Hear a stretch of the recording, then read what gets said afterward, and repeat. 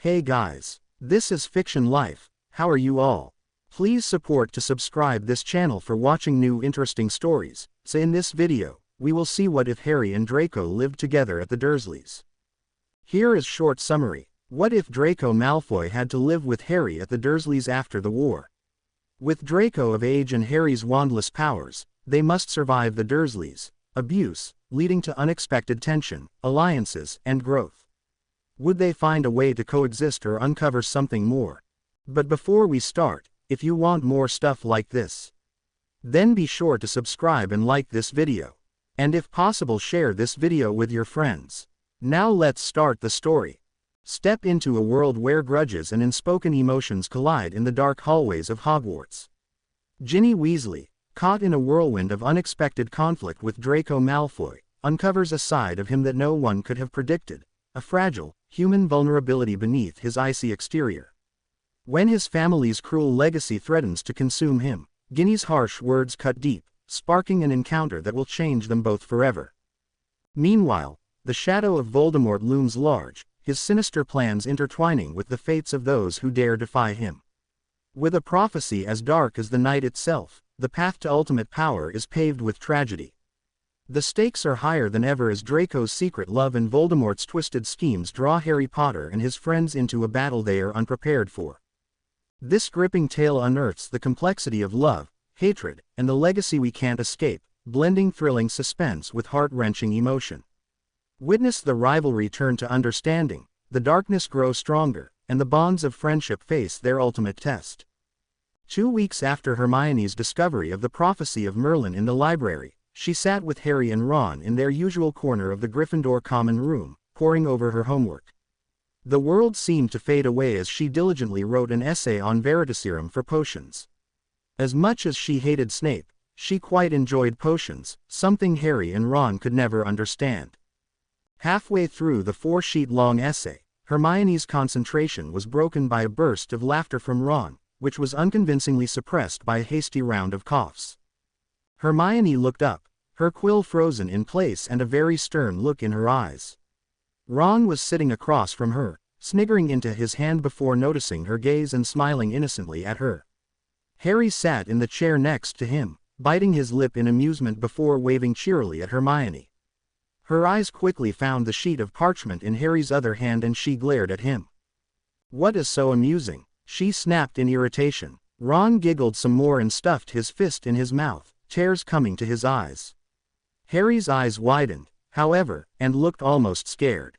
"Oh, nothing, Hermione," he muttered nervously, just go back to your essay." Hermione was unconvinced and glared harder at him, making Harry gulp in fear and Ron just to giggle harder.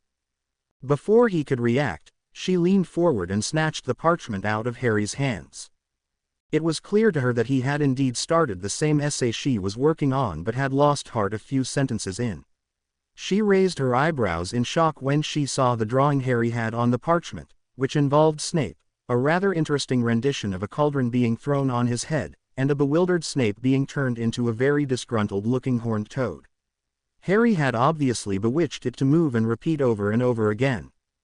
Harry just watched her, his green eyes very wide while Ron still seemed unable to control his fit of giggles.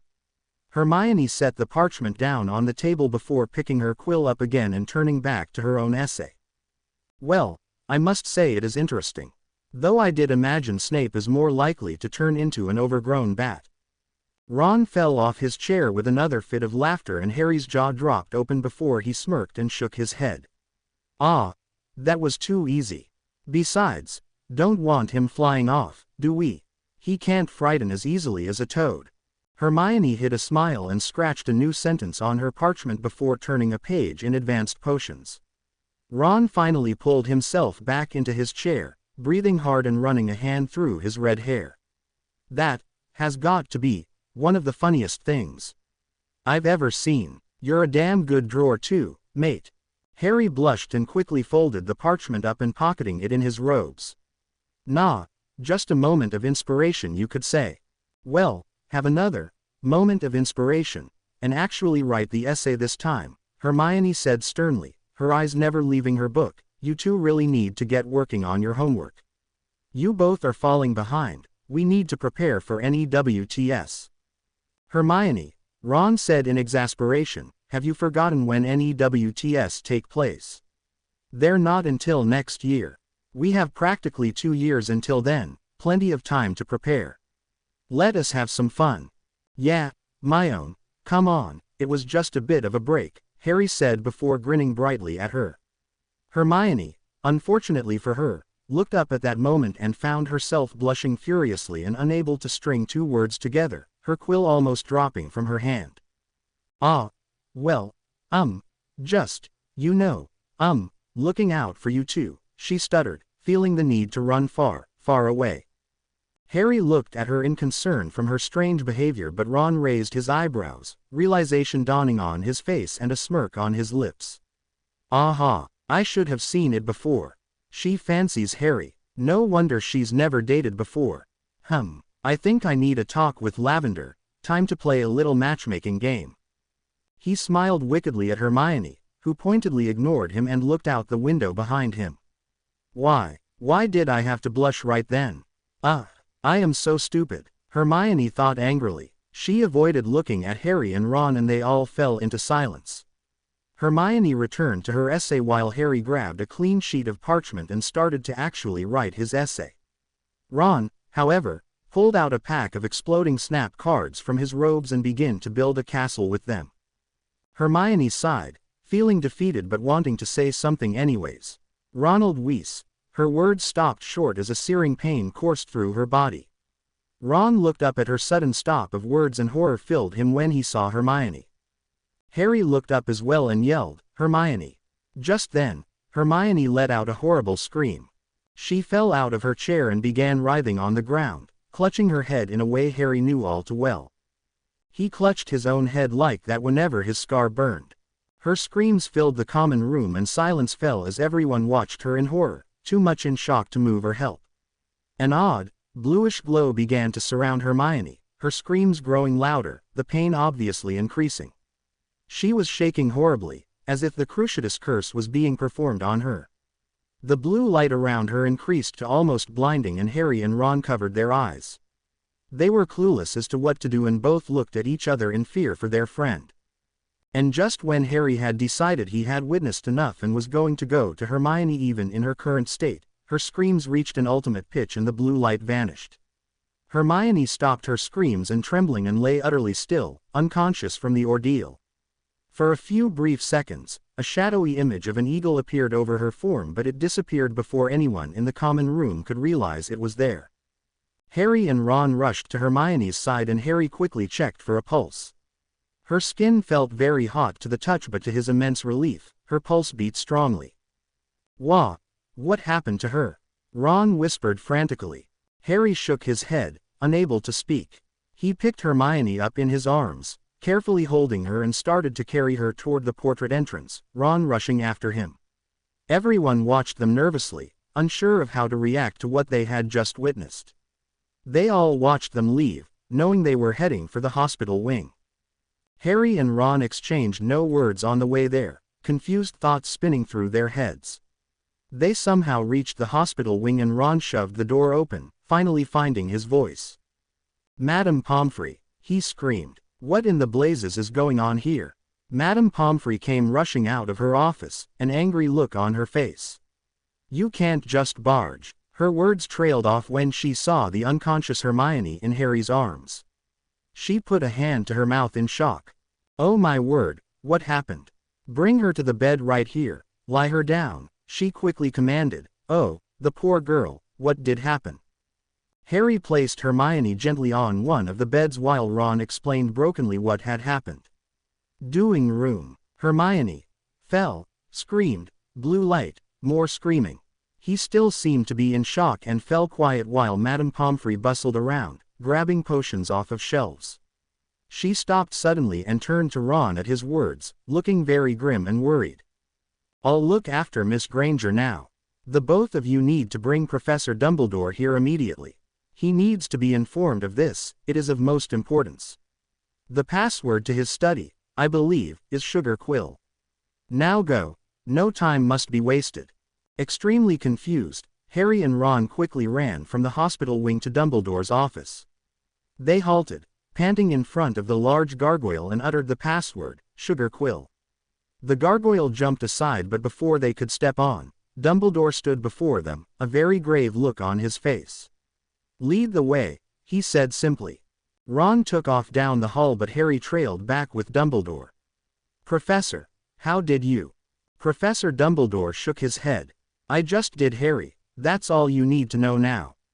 This is a very serious situation. The thing I feared would happen has now begun.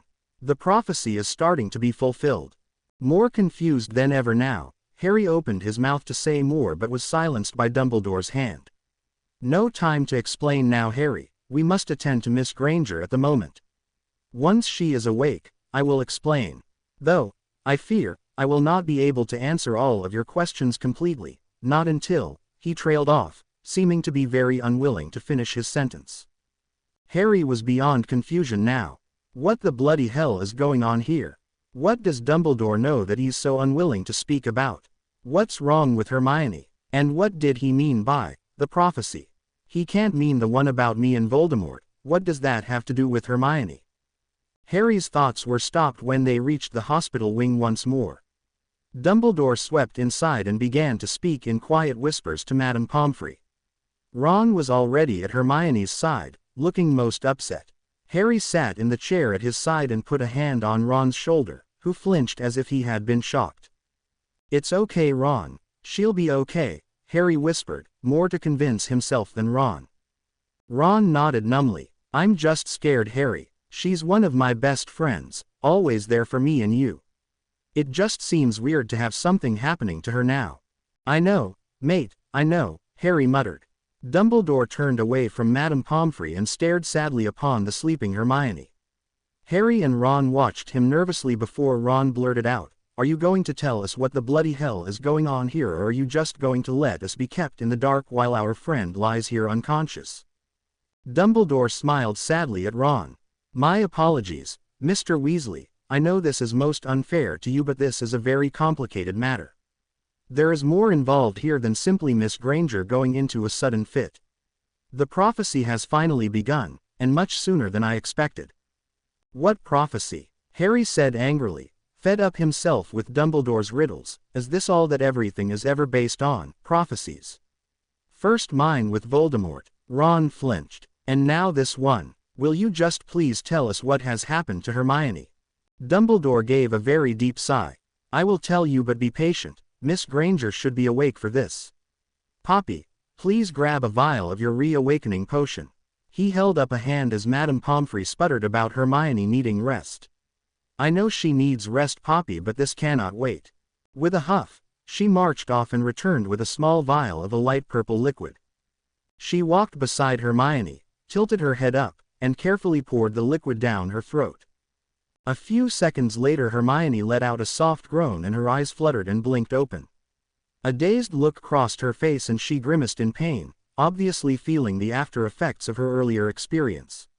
She slowly sat up and her brown eyes flickered from an extremely upset and worried-looking Ron and Harry to Dumbledore, who looked very serious, and grim to Madame Pomfrey, who looked to be in a huff. "Don't move too much, dear. You really should still be asleep, but Professor Dumbledore insisted that I wake you at the moment. I'll give you a dreamless sleep potion when he is finished." Dumbledore stepped closer to the foot of Hermione's bed.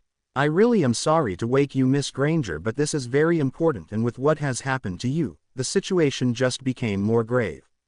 The prophecy has started." He gave Hermione a knowing look while she stared back in understanding. "You mean," she said quietly, "the prophecy of Merlin is true?" "Very much so, Miss Granger. It began with you much sooner than I anticipated." "Then, you knew it was true, but you did not tell us," she said accusingly. Dumbledore hung his head, looking almost ashamed. "I wanted to protect you. I thought if I waited it would be easier. I was very mistaken." "Wait, hold up," Ron said suddenly. "What exactly is the prophecy of Merlin?" "A very ancient prophecy, Mr. Weasley, proclaimed by Merlin himself. Merlin said that during a time of great evil in the wizarding world, 4 heirs would arise, the heirs of the 4 founders of Hogwarts. They alone would be able to defeat the evil, but not until they joined forces and the key was unlocked. They would be able to perform special magic that ordinary wizards and witches are unable to perform. They are to be special animagi, they are elementals, and they have special, extraordinary powers. Dumbledore explained this all to an amazed Harry and Ron, who were gaping at him. There is a price though, something not written in the book you read, Miss Granger. A terrible tragedy has to befall the four heirs before their powers are unleashed, because true powers are never realized until emotions take over, much in the same way in how you first became wizards. I am sorry that it comes along with it, but the four were marked since birth by the founders themselves. There was nothing I could do to try and prevent this from happening, though I often wished I could. Dumbledore sighed deeply again, seeming almost nervous. Hermione stared in horror at Dumbledore before whispering, "Am I one of them?" "Yes, Miss Granger. You are the heir to Rowena Ravenclaw. The Sorting Hat did wish very strongly to put you in her house, am I correct?" Hermione could only nod numbly, beginning to feel speechless. She felt as if her throat was constricting and a horrible sensation within her was starting to grow. Her, the heir of Rowena Ravenclaw. How was that even possible? As far as Hermione knew, she was the first out of her entire family to be a witch, so how could Rowena Ravenclaw, one of the greatest witches ever, be related to her? She shook her head in absolute disbelief. None of this made sense to her. "Professor," she spoke quietly, "how is that even possible? I can't be related to her by blood, can I?" "No, you are not, Miss Granger. You see, Helga Hufflepuff was a seer. A true seer. She predicted many events herself, much like Merlin. She looked into the future and she saw two witches and two wizards, all very powerful, and she could tell they were meant to do great things. She called upon Gryffindor, Ravenclaw, and Slytherin and informed them of these four. All of them agreed that they wanted parts of themselves transferred down to these four. Each got to pick the one they would most like to follow in their footsteps and mark them. Granted, she did not predict what they were meant to do, nor did she even know of it. That was for Merlin to foretell, but the founders did begin what would eventually lead to the prophecy." Dumbledore stopped and stared again at his three students, all looking very shocked and seeming to have trouble comprehending so much information in one sitting. If they only knew the entire story, Dumbledore thought sadly. "Miss Granger, I believe that is enough information as of now. You really do need your rest. Some new powers have been awoken in your body and you need time to adjust. There are some that still need to be realized though." And he winced inwardly at knowing how the final powers would be achieved. "Mr. Potter, Mr. Weasley, you should return to your common room and inform your housemates that Miss Granger is in no grave danger and will be perfectly fine in a few days. I ask though, that none of you repeat this to anyone. This information should not be spread around, due to the many consequences that could come from certain persons knowing of such details and facts." Dumbledore gave them all a very stern look which they merely nodded at. Madame Pomfrey came hurrying forward, holding a goblet filled with the dreamless sleep potion. "Come on dear, drink this. You need to sleep and rest your body." Hermione took the goblet and was about to drink when her hand froze in midair. Harry gave her another concerned look. "What is it, my own?" "Professor, you said a great price has to be paid to receive these powers. What kind of price do you mean exactly?" This was the question that Albus Dumbledore feared the most. He knew every single heir would ask him this question. All of them would ask, "What was my price?" He hated to answer them, he did not want to answer them. But he knew it was his duty to tell them. Every single one of them had a right to know, though he feared their loyalties may sway from knowing the truth. He stared blankly at Hermione and then his eyes flickered to Madame Pomfrey, and she understood. Then Dumbledore, looking as if he had suddenly aged 100 years and the weight of the world was resting on his shoulder, answered her in a quiet voice, "The one you love most dearly." Madame Pomfrey tipped the goblet to Hermione's lips, forcing her to suddenly swallow the potion, and before Dumbledore's answer could register in her brain, she was fast asleep. Harry and Ron sat frozen once more as Madame Pomfrey wiped a tear from her cheek. Professor Dumbledore hung his head and muttered once again, "It has begun." Hermione woke with a start many hours later. A gray light filled the room and she blinked to adjust her eyes to it. She sat up slowly, feeling a slight headache coming on her. She glanced at the nightstand and grabbed the glass of water, drinking it and feeling more awake. Silence filled the entire hospital wing and she quickly realized she was alone. The watch on her wrist told her it was 6 o'clock, so naturally everyone else was still asleep. For a brief moment, Hermione wondered why she was in the hospital wing and what had transpired the day before. Then it all came flooding back to her and her eyes widened in shock.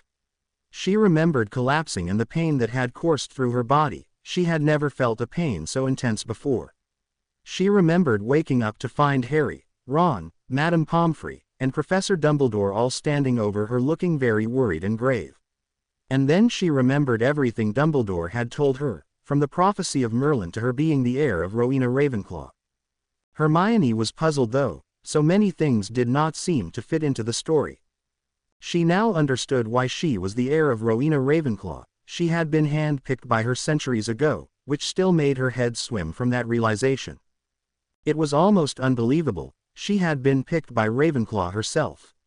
But many things were so strange to her still.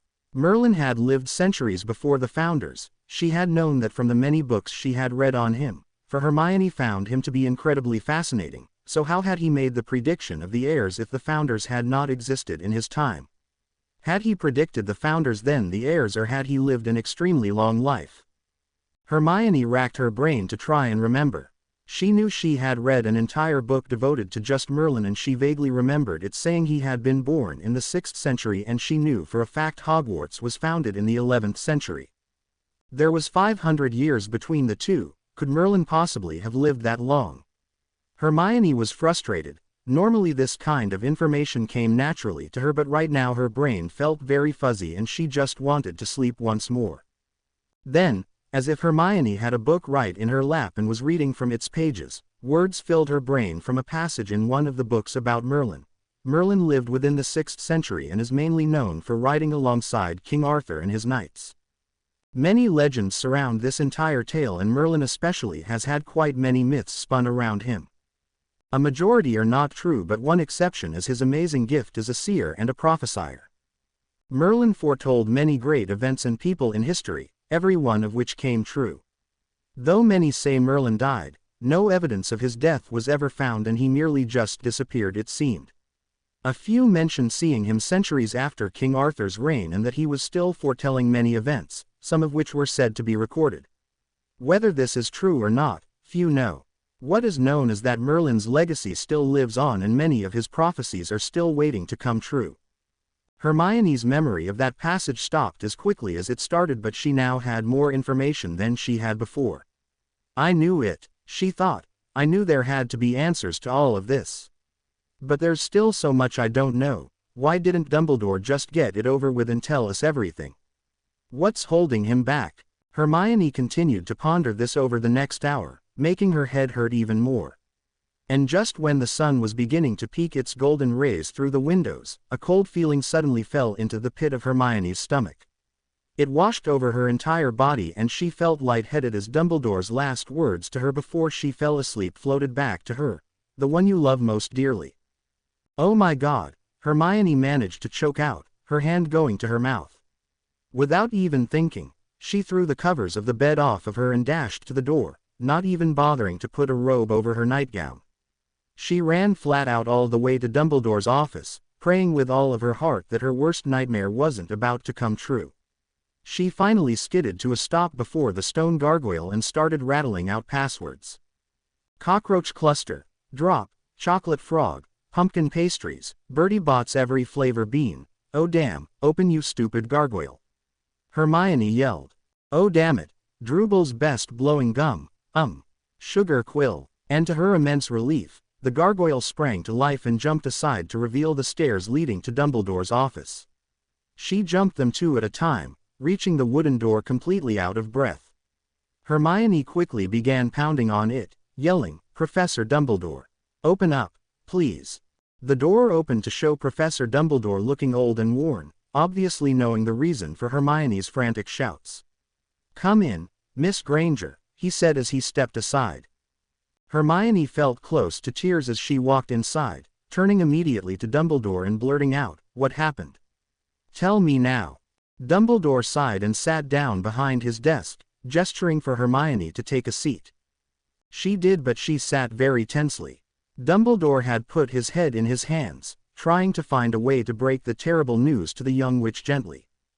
There was no easy way to say it though, and he finally looked up, his blue eyes which normally twinkled, looking very dull. He felt close to tears for doing this to the 4 students who had a destiny prepared for them long ago. He had made another mistake in keeping this from them for so long, much in the way he had made a mistake with keeping Trelawney's prophecy from Harry. He had learned about that the hard way last year, and now he had done it once again. Miss Granger, Dumbledore paused. Hermione, there really is no easy way for me to tell this to you. I regret many things now, especially never mentioning the prophecy of Merlin until yesterday. I thought the shock would be too great for you, and the other 3 heirs have yet to be revealed, though I am sure you have your suspicions. He paused once more before continuing. As I said before, a great tragedy has to fall upon each heir before the full extent of their powers can be shown. Emotions are the key to everything, and the ones we love most dearly are often the ones to show us the full power of these emotions. He stopped, searching Hermione's face, clearly unwilling to tell her the truth. Just say it, Hermione whispered, looking as if she wanted to be sick. Your parents, Hermione, were found dead yesterday evening in their home. They were killed exactly at the moment when you collapsed. I am so sorry. This was all Dumbledore could say. He knew no words would offer comfort to Hermione, who now not only had the pressure of knowing she was an heir on her mind, but also her parents' deaths. Hermione sat, utterly frozen for a few minutes, tried to absorb Dumbledore's words. Dead. My parents. Dead. Dead. These same words kept pounding in her head until finally a fit of rage overcame her and she started to her feet, grabbing a glass vase off of Dumbledore's desk and throwing it against the wall, where it smashed into little pieces. Dumbledore made no move to stop her and watched as Hermione's eyes flashed at him in hurt and anger before she spun on her heel and marched out of his study. She didn't notice the tears that began to escape from Dumbledore's eyes. Hermione fled as fast as she could from the castle. She refused to believe it. No, her parents couldn't be dead, it wasn't possible. Why would their deaths have anything to do with her powers? For the first time in her life, Hermione believed Dumbledore to be a fool. He was lying to her, he had to be. Was this some kind of sick joke just to get her powers to be revealed fully? Was he that desperate for her and the rest of the heirs to prove their loyalty completely to the light? Were they all that distrusted? Hermione stumbled over a tree root in her path and fell to her knees in between a large oak tree and the wide lake in front of Hogwarts. The day was turning out to be beautiful. No clouds were in the sky and the light breeze blowing made the hot sun feel more cool against her skin. Hermione looked up with blurry eyes toward the lake, a sinking feeling filling her and absolute dread filling her mind. As much as she tried to convince herself otherwise, Hermione knew the truth. She knew her parents were dead, she could feel it. And it was all her fault. Tears began to slip down her face uncontrollably, and the pain she felt was worse than the fire that had coursed through her body yesterday. A sob left her throat and she was helpless to stop it. And finally Hermione allowed herself to lose control for one of the first times in her life. She stared up at the sky and a scream of anger left her lips. Anger flowed through her blood, anger and sadness. She continued to scream, not noticing the tingling feeling suddenly spreading on her skin or the odd glow her body was taking on. And as Hermione continued to scream, many different things happened at once. The image of an eagle appeared once more over Hermione and hovered for a moment before flying forward and diving into the lake. The lake erupted like a volcano and water shot toward the sky before falling once more like a waterfall. The ground around the lake began to tremble and more water erupted upwards, as Hermione's anger wasn't ending and the lake was answering it. And then out of nowhere, rain started falling heavily from the clear sky, though not one drop touched Hermione. Nothing else accompanied the rain, no wind nor clouds. Only water was responding to Hermione's anger and screams. The water storm continued to rage around her and still Hermione paid no attention to it, too caught in her grief. Then finally, after many minutes, her screaming stopped and she forced herself to take deep, calming breaths. The rain ceased and the disturbance of the lake fell away. The eagle image plunged out of the water and vanished in the air. Hermione slowly opened her eyes and stared at the now still lake. She was shaking all over and she started to cry even harder, feeling exhaustion slipping over her. As she wept, a pair of strong arms encircled her waist and turned her around so that her face was buried in his chest. Harry softly began to stroke her long hair, whispering comforting words in her ear. He had seen Hermione running across the grounds toward the lake from the common room window and had raced after her. He had witnessed the entire scene, realizing that Hermione had finally acquired all of her powers. He knew that Hermione and the rest of the heirs had a long and difficult road ahead of them. Much training would be involved along with a lot more suffering. Harry knew they would all have the strength to handle it though, and he would be beside his friends every step of the way.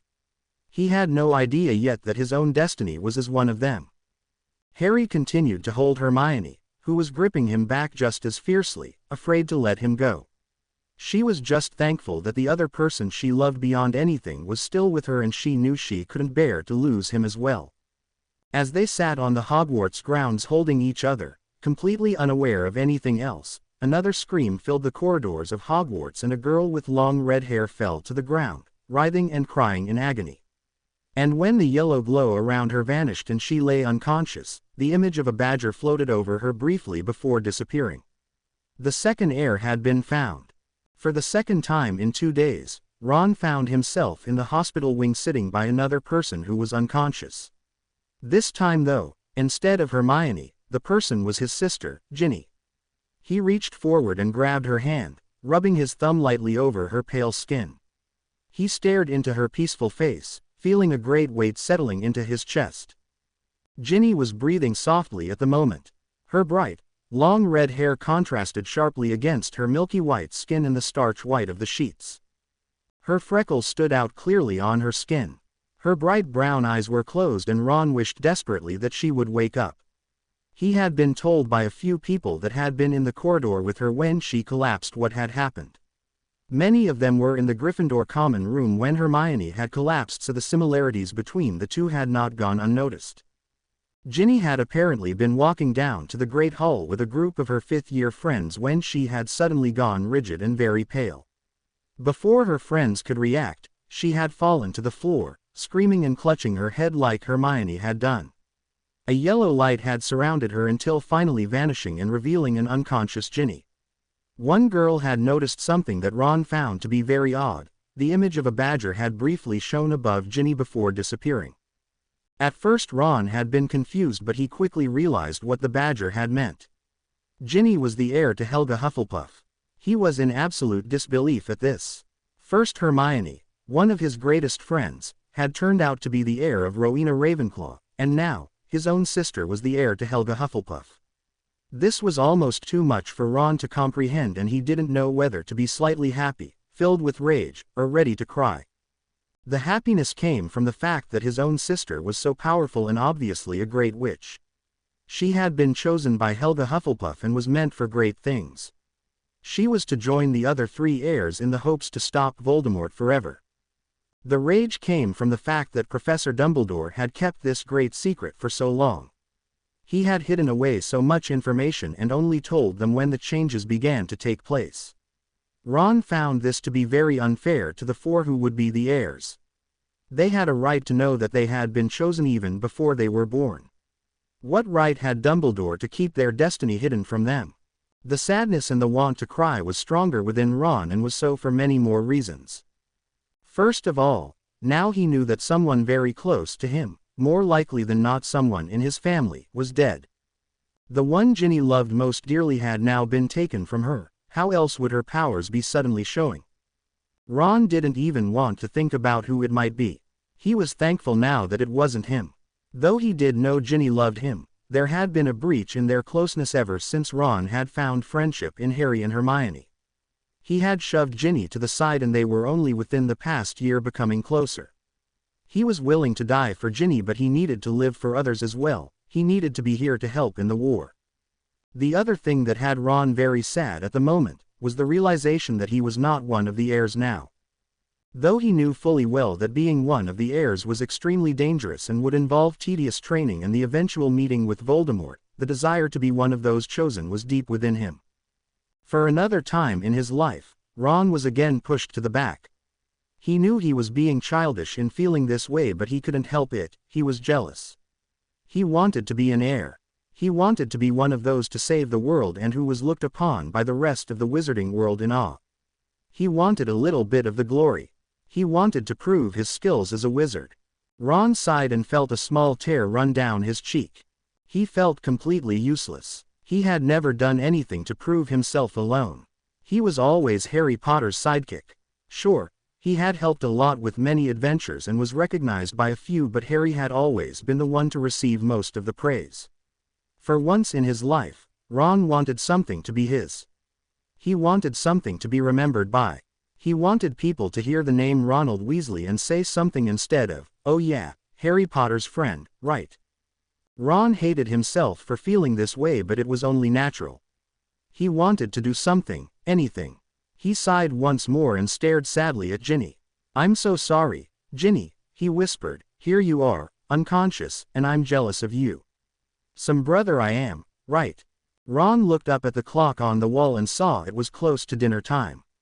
He wasn't hungry though, which was quite a shocker to himself, and decided to stay here until Ginny woke up. Madame Pomfrey, for once, wasn't trying to shoo him out and had just given him a sympathetic look before heading back into her office. Dumbledore had stopped by very briefly to just mention to Ron to tell him when Ginny woke up. He decided not to do as he did to Hermione and let Ginny rest instead. Thinking of Hermione, for the first time since he had entered the hospital wing hours before, he noticed she wasn't there. His eyebrows fused together in confusion.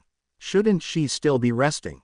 He thought. As if to answer his thoughts, the doors to the hospital wing banged open, making Ron jump with a start.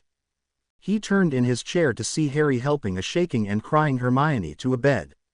Ron rushed over and said, "Oh Hermione, what happened?" Hermione shook her head and didn't answer, and Harry gave him a look as if to say, "I'll tell you later." Madame Pomfrey came bustling out of her office, holding a goblet in her hand. "Here, dear, drink this. You really need your sleep. You shouldn't have left your bed at all today, but I will not argue with your reason." "I understand," the older woman said very kindly.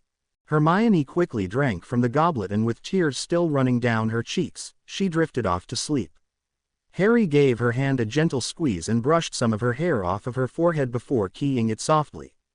"Everything will be all right," he whispered. He straightened up and looked at Ron, who was carefully studying the ceiling. "She lost her parents, Ron," Harry said quietly. Ron snapped his head down and stared at Harry in shock, his jaw hanging open.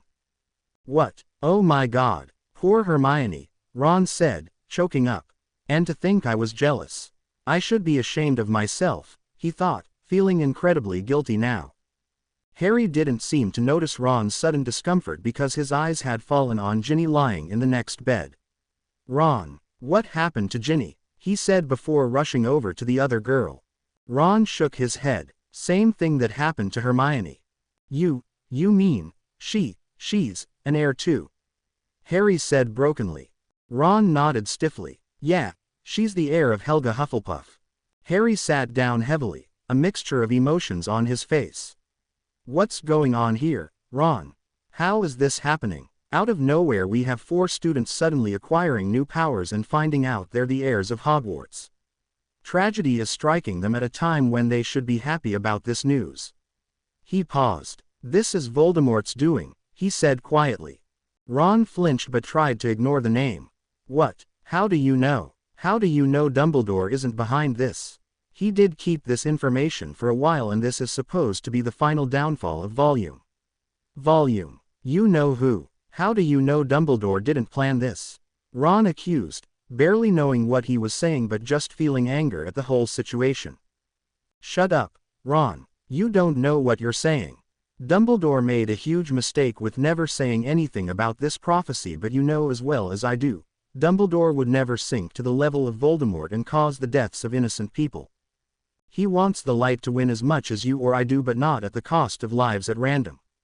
Harry eyed Ron angrily, who flinched under his gaze. Harry could sometimes intimidate him as much as the name of Voldemort could. An angry Harry was never a good thing. Sorry, Ron muttered, looking at the floor, I'm just upset. First Hermione, then Ginny. You're next. I know it. You have to be the heir of Gryffindor, who else would it be?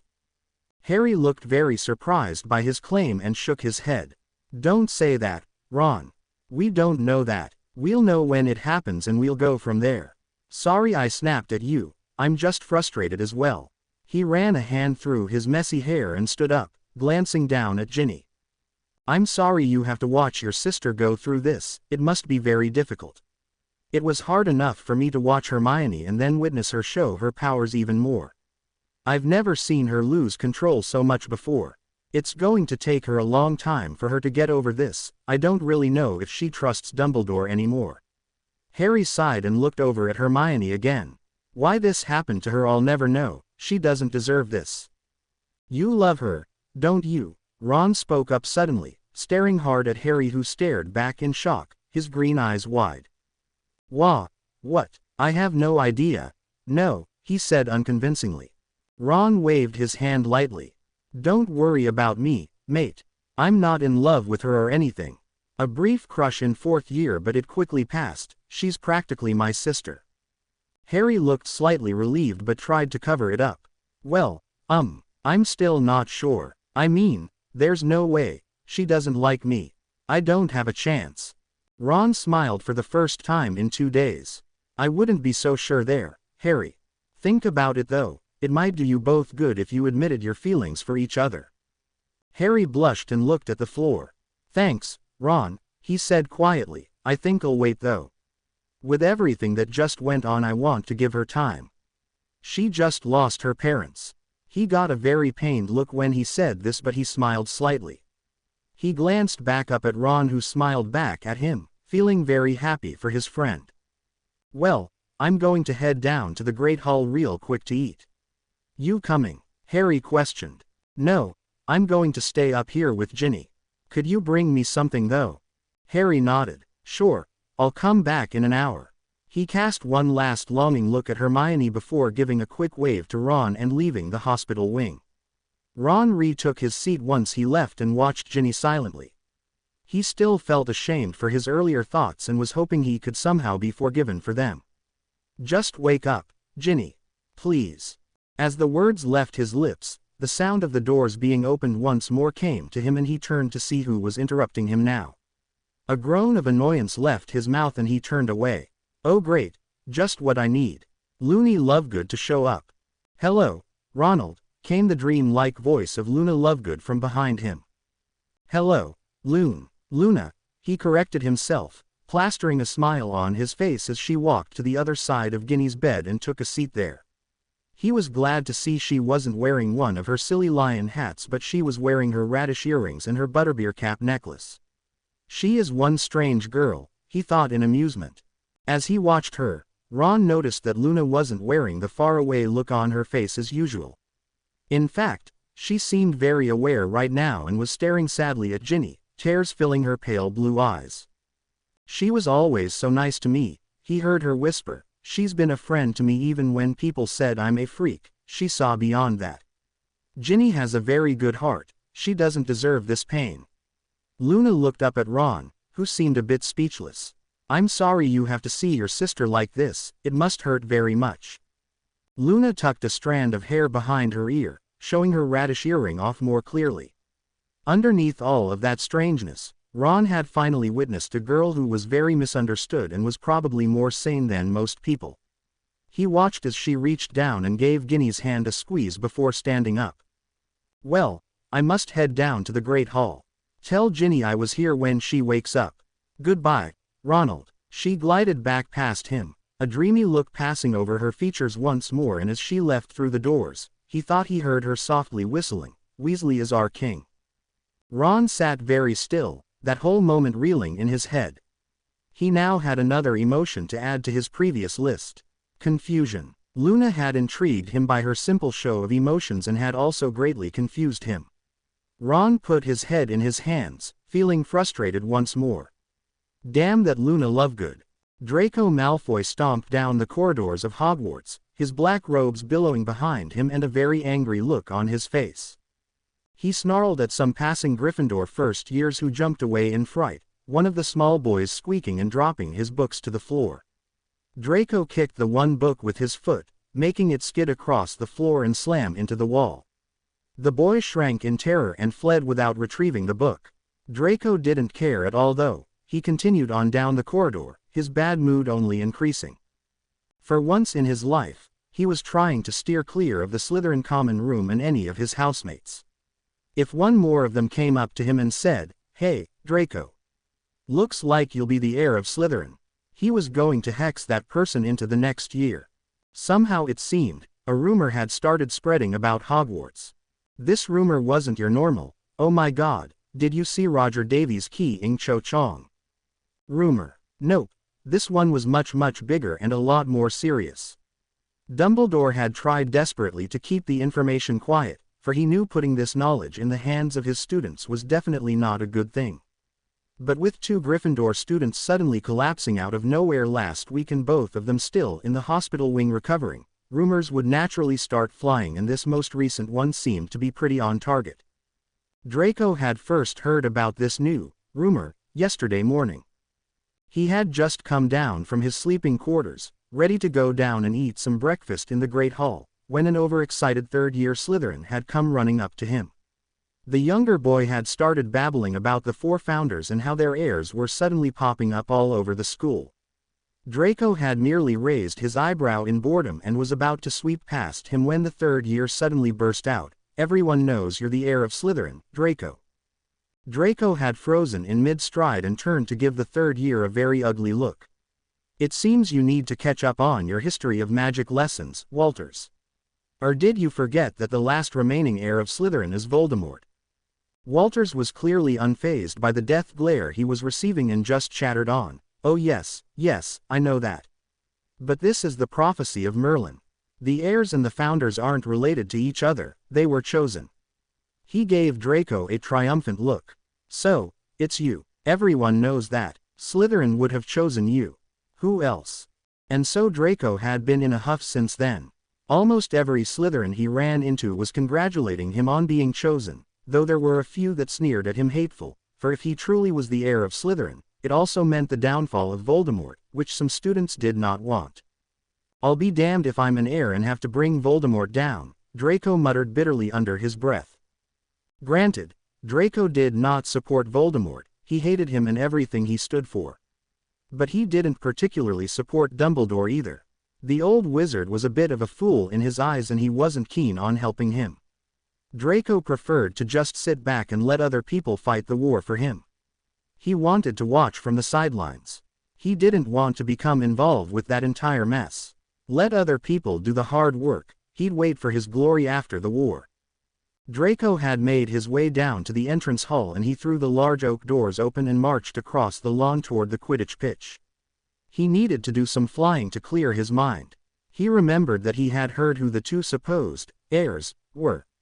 Hermione Granger and Ginny Weasley. He gave a snort of disbelief and disgust. A mudblood and a muggle lover, 2 saviors of our world. How absolutely wonderful, he spat. That's when he noticed 2 figures walk toward him from the Quidditch pitch. A malicious grin spread across his face and his silver eyes twinkled in hatred. Time to let out some of his frustrations on his 2 favorite verbal punching bags. Well, he shouted loud enough for them to hear, if it isn't Pothead and his amazing sidekick the Weasel. Out for an afternoon stroll.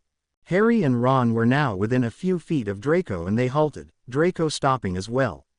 "Stuff it, ferret boy," Ron said hotly, "or I might just hex you." "Temper, Weasel," Draco responded mildly, "you don't want to duel me, there'd be nothing left of you. And you know Potter here can't be the hero without you." Harry glared icily at him, the look in his eyes so fierce that anyone else would have quailed. "Get lost, Malfoy, we don't need your sorry-ass insults right now." "Ah yes, that's right. Too much on your mind right now with your beloved mudblood girlfriend and this thing's little sister all laid up." Ron snarled and made to jump at Draco, but Harry quickly grabbed the back of his robes and held him back. Harry continued to shoot daggers at Draco. "You better watch that mouth, Malfoy. I believe I could dig up enough insults about your family and friends as well." Though, those insults would be more true. Draco blanched for a second but recovered quickly. Nice one, Potter, but not a real good threat. You can't scare me. Everyone else in this school might cower away from that temper of yours, but I cower to no one. You're just another nasty muggle-loving half-breed to me who is only below me. He glanced at Ron, who was still struggling to rip Draco's face off. Let me at him, Harry. Come on, he deserves it. I'll rip him apart with my bare hands. Tut tut, Draco said, wagging a finger at Ron. Best put a leash on your pet, Potter, he's getting a little uncontrollable. Draco was finally finished with his talking and strode past them, leaving Harry and Ron to gape in anger at him. One of these days, Ron muttered, one of these days.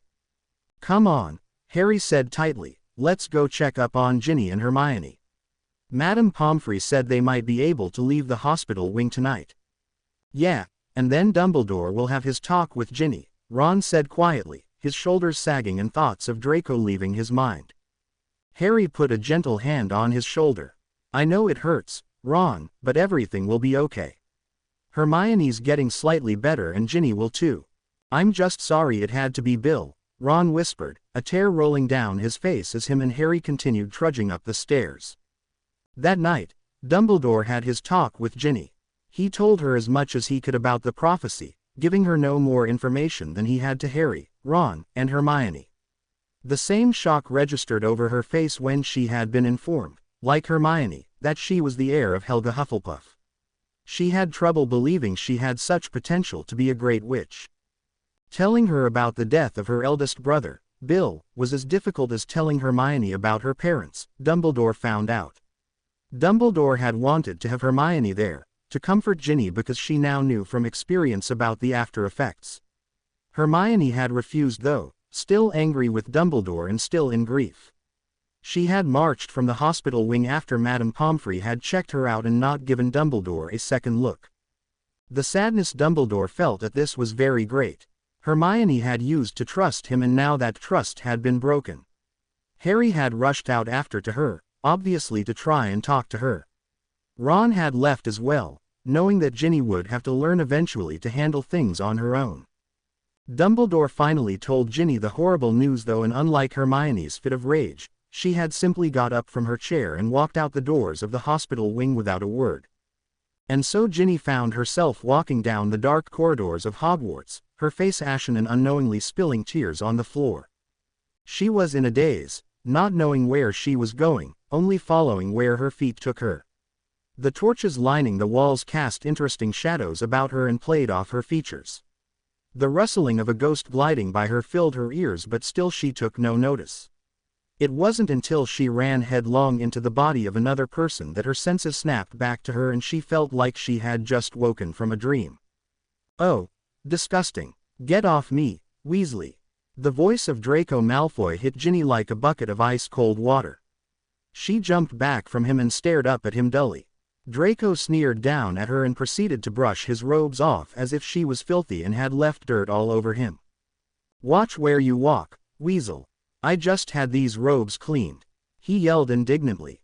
Sorry, she muttered and went to step around him, still trying to register the death of Bill, the only one who truly ever noticed her and cared for her. Draco's hand shot out and gripped Ginny's upper arm like a vice. Who said you could walk away from me? As your superior I give you orders on what to do and when. Ginny flung his hand off of her and stared up at him coldly, the fire burning in her ready to explode. Get off me, Malfoy, you stupid low-life bastard. I don't take orders from you. I don't give a damn about your high and mighty Slytherin, pure-blooded rules. Now just leave me alone, I don't need you to meddle in my life.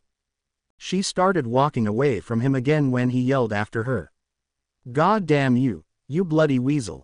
Don't go yelling at me, I didn't ask you to run into me. Sorry about messing with your precious life and your stupid thoughts on that God-forsaken prophecy.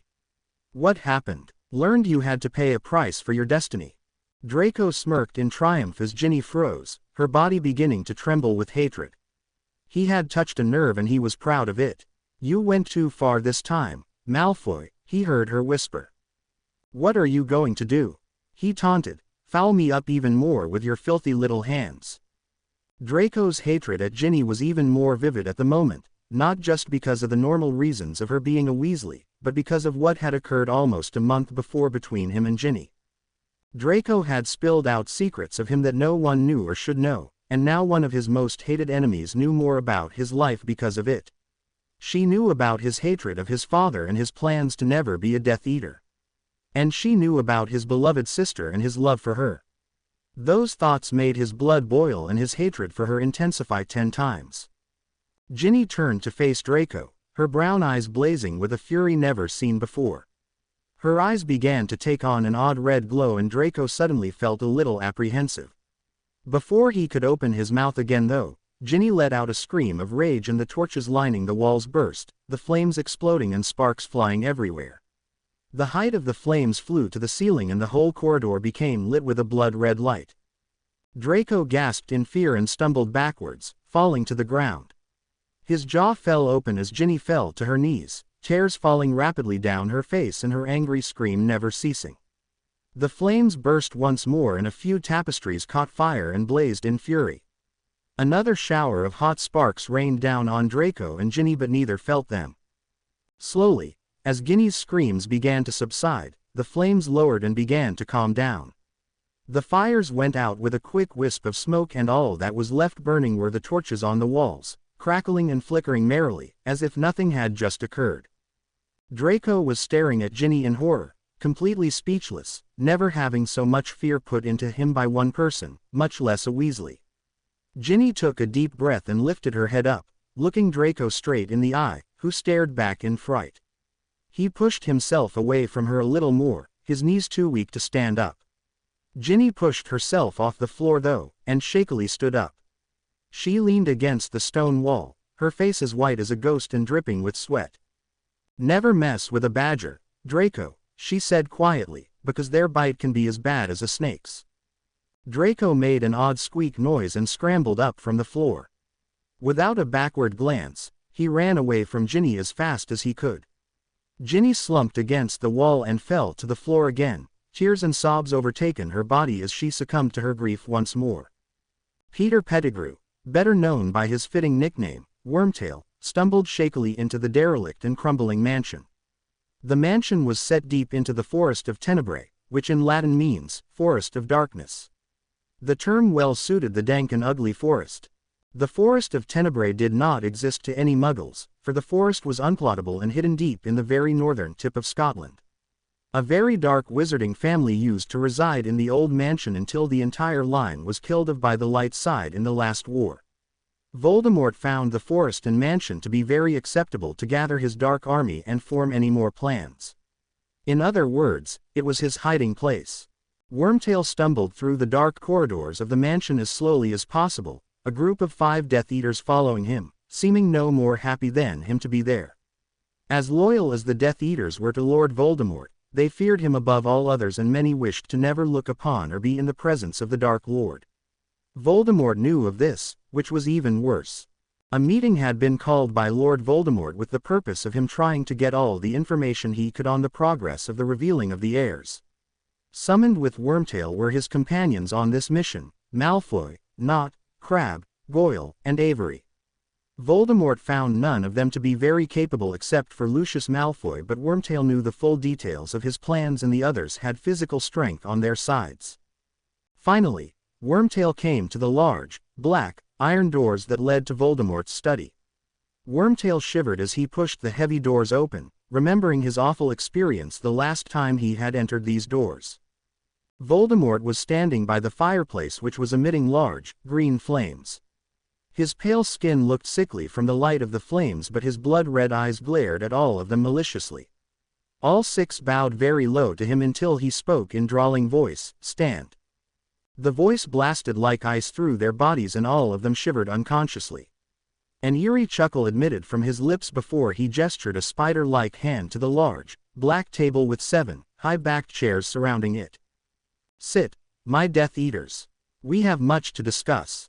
Voldemort sat himself in the largest chair at the head of the table and the others quickly took their places around him.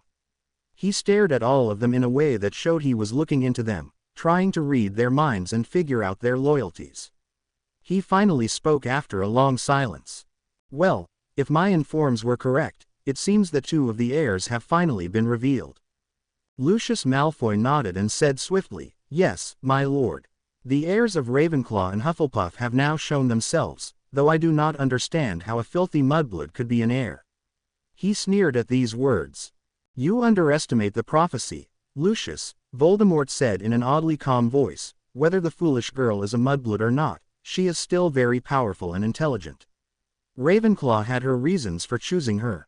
Lucius fell silent though a brooding darkness remained on his face. "I assume, Wormtail, that the subjects were disposed of in a way that did not appear to have dark magic on it?" Voldemort questioned. Wormtail jumped at being addressed. Yes, my lord. We made sure that it appeared to be the light side that, disposed of the subjects. It was done very quickly and we left small clues around to point to Dumbledore." Voldemort made an angry noise deep in his throat at the mention of Dumbledore and stared sharply at Wormtail. "What kind of clues?" Wormtail squeaked and said quickly, Just a few things that would make it appear to be the work of Aurors. We transfigured some scraps of fabric to look like the color of their robes, as if some had been torn off. We even, wrote out a short letter with instructions on the order of who to kill with the initials AD on it. Someone will surely find it and the heirs will assume it was Dumbledore who ordered the killings." "Ah, perfect. Just the way I wanted it to go," Voldemort said, a note of happiness in his voice. "Everything is going off wonderfully." He paused and looked quickly at Lucius, giving him a pointed look. "You know who has to be taken care of next. The next heir must be revealed soon. You know what you must do, Lucius." "Yes, my lord, I am well prepared for the task," Lucius said quietly, a hint of glee in his cold, gray eyes. "Very well. Make sure it goes off well, no mistakes. I have much hope for the next heir. He is the one, I believe, whose loyalties will sway the most. I must have one heir on my side or all is lost for us. Trust is such a key factor in their chances of winning. I must destroy that chance." Voldemort gave an evil smirk and stood from the table. The others made to stand but he waved them back down impatiently. "Sit down, you fools, I have another mission for you to complete after the last two heirs are taken care of." Voldemort started pacing, obviously going over the plan in his head once more. The Death Eaters waited, wondering what their next task might be. "You all well remember last year, I am sure," he spoke softly, "the prophecy I tried to steal about Harry Potter and myself. I was unsuccessful and still do not know the entire prophecy, which angers me." His eyes blazed even more for a second before he continued. "In the Department of Mysteries, in that same room with all the prophecies, lies the many foretold by Merlin. His lie in the very back of the room, in a dark corner where few venture anymore. I have never actually heard the prophecy about the four heirs and it is crucial that I hear it. For though the prophecy is written in many books, the piece of information I need is never told within them. The means by which the four are supposed to vanquish the evil is told and to stop myself from my own destruction, I need to know what this power is." Voldemort stopped pacing and turned to the Death Eaters, who were all watching him intently. "4 names are listed underneath the prophecy for those 4 were believed to be the heirs. One of the names is wrong though. This person is not an heir and as the heirs will be almost completely untouchable at the present time, I need you to find this one person and you are to bring him to me. Only a person whose name is on a prophecy can touch it and bring it down from the shelf. First, you must kidnap this person and then bring him to me. My instructions on finding the prophecy and bringing it to me intact will follow afterward. Can you all do this without blundering it up?" He snarled at them. "Yes, my lord," Nod muttered immediately, "we will bring you this person." But, my lord, how is it even possible? How can you expect?" Wormtail started to stutter. "Crucio," Voldemort said lazily. Wormtail fell to the ground, his screams echoing loudly in the room. Voldemort lifted the curse finally and said in amusement, "My dear Wormtail, will you ever learn that you must not question me? Never do that again." His words filled with absolute anger. "My lord," Lucius said suddenly, standing up and bowing in respect, Who, may I ask, is this person we must take captive? Voldemort turned to him, twirling his wand in his hand. Ah yes, forgot that bit didn't I? It's quite easy though, the one Harry Potter will miss most. But my lord, Avery said quickly, aren't we supposed to kill that person? Voldemort ignored the continued whimpering sobs of Wormtail and responded, well then, use your brain for once and kill the person he cares for second best. Harry Potter is already a powerful wizard, though not as much as the light tries to make of him. He will not need to be provoked much to show his true powers, and the kidnapping of his friend will add nicely to his anger. Voldemort gave a snide smile. Now, go off and finish your first mission and then bring the Muggle lover to me. He flicked his wand at Wormtail. Get up, you idiot, you have work to do. Wormtail was made to soar over to the door and landed in a heap in front of the entrance. He scrambled to his feet and rushed from the room, Voldemort laughing maniacally after him. The other Death Eaters filed out after Wormtail, each bowing low. Lucius paused slightly before the Dark Lord and whispered in an evil voice, I will make sure mine will pay. And then your loyalties will truly be proven, my dear Lucius, Voldemort said with a pointed look. Lucius bowed low and then swept from the room. Voldemort turned back to the fire once the Death Eaters had left, that sinister smile sweeping across his evil face once more. Oh Harry Potter, I am going to make you suffer. You shall never defeat me. The day before Halloween dawned bright and beautiful. Excitement hung in the air for the Halloween feast the next day and the Hogsmeade's visit that preceded it.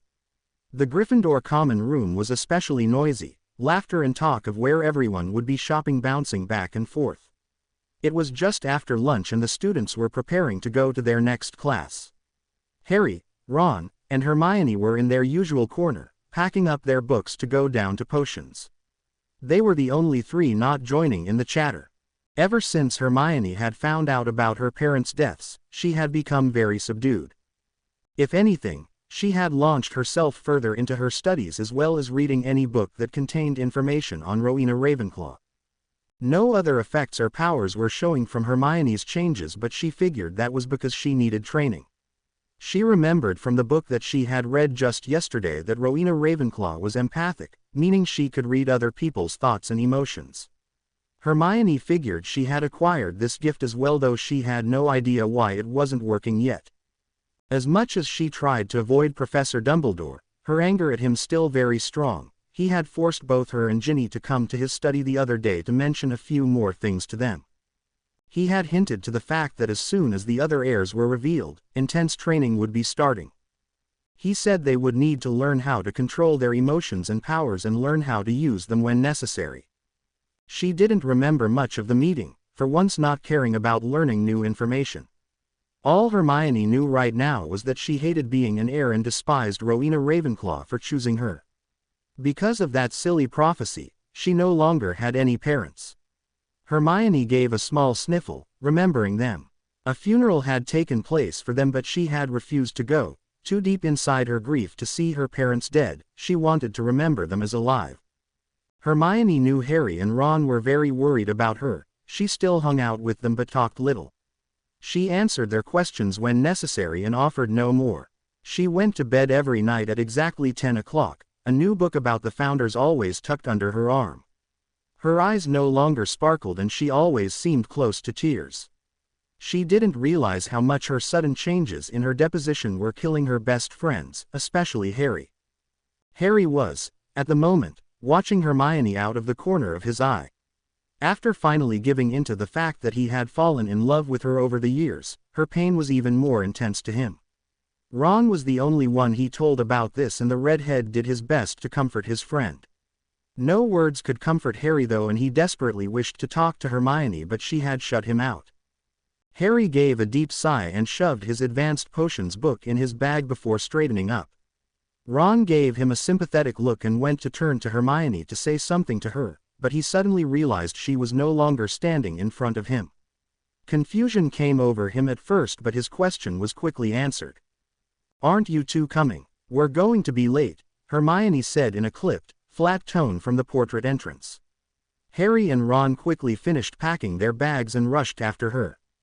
A tense silence fell between the three of them as they walked down to the dungeons. It was always this way now. No more joking between them, no more chastising from Hermione about Harry and Ron not having their homework done, and no more friendly chats.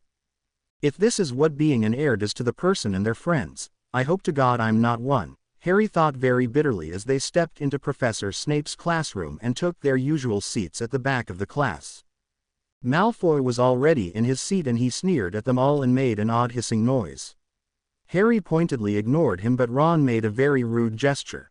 "Ron," Hermione said in annoyance. It was about the only good thing the gesture did, got Hermione to sound like her usual self.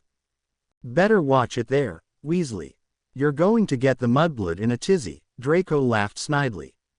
Hermione stiffened involuntarily but ignored him, holding her head up high. Ron's face was as red as his hair now and Harry's eyes were blazing. "Shut up, Malfoy," he said through clenched teeth. Malfoy chuckled once more before turning in his seat as Snape glided into the room. "Well, for once none of you are late," he stated in a silky voice. "The potion you are making today is the Dreamless Sleep Potion, which has sometimes appeared on the NEWTS." He flicked his wand and a long list of ingredients were scribbled on the board. "Get your ingredients out and begin. And Longbottom, do try to not melt a cauldron this time," he finished in a nasty voice. Neville flushed bright red and made an odd muttering sound while Harry glared at Snape in anger. As much as he had come to understand Snape after seeing his memories in the Pensieve last year, he still hated the damn git. Hermione, who usually became very upset herself whenever Neville was insulted by Snape, wasn't paying attention for once and was determinedly crushing some spine of lionfish. Malfoy was openly sniggering and turned in his seat again, sneering at Neville in hopes to intimidate him. Halfway through the lesson, Malfoy decided to make the class more interesting and threw a large piece of dragon heart into Neville's cauldron, which exploded and doused half the class in dark green slime. Snape gave an angry growl as shrieks filled the room before stomping over to Neville. "You idiot, foolish boy. When will you learn? 50 points from Gryffindor for your immense stupidity." Neville looked close to tears and hung his head in defeat. Ron couldn't take it and leapt toward Malfoy, who seemed to be quite enjoying himself. Harry turned on Snape in anger and shouted, "It was Malfoy, Professor. He threw the dragon heart into Neville's cauldron and you know it." "Harry," Hermione said warningly as Snape rounded on him, black eyes flashing in hatred. He took a menacing step toward Harry, who was glaring back defiantly. Neither noticed the heated fight between Malfoy and Ron. "Potter," Snape spat, looking oddly triumphant. Hermione suddenly let out a high-pitched scream and everyone in the room froze. Ron gasped and released his hold on Malfoy's throat, whose skin was suddenly burning hot and incapable of being touched. Draco was lying flat on his back, but his body was very still, gray eyes wide in shock. A rippling burn coursed through his blood and when it reached his head, he screamed. As Draco screamed in agony on the floor, his body taking on a bright green glow, Hermione started trembling, a flood of emotions overloading her brain. She felt fear, shock, and most of all, pain, indescribable pain. She grabbed onto the table to steady herself, her knees becoming weak. Ron backed away from Draco in fright, feeling as if he had done something to cause this. Harry tore his eyes from Draco and turned to Hermione, who started to fall to the floor. Harry quickly grabbed her shoulders and steadied her. Her shaking was becoming more violent and tears were leaking down her face. "Make it stop," she murmured into his chest, "make it stop." Utterly bewildered, Harry hugged her tighter to him, his eyes once more going to Draco, who gave one last horrible screech before the green light died away and he lay still. Everyone watched as the image of a serpent floated over him for a second before vanishing. Hermione stopped trembling in Harry's arms but started breathing in wheezes.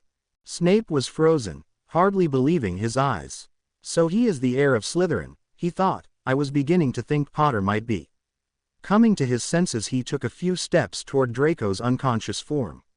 "Somebody take him to the hospital wing," he ordered sternly. No one moved, so he barked quickly, "Now." Everyone jumped and reluctantly, Ron moved forward, struggling to get Draco off the floor. Snape made a noise of annoyance and stepped forward. "Levitate him, Weasley." "Oh." Ron took his wand out and flicked it over Draco, who levitated off the floor, and with Ron behind him, he floated out of the room. Snape watched the doorway for a second before turning to the rest of the class. "Well, back to work," he snapped. "Professor," Harry said hurriedly, struggling to detach Hermione from his body, who was clinging to him. "Professor, Hermione, I think she needs the hospital wing as well." Snape eyed the two of them for a second, taking in Harry's panicked expression to the sobbing Hermione in his arms. "Very well, out of my sight," though the words were slightly more gentle. Harry somehow got Hermione out of the room, who was still clutching desperately to his waist. Snape watched them leave as well before a sigh left his lips. "I hope they are strong enough." Professor Dumbledore stood by Draco's bedside, deep in thought. Everything was going much quicker than he had thought. The heirs were being revealed much sooner than they should be, which could only mean one thing: Voldemort knew about the prophecy. Dumbledore had feared for a while that he had, but he now knew for certain. In the time span of 1 month, 3 of the 4 heirs had shown themselves. He had hoped it wouldn't happen until they had all graduated from Hogwarts. Then they all would have been older, more experienced, and prepared enough to handle the words of the prophecy. At the ages of 16 and 15, they were not ready. They were not mentally and emotionally ready to have the fate of the world resting on their shoulders. This was exactly why Dumbledore had never told them about the prophecy. It was why he had never told Harry about his own prophecy. He wanted them to enjoy their lives and learn all they could before the inevitable came. This was his mistake. He never should have thought for them. Dumbledore watched the sleeping Draco, the heir of Slytherin. The fury of the wizard would be immense once he learned of who had paid the price for his powers. Exactly what Voldemort wants. He'll want the chosen heir of Slytherin to be on the side of the blood heir of Slytherin. Dumbledore knew that Voldemort was making the deaths appear to be his doing. He wanted the heirs to turn on him. For as much as the prophecy said about the heirs being the downfall of evil, if they joined Voldemort, they would bring the downfall to the light. For as much as the prophecy said about ending evil, if they believed the light to be evil, they would stop at nothing to bring about its destruction. Dumbledore's blue eyes traveled over to Hermione, who was once again resting in the hospital wing. Harry had told him about what had happened in the dungeons. Hermione's special power had been revealed, though the full extent of it would not show until every heir had been found. The 4 were more deeply connected than they would ever know, and their powers would come from each other, as well as themselves. Draco stirred suddenly, his eyes slowly flickering open. Dumbledore took a seat and steepled his fingers together, waiting to be acknowledged. Draco sat up, looking confused with his surroundings at first, but finally turning to Professor Dumbledore. "Professor," he said softly, "what am I doing here?" "Ah, Mr. Malfoy, it seems you had a slight episode in Professor Snape's room and were brought here. Do you remember?" "I remember a lot of pain," he responded, shifting slightly and grimacing. His steely eyes came to rest on Hermione in the bed next to him. "What's she doing here?" he asked sourly. Dumbledore raised an eyebrow. "Miss Granger went into a fit of hysterics when you collapsed. She was brought here to be calmed down." Draco snorted. "I'm touched." Dumbledore chose to ignore his snide remark. "Mr. Malfoy, do you know why you collapsed?" Draco stared blankly at him, not really knowing but covering it up. He shrugged. "The dungeon was stuffy. We really need some windows down there." Dumbledore smiled slightly at the sarcastic tone.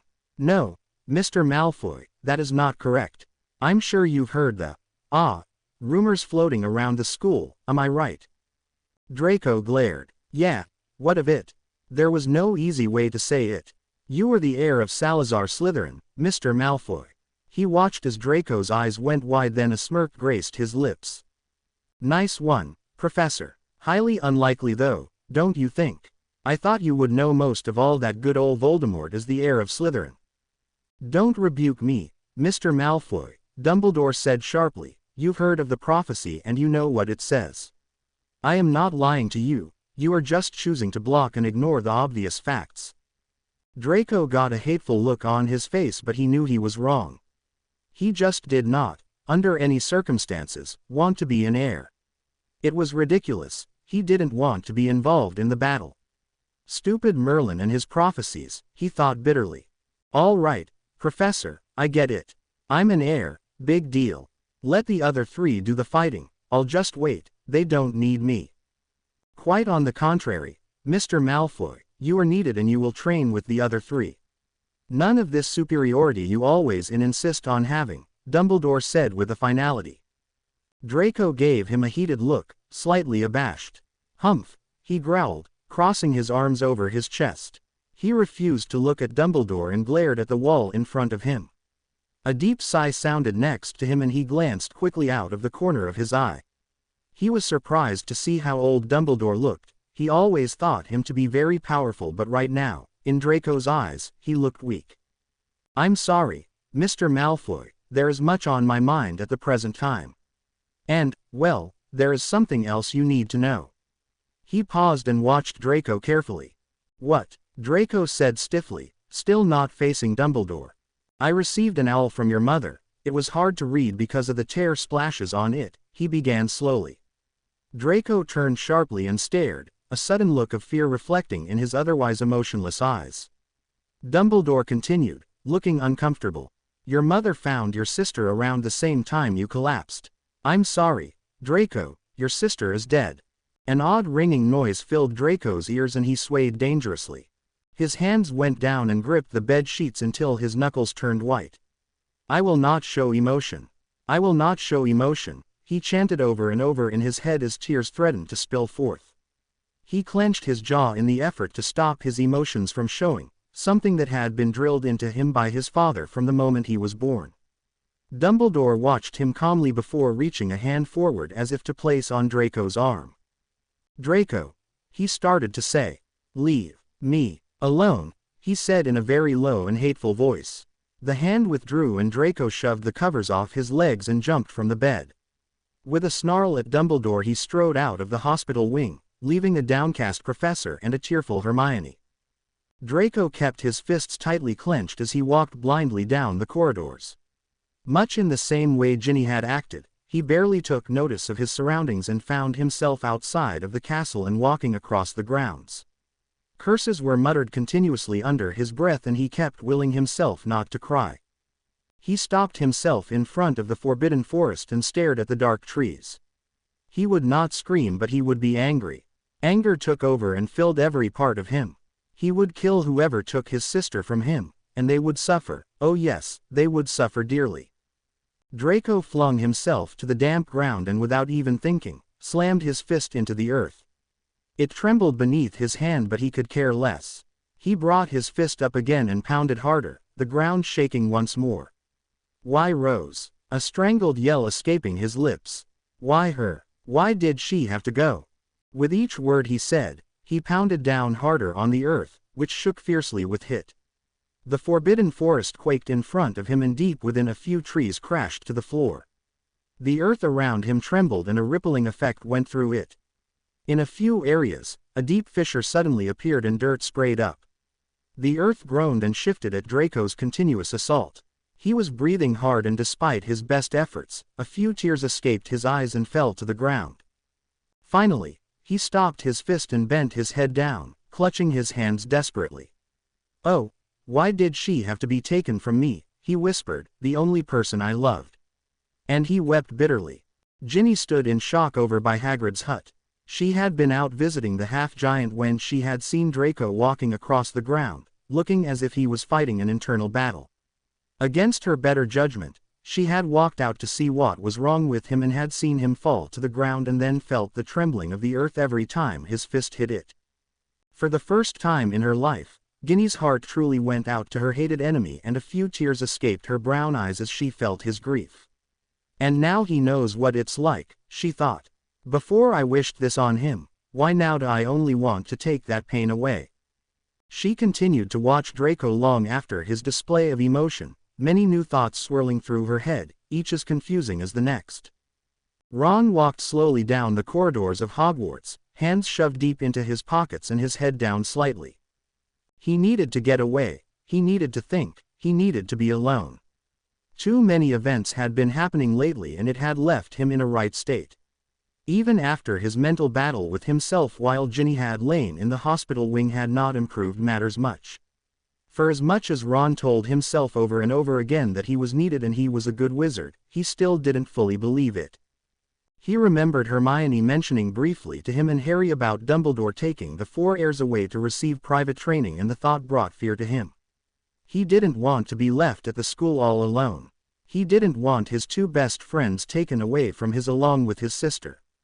Heck, he'd even miss Malfoy just because there would be no one to make fun of once he was gone.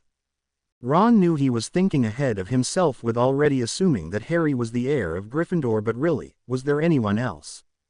Hermione was now out of the question, and there was no way that he, Ronald Weasley, would beat Harry at something as big as this. Ron was truly worried about Harry though, and he could tell Hermione was too. November had finally started, and with Malfoy finally showing himself to be an heir, that left one other. Harry tried to put it off and ignored the obvious signs, but Ron had seen him in their dormitory. Harry always stayed up late now, and Ron often caught him staring for hours at the picture that was taken at his parents' wedding. Harry had suffered so much already. He had lost his parents when he was only 1 year old. He had lived with those horrible people he had to call relatives for 15 years. He had watched Cedric Diggory die before him, and then Voldemort rise again in front of him. And then, last year, he had watched his godfather fall to his own death. Harry had experienced more suffering and death in his short life than most people experienced in a lifetime. How his powers had never been revealed before, Ron would never know. Ron knew Harry was almost pushed to the brink last year with serious death. Who would die this year to make Harry go fully over the edge? Ron was so deep within his thoughts he hadn't realized he had walked all the way up to the 7th floor. He found himself staring at the tapestry of Barnabas the Barmy being clubbed severely by a group of trolls. He turned to his left and stared at the blank wall before him, behind which held the Room of Requirement. Probably the most fascinating room in all of Hogwarts. All a person had to do was think of a place that fit their needs, and voila! The necessary room would appear. I could use a quiet place at the moment, Ron muttered as he started walking backwards and forwards in front of the wall space. He kept his mind clearly focused on a place where he could merely think. After the third time by the wall, a brass door handle appeared, and Ron quickly grabbed it and pulled the door open, eager to step inside. What greeted his eyes was a high-ceilinged room with very tall bay windows draped in dark red curtains. A large, brick fireplace stood across from the door with a fire crackling merrily within it. The floor was carpeted in the same color as the curtains, with several squashy, large armchairs pulled up neatly in front of the fire. Gold-colored pillows accented the chairs nicely. Bookshelves lined the two walls that were adjacent to the wall containing the fireplace. The room reminded Ron very much of the Gryffindor common room, minus the people and homework spread over every square inch of space. He stepped into the room, a calmness suddenly descending on him, and he smiled. Exactly what I wanted, he thought.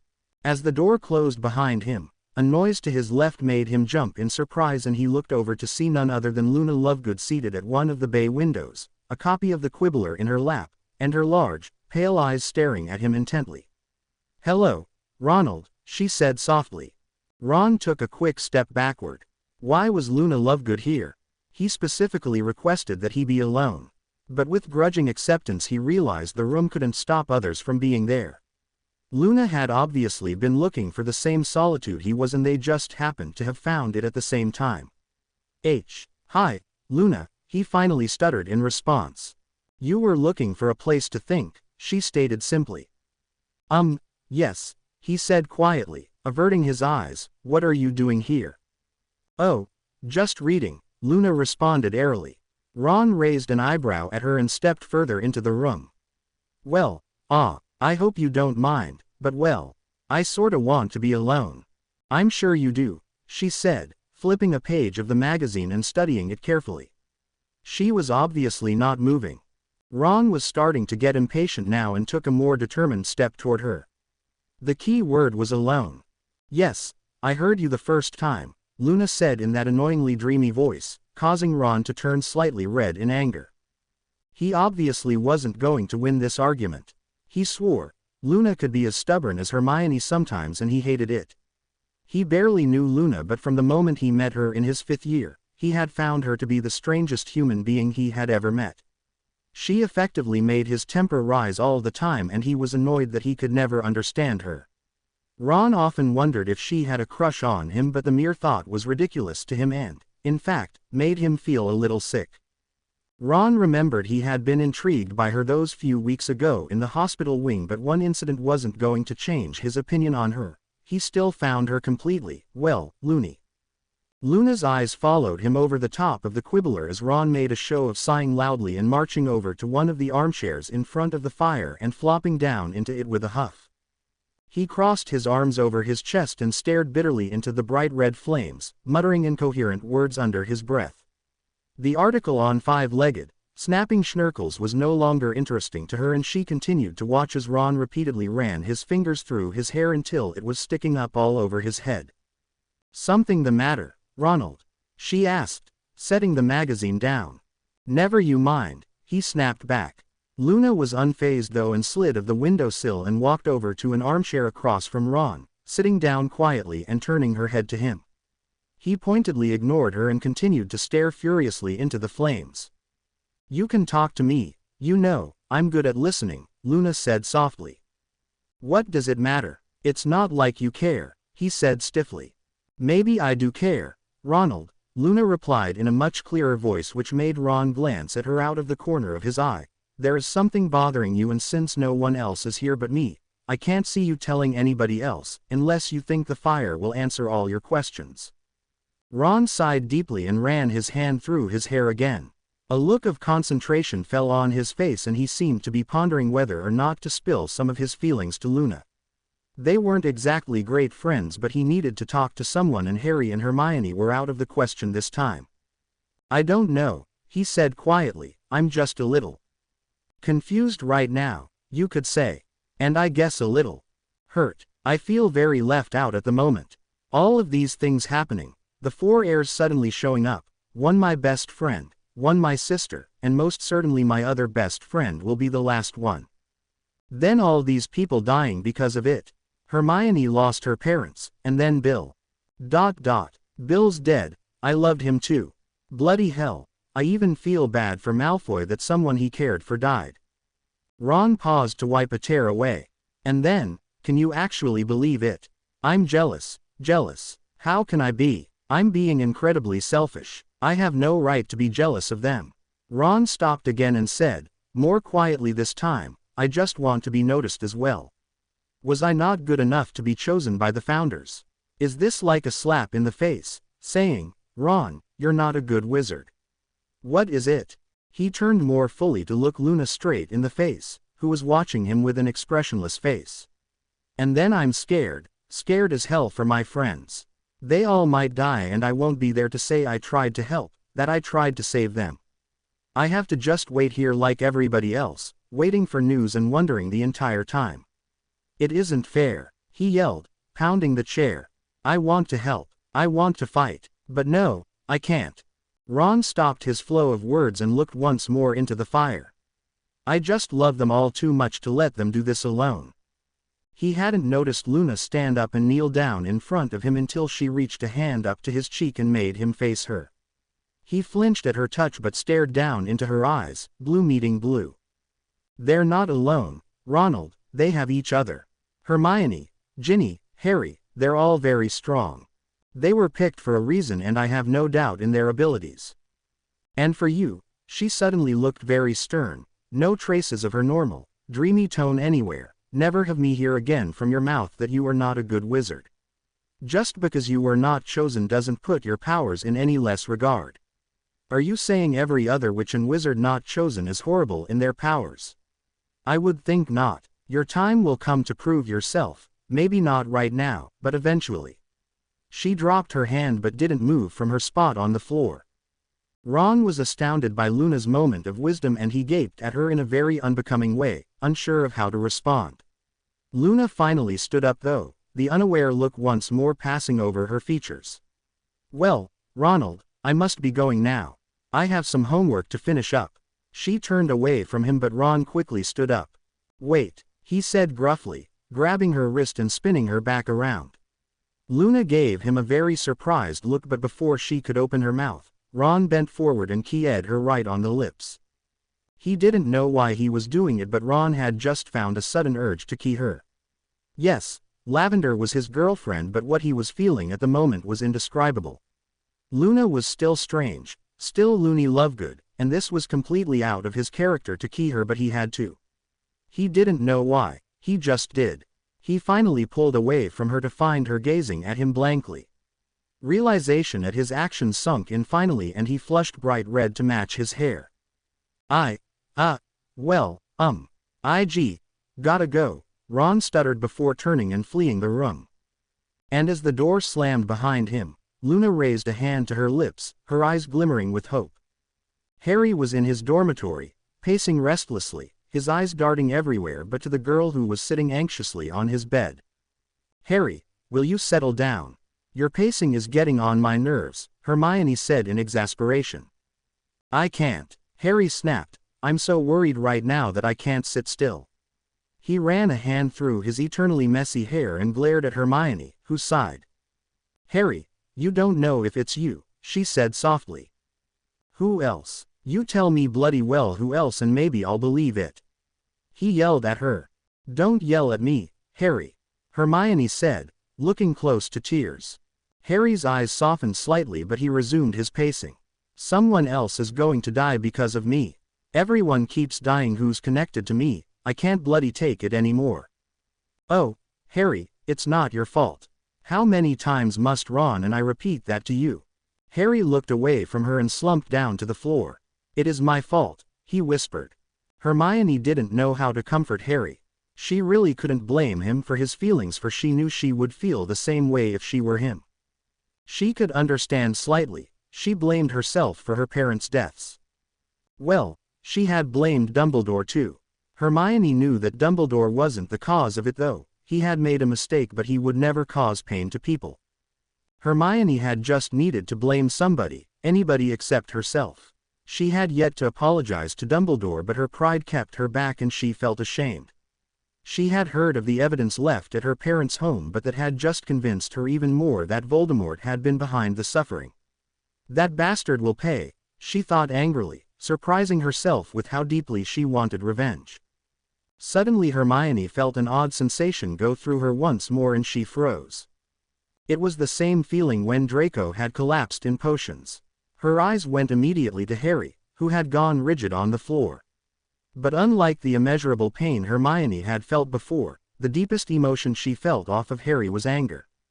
Uncontrollable anger. Pain was there slightly, but the hatred she felt almost made her pass out. She grabbed her head between her hands and squeezed her eyes shut, willing the pulsating anger to leave her head. It only grew though, and Hermione opened her eyes in fright to see Harry taking on a red glow. No screams were coming from him, which left Hermione extremely puzzled. Wasn't he in pain? The red glow grew brighter and brighter, but still Harry only trembled slightly. And that's when Hermione remembered the prophecy and the part containing the information of the heir of Gryffindor. The heir of Gryffindor would be stronger than the other three though, owing to the fact that Godric Gryffindor himself was extremely powerful. This heir could do more than the others and will be known as more of the leader of the four. Hermione stared at Harry in awe as the red light finally vanished and the image of a roaring lion appeared over him and disappeared. That was the answer. Harry was the most powerful wizard out of all of them, and he was to be their leader. The strength that Harry possessed had caused him not to react to the changes in the same way that herself, Ginny, and Draco had. Hermione had always known Harry would be a very powerful wizard, but this cemented her belief. She watched as he stood up slowly, shaking from the event but otherwise unharmed. Hermione still felt the anger radiating from him, but a feeling of numbness was added to it, as if Harry had finally understood what had just happened to him. "Harry," she breathed, unsure of what to do. He whipped around to stare at her, emerald eyes blazing in such ferocity that Hermione was truly scared and leaned away from him. "Where's Ron?" he growled slowly. Hermione had never in her life felt intimidated by Harry, but right now, she wanted to be nowhere near him. She now knew why some students feared him so and skirted around him in the corridors. Harry looked. There was no other word for it, evil at the moment. Hermione mouthed wordlessly at him for a few seconds before he grew impatient. "Where?" he yelled, causing her to jump. I don't know. In the common room maybe," she whispered faintly. Without a word, Harry strode from the dormitory and swept out the door, Hermione quickly recovering from her shock and running after him. No one seemed to notice the fuming Harry until he barked out, "Where's Ron?" The chatter died away immediately as everyone's eyes turned to Harry, who was glaring at them coldly, to Hermione, who was clenching and unclenching her hands, looking absolutely terrified. No one answered, but at that moment the portrait swung open and Ron came rushing in, looking very white and shaky. A look of relief passed over Harry's face and his shoulders sagged. Ron didn't seem to notice the tension and he scurried up to the dormitory without a backward glance. Harry's sudden relief left him as another thought hit him. "No," he whispered, "no, it can't, oh please don't let it be true." Harry ran from the common room and started sprinting down the corridors. Jumping down the flight of stairs leading to the entrance hall, he almost ran headlong into Professor Dumbledore. He skidded to a stop, panting. "Professor Hagrid, where is he?" "Harry, calm down," Dumbledore said, looking more upset than Harry had ever seen him. "I know this is difficult." "Where's Hagrid?" Harry repeated desperately. Dumbledore bowed his head. "Harry, I'm sorry. No, no, he's not dead. No." And he fled from Dumbledore and out the doors, not even noticing the large raindrops hitting his face and blurring his glasses. Harry stumbled to his knees in front of Hagrid's hut, breathing hard and rapidly. "Hagrid," he shouted, hoping with everything within him that the door to the hut would open and Hagrid's great bearded face would be smiling down at him. The door remained shut though and no light twinkled out at him from the covered windows. "Hagrid," he shouted once more, but this time knowing it was useless. He shoved his sopping hair out of his eyes, tears flowing freely down his cheeks to mingle with the water drops. "Why?" he screamed at the sky. Harry felt the anger build once more and the new powers he had just received surged through his blood. Voldemort had finally gone too far. Sirius had been too far to begin with, but now it was all about revenge. Red swam before his eyes as he imagined making Voldemort suffer and then watching him die a slow, terrible death. The anger kept boiling within him and he found that the rain was beginning to fall in bigger gusts around him. The wind screamed by his ears and a bolt of lightning flashed across the sky and struck the ground a few hundred feet away from him. Harry gripped the wet grass tightly between his fingers, the violent wind never ceasing around him. The trees in the Forbidden Forest swayed and creaked against the onslaught. Harry could feel his control slipping, the wind becoming even fiercer. With a great amount of strength, he slammed his fist into the ground and the wind stopped abruptly, leaving the rain falling gently to the ground once more. Harry shivered and glanced at the Hagrid's hut again. Lip trembling, he gave in fully to his emotion of sorrow and cried openly in the dark, never feeling more lost than he did at that moment. And so all the heirs had finally been revealed. They had all paid their price and the gifts of the founders had now surfaced from within them. Their suffering was not over though, for now the fate of the world rested in their hands. Hermione bit her lip nervously as she slowly ascended the stairs that led to the astronomy tower. Her heart beat rapidly behind her ribcage and she kept running a shaking hand through her brown curls. She stopped short in front of the wooden door, eyes fixed on the handle and her mind determinedly set on feeling the presence of the person on the other side. Since Harry had finally acquired his powers yesterday evening, Hermione found her newborn sense of empathy to be very strong. Every time she passed a person in the corridors, she felt their feelings and heard their thoughts without even trying. Dumbledore had excused the 4 heirs from attending classes so they could all cope with their losses and learn to control their powers. A meeting had been set up for the next day with Dumbledore in his study along with several of the teachers. It seemed as if they would all be moved somewhere else for the training to finally begin. Hermione was very grateful to Dumbledore for ending her classroom time. She knew if she was in a small area with a large amount of people her senses would be overloaded and she would most likely pass out. Being in the common room every night was bad enough and it took her hours to go to sleep now. Permanent dark circles now lay under her eyes and she always felt exhausted.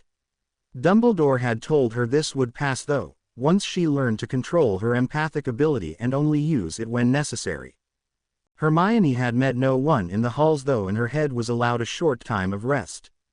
She certainly needed it after some of the rather interesting thoughts she had been hearing from people lately.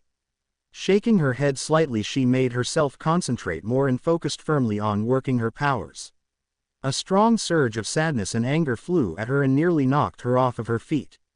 Hermione steadied herself by grabbing the doorframe and managed to grab the cold metal door handle in her hand and twist the knob. Very slowly and silently, the heavy door swung open. Darkness greeted her eyes at first until they adjusted. She stepped quietly into the room and her eyes immediately fell on the figure leaning against the stone ledge of the tower, his back to her, and the wind lightly ruffling his hair. Hermione caught her breath at how magnificent he looked, silhouetted in the moonlight. The scene was perfect and she could have stood there for hours just staring at him. Seconds later, the perfect moment was shattered by his voice. "What are you doing here, Hermione?" Harry said quietly. Hermione blinked, tearing herself away from her daydreams, and tried to focus on him better. Harry still hadn't turned around, but he had obviously felt her there. With a small gulp, she took an unsure step forward before speaking. I thought I'd find you here." Harry sighed deeply and shifted a little but continued to gaze steadily at the star-studded sky. "That doesn't answer my question," he responded. "I know you're not one for rule-breaking. You shouldn't be up here. What if Filch had caught you? Oh, and it's okay for you to come up here." She snapped back. "Yes," he answered in a tired voice, "I needed to think." Hermione let out a soft snort and stepped closer to him. She refused to let herself enter his thoughts, and though she still had little control over it, only his feelings floated into her. There was a deep, running pain that tore through Harry. There were scars that went deeper than the surface and there was much suffering. She could also feel the want to cry. She lifted her hand up as she moved toward him, as if wanting to reach out to him in any way she could. "Harry," she trailed off. "Don't read into my mind, Hermione," Harry said firmly, finally turning around to face her. His bright green eyes watched her blankly, but Hermione knew him well enough to read below that expressionless facade he always put up when he was in pain. She didn't need to read his mind to know that. Harry was hurting, crumbling beneath the weight of so much suffering and death that he was about ready to break. She knew he would explode from it one day. He was like a ticking bomb, set to go off, but not just yet. "Why can't I?" she said stubbornly, putting her hands on her hips. "It's not like you'll ever tell me how you feel. You don't need to know my problems, I'll deal with them myself. You have enough on your mind."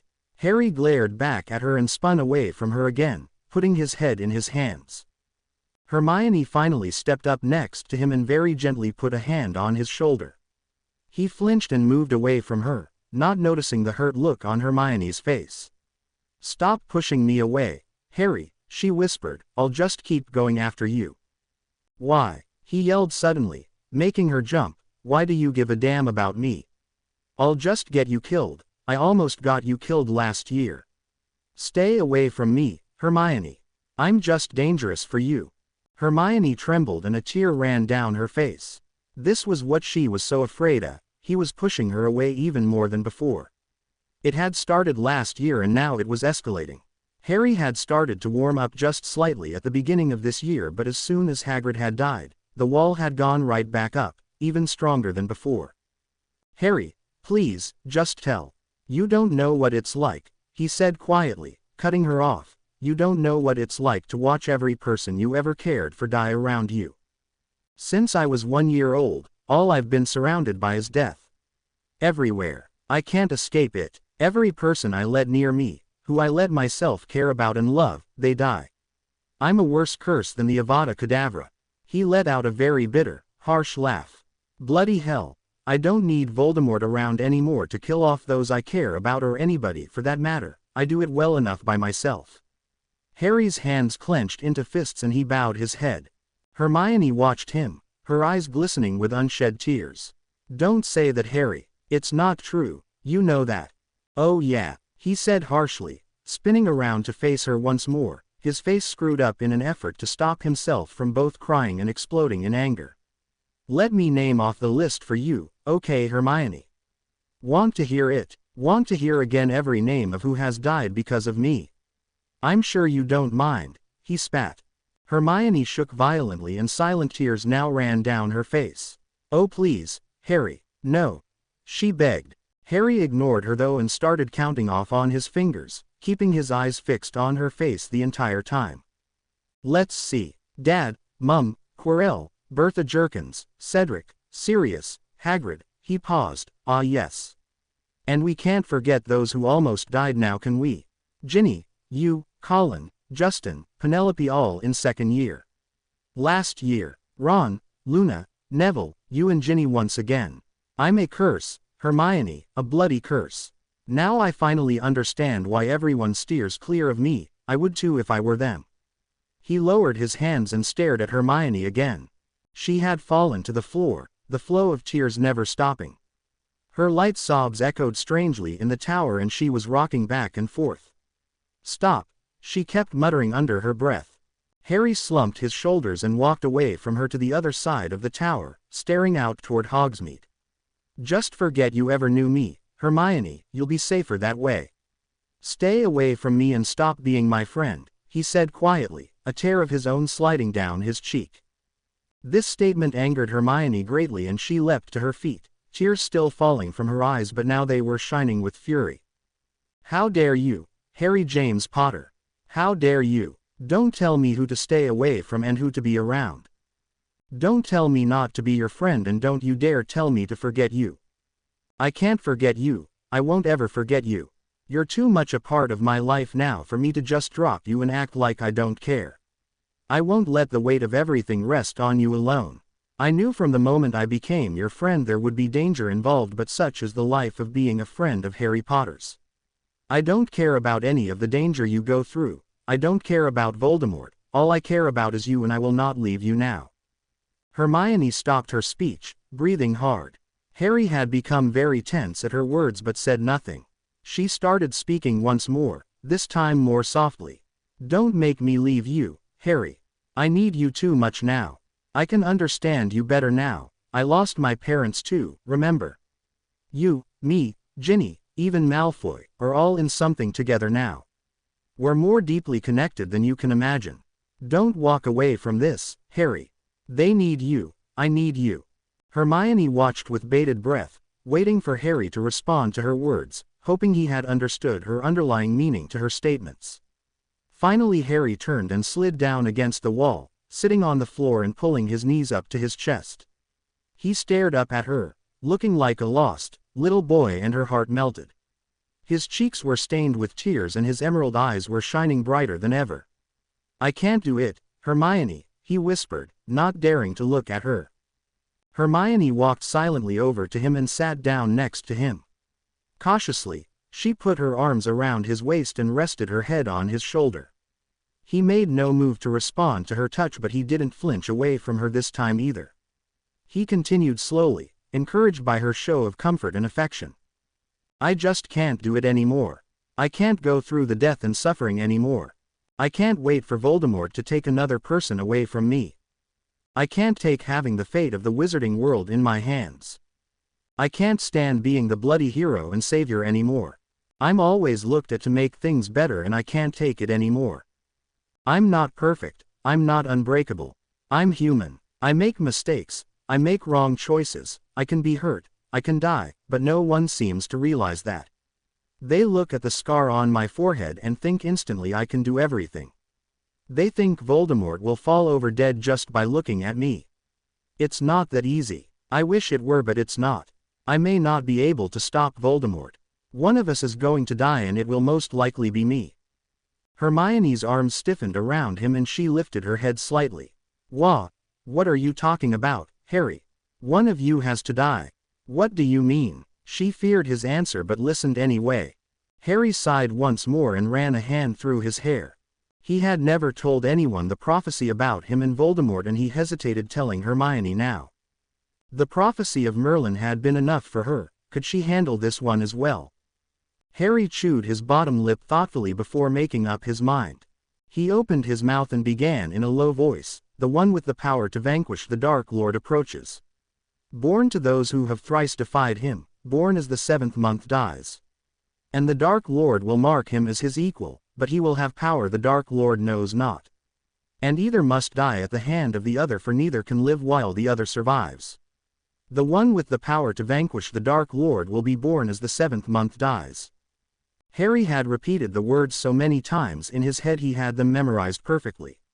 Hermione pulled away from him so sharply it was as though his skin was burning.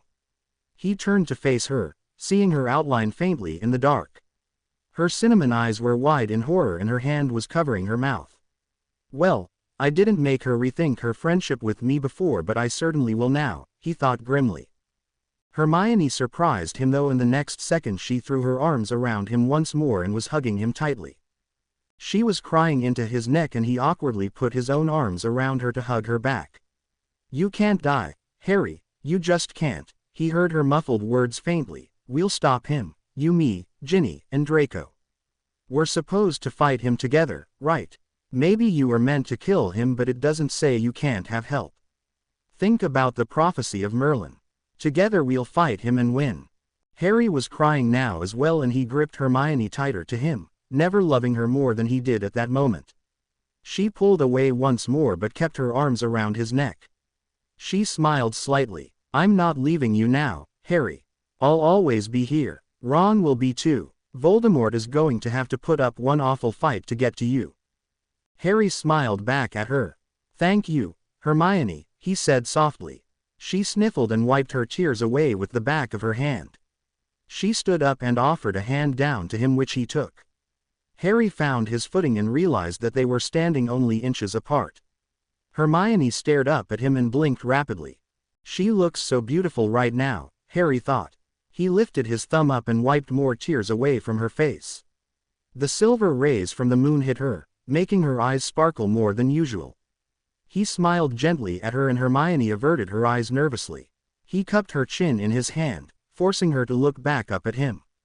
When her brown eyes finally met his green ones, he smiled once more and said, "You're beautiful." Hermione gave a small gasp and stared at Harry in wonder. He leaned forward just slightly, as if asking silent permission. Hermione nodded slowly and her eyes fluttered close. The next moment, Harry's lips were pressed against her own and fireworks went off in her head. Her arms slipped around his neck and his went firmly around her waist. They both lost themselves in the gentle but deep key asterisk, their true feelings for each other finally bursting to the surface. And in that one key asterisk, both Harry and Hermione came to meet the most powerful magic in the world. Love. The next day, Professor Dumbledore sat behind his desk in his study, watching the rather large group of people before him with amusement, his blue eyes twinkling over his half-moon spectacles. Today was the day when most of the decisions about the 4 heirs would be made and plans and instructions would be laid out. The primary topic that would be discussed was where the heirs would be taken to prepare for their inevitable meeting with Voldemort and taught to control their new powers. A slight tension hung in the air between every person. Dumbledore's gaze went first to the heirs themselves. Harry and Hermione were sitting side by side in the 2 chairs facing Dumbledore's desk. Their relationship changed still very new, the two seemed a little awkward with each other and unsure of how to show everyone that they liked each other, more than friends. They kept stealing little glances at each other and blushing profusely, alternating between holding hands and then dropping them when a teacher looked their way. Ginny was leaning on Hermione's armrest, watching the two with amusement. She had squealed with delight when Harry and Hermione had walked in the room holding hands with shy smiles on their faces. She had long before given up on Harry and soon her crush on him had faded as well. Ginny seemed to be doing much better over the past few days. Her parents had come to visit her finally and it seemed that seeing them had done well for Ginny, who still was suffering from Bill's death. Though she appeared much happier on the surface, Dumbledore could still notice a slight deadened look in her eyes, the same look that haunted Harry's and Hermione's eyes as well. At the moment, she was chatting animatedly with Hermione, her glance sometimes shifting to the lone figure by the back wall. Draco. He was the only one who Dumbledore doubted he would ever get through to. He was sulking in the back of the room, slumped in a stuffy chair, a very hateful sneer on his features. His hair was tousled and looked like it hadn't been combed in days, very unusual for Malfoy. The circles under his eyes were almost as bad as Hermione's and his gray eyes were extremely bloodshot. He obviously didn't want to be there and kept shooting the other 3 disgusted looks. And then there were the teachers Dumbledore had invited to attend the meeting. Professor McGonagall, who kept casting worried looks at the four. Professor Snape, who looked utterly bored. Professor Trelawney, who looked somewhat like the cat who swallowed the canary and was gazing at everyone with a very superior look on her face. Professor Lupin, who had been called back once more to fill in the position of defense against the dark arts teacher, much to Harry's delight. Madame Pomfrey, who was looking anxious and confused and kept shooting glances at the door. And finally, Mad-Eye Moody, who Draco kept snarling at, despite the fact that this Mad-Eye had never turned him into the amazing bouncing ferret. Dumbledore finally stood up and the small room fell very quiet. "Well, I am glad you all could make it. I'll try and make this meeting as short and pleasurable as possible," he said with a small smile as Draco let out a hearty laugh. "I'm sure you would all like to sit so." He flicked his wand and several more chairs popped into view with everyone taking a seat. "What's this about, Dumbledore?" Mad-Eye growled slowly, his electric blue eye swiveling rapidly while a few of the others muttered in agreement. "Ah yes, I seem to have forgotten that some of you do not know what the meeting is about." He waved his hand toward Harry, Hermione, Ginny, and Draco. "May I present to you, the four heirs of the Founders?" Mad-Eye's eye spun around even faster, his misshapen mouth going slightly slack. Professor Lupin seemed surprised as well, but he gave them all a look of pride. Professor Trelawney held her chin up with the air of someone who had known well beforehand what the meeting was about. "But of course, I knew months ago," she sniffed. Professor McGonagall snorted and Trelawney gave her a hateful glare. Harry shifted uncomfortably under the stares of so many people and his gaze fell on Professor Snape, who had a rather blank expression on his face. When he caught Harry staring, he gave his usual sneer. "Are you sure that these are the, right heirs?" Snape questioned, his eyes never leaving Harry. Dumbledore raised an eyebrow. "Yes, Severus, I am quite sure. You saw Mr. Malfoy collapse in your own classroom and you know the signs. I have no doubts that these are the four and neither should you." He gave a very pointed look and Snape closed his mouth. He continued speaking to everyone. "You all are well aware of the prophecy of Merlin, so I need not tell it to you. The four have been revealed and they sit here before you.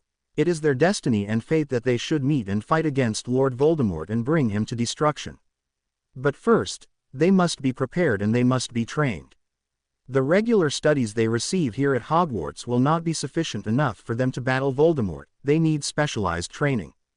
"What does this have to do with us, Albus?" Professor McGonagall questioned with a curious look on her face. Dumbledore sighed. "All of you invited here are specialized in one or another area of magic. The areas of magic you are specialized in, these four need and must learn. I am appointing you all as teachers to them over the next several months and maybe even longer. Their regular lessons will be suspended for the time being. You expect us to drop everything here, every other student here, for 4 students?" Snape said angrily. "This is extremely important, I cannot stress that point even more. The wizarding world and its fate lies in their hands now. They must be trained. I will be appointing substitutes for the time that you are all gone. You will make up course schedules for the next year and leave them with me."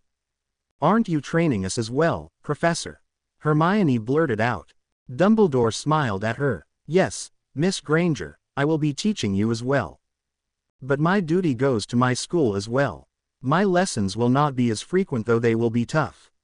I will be instructing all of you in the ways of wandless magic, a very difficult but useful tool. In battle, in case any of you should lose your wand, wandless magic could very well save your life. Since you are the 4 heirs, you all possess special abilities that most wizards and witches do not have. Wandless magic is very rare and hard, but I have no doubts in your abilities." He turned to the adults once more. "So, I must appoint all of you to your positions. Prepare each of them in the way you see fit, though do not push them too hard." He gave the briefest of glances to Snape once more. "As you heard, I will be teaching them wandless magic and other very specialized forms of magic as it." Dumbledore looked down at the stack of papers before him and shuffled them a bit. He pushed his glasses up his crooked nose and looked back up. A thoughtful look passed over his features before he spoke again. "Well, let's see. Minerva, you will be teaching them the ways of an animagus and how to transform into one. You were one yourself, so I thought it best to choose you for this." Professor McGonagall nodded, a look of concentration on her face as Dumbledore turned to Professor Lupin. "Remus, you will be teaching them defense against the dark arts, but to a more extreme level. They will learn both defense and offense from you and how to control it. Mad Eye, you will help Remus with that training as well as teaching the 4 stealth and physical combat. I remember very well when you were younger, before Death Eaters slowed you down some, that you were very physical in your attacks, and I'm sure you still remember some techniques." Moody gave a growl of assertion.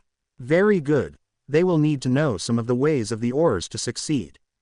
Severus, you will be helping them to learn to control their emotions and their volatile elemental powers. Occlumency is meant to help defend the mind against external penetration, but it also helps to control emotions, as Harry would know." Dumbledore winked at Harry as Snape scowled. "I know you are not an elemental yourself, no one but these 4 are, but the need for them to control it is essential." Professor Trelawney and Madame Pomfrey were the only 2 that Dumbledore hadn't addressed, and both were watching him expectantly. He noticed their gazes and said, "Ah yes, now to the individual powers that must be controlled.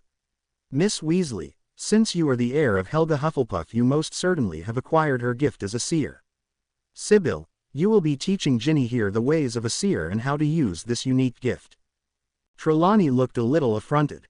"But, Dumbledore, if she does not already possess the sight, how do you expect me to teach it to her?" "My dear Sybil, you have most certainly heard of Helga Hufflepuff's seeing abilities, and now her heir sits before you. She possesses the sight, as you say, she just does not know how to use it. You will teach her how." Professor Trelawney still seemed unconvinced but nodded anyways, giving her new pupil a piercing and studying look. Ginny didn't seem too happy about her new teacher and frowned deeply, trying to ignore the sniggers of Draco behind her. "Have fun with the old bat," he muttered loud enough for only her to hear. Unaware of the exchange, Dumbledore now let his gaze fall on Madame Pomfrey. "Poppy, I know that you are only informed with healing spells and not an actual healer who can just cure people by touching them, but your skills will be needed to train Mr. Potter here." Harry's eyes went wide for a second and he shifted his glance to Dumbledore, who nodded at him. "Godric Gryffindor was a healer, as are you, Harry. Madame Pomfrey will be your teacher in learning healing spells and different skills in that area. You will find most will come naturally and your wand will not be necessary after long. Miss Granger, your empathic ability must be controlled and you will be receiving longer lessons from Professor Snape in that area. A more rigorous course in occlumency will prevent feelings and thoughts of others to penetrate your brain as easily." Hermione's face fell when she was informed of her special teacher and looked at Snape, who was ignoring her. "Mr. Malfoy, Salazar Slytherin was telepathic, which you were most likely unaware of until now." Sure enough, Draco's head snapped up and shock registered over his face. "Since you did not know this, you have not tried to communicate with anyone through your mind and thus your powers have been hidden from you. I will be teaching you this as I too have some telepathy powers." Draco seemed very unhappy with this news and crossed his arms and stared at the floor, muttering under his breath. "So, there's the teaching assignments," Dumbledore said, clapping his hands together. "Teaching should begin immediately. The regular lessons that all 4 shall attend will be every day and the individual lessons every other day. My lessons to the 4 shall occur once a week. At the time of my visit, I will meet with everyone and expect an update on the progress." He paused, considering his next words. Now, Lord Voldemort knows of the 4 heirs and he will be trying everything he can to get to them. They must be protected, and though Hogwarts has its protections, Voldemort knows where it is, and if he believes the heirs to be here, he will come. They must be trained in a safe location that Voldemort does not know of and cannot penetrate. Any ideas? Dumbledore did know of a place, but he wanted to get the others' opinions. Thoughtful and puzzled expressions passed over everyone. Hermione was more deep in thought than anyone and Harry chuckled softly at her expression. Draco wasn't joining in the conversation anymore and just looked bored now, resting his head back and closing his eyes. Finally, Mad Eye grunted out, "Illustrious." A loud silence fell in the room. Professor McGonagall's eyes went wide and Hermione got a puzzled look on her face. "What's illustrious?" Ginny inquired. It's the old meeting and training base for the Order of the Phoenix and anyone else involved with the light during the First War with Voldemort, Dumbledore explained. It hasn't been used for years now, but it's still efficient. It's unplottable and has hundreds of wards placed all over it. Voldemort knows nothing about it, and I'm not even sure if the Ministry remembers it. It would be a perfect area for all of you to stay and to train. To the surprise of everyone, Draco stood up suddenly and glared at Dumbledore. I will not, he bellowed. I didn't choose to be a damn heir, and it's all your fault that I am one. I will not learn anything from you or anyone else. And I most certainly will not stay in the same place for months with a scar head, a mudblood, and a muggle-loving riffraff.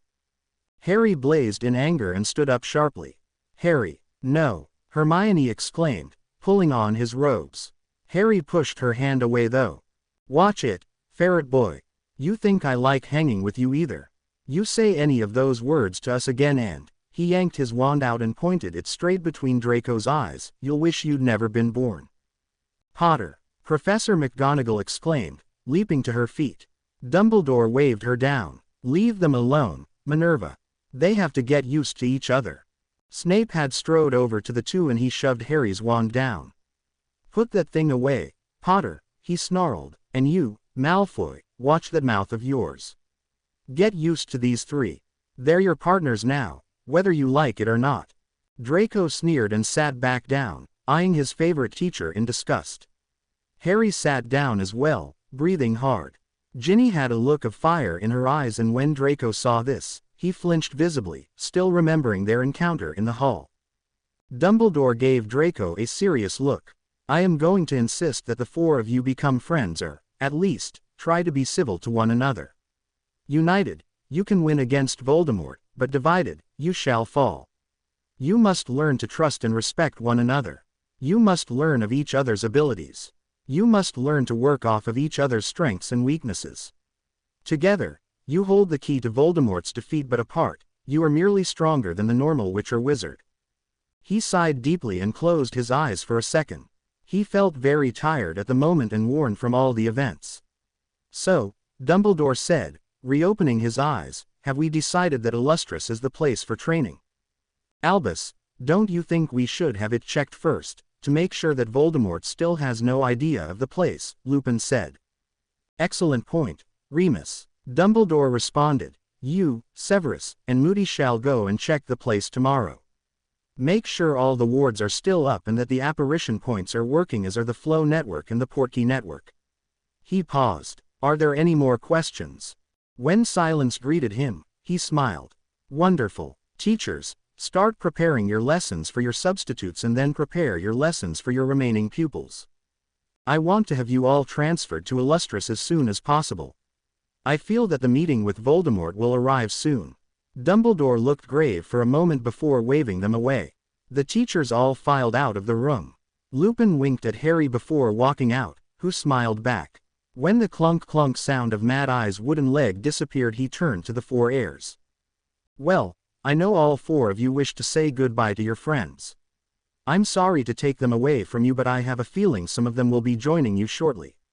His eyes twinkled as he said this. All right, off you go.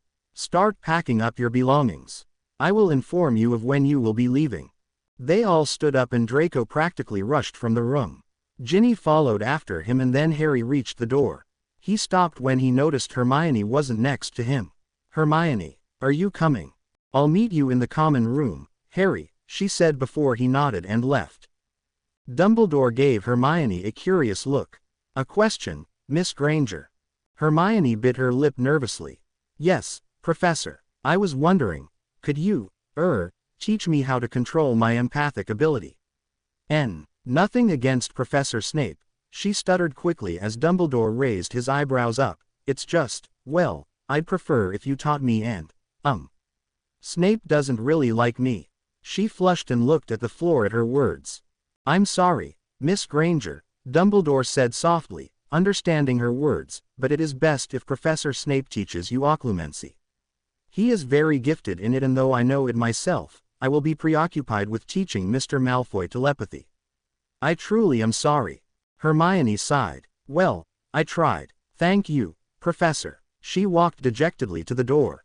Dumbledore called after her, "Do not worry, Miss Granger, you will be fine. I trust in your abilities as well as the other threes. You will make a wonderful team." Hermione smiled at his words and nodded before leaving the room.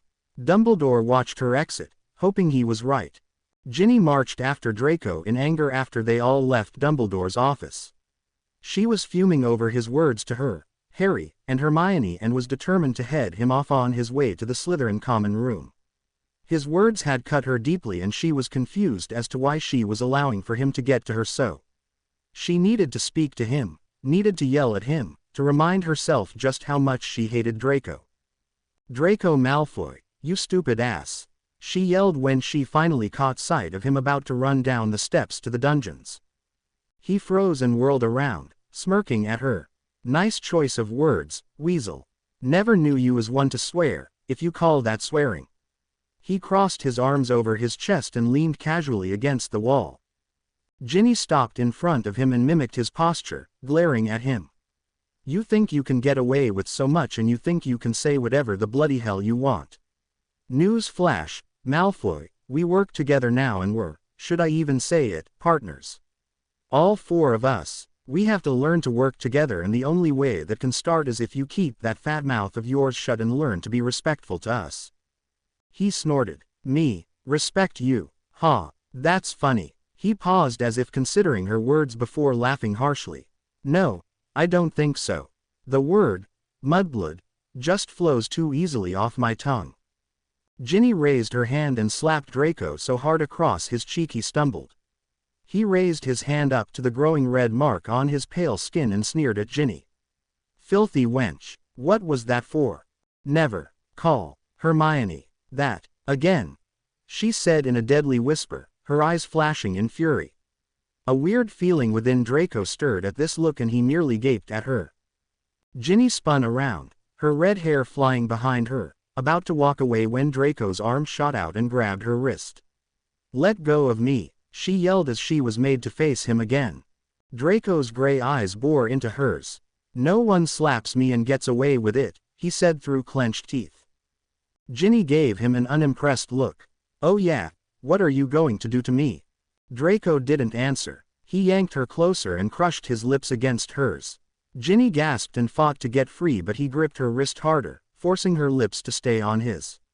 It was a bruising, harsh, unfeeling key, but deep behind it, something else was fighting to get free and show itself on the surface. Draco finally released her and Ginny stood stock still, bringing a hand to her lips where it was bleeding slightly. Draco just continued to smirk at her and she finally snapped out of her daze and scurried away, not daring to look back and trying to calm her pounding heart. Draco turned and swiftly walked down the stairs, thinking, "Ginny Weasley, I am going to bring you down." Luna Lovegood skipped merrily down the corridors of Hogwarts, ignoring the snickers of her fellow students when they saw her and whistling her favorite tune, "Weasley is our king," under her breath. She hadn't seen or talked to Ron since their chance meeting in the room of requirement, but this did not faze her. That brief key had kept her spirits up and she found herself daydreaming even more than usual, if that was possible, about what it would be like to be Ronald Weasley's girlfriend. Luna had been infatuated with him the moment she saw him on the Hogwarts Express at the beginning of her 4th year. The infatuation had grown to a crush and the crush had grown to, well, maybe not love but something close to it. She was able to hide her feelings behind her dreamy exterior and her subtle hints, but even she found it hard to stop blushing whenever his eyes caught hers by chance. Luna had finally begun to convince herself that he felt nothing for her, especially after he had started dating Lavender Brown at the end of last year, but that key in the room of requirement had opened the door to her hopes once more. Maybe, just maybe, Ron felt something for her as well. Yes, he had run away from her right afterwards, but it was he who keyed her. Nothing could erase that fact. Luna had received a note by Owl that morning at breakfast from Professor Dumbledore, telling her to come by his office at 7 o'clock for a short meeting. At first, she had been very curious, but the thoughts of the meeting were promptly driven out of her mind as soon as Ron had walked into the Great Hall that morning with Lavender, Harry, and Hermione. Those blue eyes of his could just put her in an absolute daze. She so wished for the kind of relationship that Harry and Hermione had just acquired. completely trusting and full of understanding and friendship. As she continued to daydream, she noticed she had skipped right past the gargoyle that blocked the passage to Dumbledore's study. Luna retraced her steps and was about to say the password that had been written in the note, when angry voices caught her attention and she froze, listening curiously. The voices were coming from a corridor that was to the right of the gargoyle. Luna strained to hear the words but didn't have to wait too long when a shrill voice blasted toward her. "What do you mean you can't do anything again tonight?" Lavender Brown's voice echoed angrily. "You can never do anything anymore, Ron, you're always busy it seems now. Yesterday, the day before that. What the bloody hell have you been doing and don't lie to me?" Luna couldn't hear Ron's response except for a faint mumble of incoherent words. She heard Lavender give a snort of disbelief. "Meetings. That's the best you can come up with. Bullocks. You can't tell me you've suddenly become so important that you have been requested to attend a meeting every night this week." "That was a low blow, Lav," Ron said in a now clearer voice filled with hurt. A short silence followed this statement and Luna heard Lavender sigh. "I know, Ron, I'm sorry. I'm just upset. I'm your girlfriend for goodness sake. You can't even find time for me anymore. I thought you cared about me." There was a slight sniffle noise. "I do care, Lav, it's just, well, I've been preoccupied with things," Ron said vaguely, an uncomfortable note in his voice. "Just answer me this one question," Lavender snapped, back to her brisk tone. Is it another girl?" "Ah, well, no, not another girl, definitely not." But Luna could hear the panic in his voice and would bet anything his ears were turning red at the moment, like they always did when he was in a tight spot. "Ronald Weasley," Lavender yelled shrilly, "do not lie to me." Ron started muttering more words under his breath, and if Luna had been standing in sight of him, she would have seen that his face was the color of his hair and he was wringing his hands nervously, not daring to stare a fuming Lavender in the eyes. "No, Lav, there's no girl, honestly." "Well, not exactly any girl." "What's that supposed to mean?" "Exactly what I said," Ron replied, seeming a little more confident. "I'm not dating anyone else, if that's what you think." "Then if you're not dating anyone else, what did happen to make you so nervous?" Lavender said quietly, as if fearing the answer. Luna held her breath. Would he tell his girlfriend the truth? Would he risk his relationship over the simple key they had shared? Luna bit her lip, feeling frightened. As much as she felt bad for Lavender, a small part of her wished Ron would say something and then Lavender would dump him and she would be free to finally admit her feelings, if Ron would listen and not be the dense idiot he usually was. Ron knew he was in a bind. He could lie to Lavender, but she had gotten as good as Hermione and could always tell when he was lying. He knew he should tell her the truth, but the consequences, well, he shuddered to think about them. So Ron mumbled a reply that sounded something like, "Roarquirky *** Lunlovgo." What was that?" Lavender said impatiently, tapping her foot on the stone floor. Ron breathed deeply and Luna's heart stopped momentarily. I went to the room of requirement and I ed. I mean Luna, Lovegood." There was a very pregnant pause where Luna heard her heart start beating rapidly once more. Lavender's foot tapping had ceased and a silence so deep filled the area that Luna felt like screaming. Then a sound ripped through the silence like a gunshot. Smack. Luna jumped in surprise and her blue eyes almost bugged out of her head. A stumbling sound of a person hitting the wall was made and Ron's voice came out again. "Bloody, Lav, wait." Footsteps greeted Luna's ears and in a flash she hid behind the other side of the gargoyle, watching the scene unfold. Lavender emerged from the corridor, red in the face and silent tears falling from her eyes. A disheveled-looking Ron sped after her and when he grabbed her arm she wrenched it away. "Don't touch me," she spat, looking so hurt Luna momentarily felt bad for her. "I can't believe you cheated on me." "But," Ron started. "No." Lavender raised her hand up. "There is no excuse. We're over, Ron, over. Maybe in time I'll learn to forgive you and we can be friends again, but for now, stay away from me." And bowing her head, she walked away toward the Gryffindor common room. Luna was shocked at how well she took it, expecting Lavender to scream and shout and throw a temper tantrum. I guess she grew up, she thought. Ron was standing still in the middle of the hall, clutching his red cheek and looking aghast. Luna stepped out from behind the gargoyle and approached him. "Something the matter, Ronald?" she said dreamily.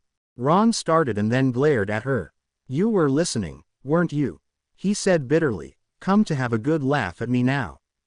"Listening to what?" Luna replied vaguely. "Your little shouting match." "Ah well, can't say I didn't see it coming." Ron turned red once more and snapped, "How would you know? It's not like you pay attention nor care about my life." "I care more than you know," Luna said quietly under her breath. "What?" Ron snapped again. He was angry, really angry. The girl that had ended his relationship had to hear it end and know she was the reason. What was he, cursed? He huffed loudly and continued to glare at her. "Nothing," she said serenely, staring at him in that dazed way of hers. Ron snorted and walked around her to the gargoyle. "Chocolate frog," he said dully. As he stepped onto the staircase he finally realized who was following him. "What are you doing?" he said suspiciously. "Going to see Professor Dumbledore," was the response. "Why?" he asked as they reached the wooden door that led into Dumbledore's study. "I received a note at breakfast telling me to come here at 7. Ron stared at her incredulously. "You received that note as well?" he said before he could stop himself. "Yes, I guess it would seem so. I wonder what it is all about." Luna's large blue eyes lit up suddenly and an even dreamier look passed over her face. "Oh, maybe Dumbledore found some schnurkles. Wait until Daddy hears about this." Ron snorted again. "Yeah, I bet it's schnurkles. You know I'm so interested in them," he said sarcastically. Luna gave him a heated look. "Deny it all you want, Ronald, but there are so many creatures that exist that you refuse to acknowledge. One day though, you will see." Ron gave her a bored look. "Sure, Luna, now will you open the door? I'd love to hear the real reason why we were called here." Luna ignored the remark and knocked on the door before it slowly creaked open. They immediately noticed Dumbledore sitting behind his desk, stroking his phoenix, Fox, as he chatted lightly with the two other students before him, Hannah Abbott from Hufflepuff and Blaise Zabini from Slytherin. The two kept exchanging dirty looks every few minutes, which didn't go unnoticed by Dumbledore, who was trying to hide a smile. Ron, who was still smarting from his breakup with Lavender, glared grumpily at Blaise, who sneered back in response. Dumbledore looked up and smiled brightly. "Ah, Miss Lovegood and Mr. Weasley. I'm so glad you could join us. Please, take a seat." And like the day before, he flicked his wand and two more plush chairs appeared, which the new arrivals sat in. Ron crossed his arms over his chest and set his face. He had been looking forward to the meeting, but now that he was here, he just wanted to leave and be alone for a while. Having Luna and a Slytherin in the room wasn't helping matters. Dumbledore either didn't notice the tension in the room or chose to ignore it. He smiled at the four very different students and hoped they would be eager to join in his plan. He had thought of the idea some time ago, believing it to be suitable and necessary. He wanted the four heirs to succeed and he truly believed that they would, but he also thought they might need a little something extra. Assigning a student from each specific house to an heir as a sort of partner and helper may be just the thing. True, the four heirs needed to learn to trust each other, but with their friends there, the transition may be easier, and Dumbledore knew these four other students in front of him were very powerful as well. Their skills would be useful in the fight against Voldemort, and the bond of friendship they all could form would help even more. "Well," Dumbledore said finally, "I'm sure you have heard of the rumor of the four heirs of the Founders being discovered. It is no longer a rumor actually, it is fact, as a couple of you know." He nodded to Ron and Luna, who nodded back. "If you have noticed, you are each from a different house. I did this on purpose. Though the four heirs are extremely powerful and must learn to trust and respect one another, I also think that strong bonds of friendship must be kept and made at all costs.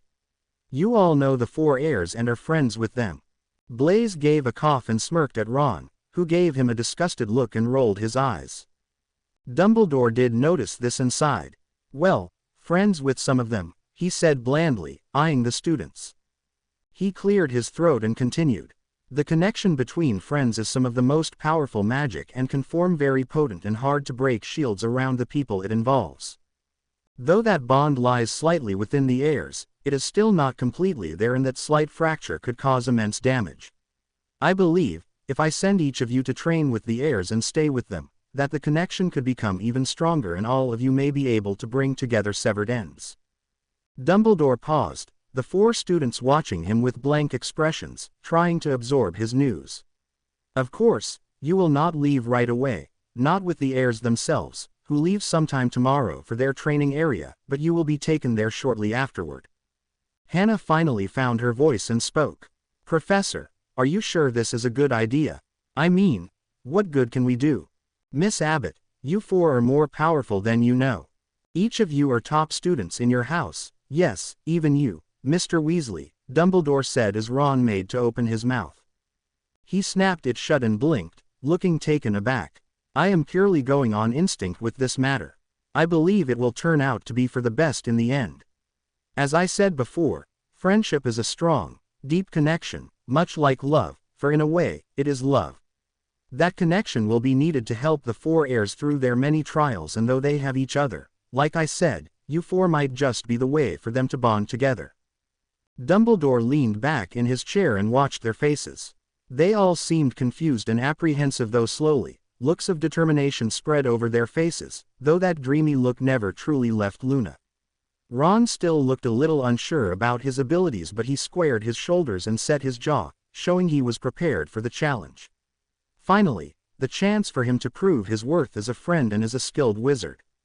Well, I don't know about everyone else here, but I'm willing, Ron said through the silence. I'll always be there for my friends and I definitely won't leave them now. Murmurs of agreement from the other 3 followed his statement, and he briefly glanced Luna, giving him a look of pride from the corner of his eye. He felt himself blushing and quickly looked away from her. Why is Luna Lovegood making me blush? He thought, squirming uncomfortably. Very good, Dumbledore exclaimed, seeming extremely pleased. Mr. Zabini, you'll be partnered with Draco. Miss Abbott, you are with Ginny. Miss Lovegood, Hermione is with you. And Mr. Weasley, naturally, Harry is your partner.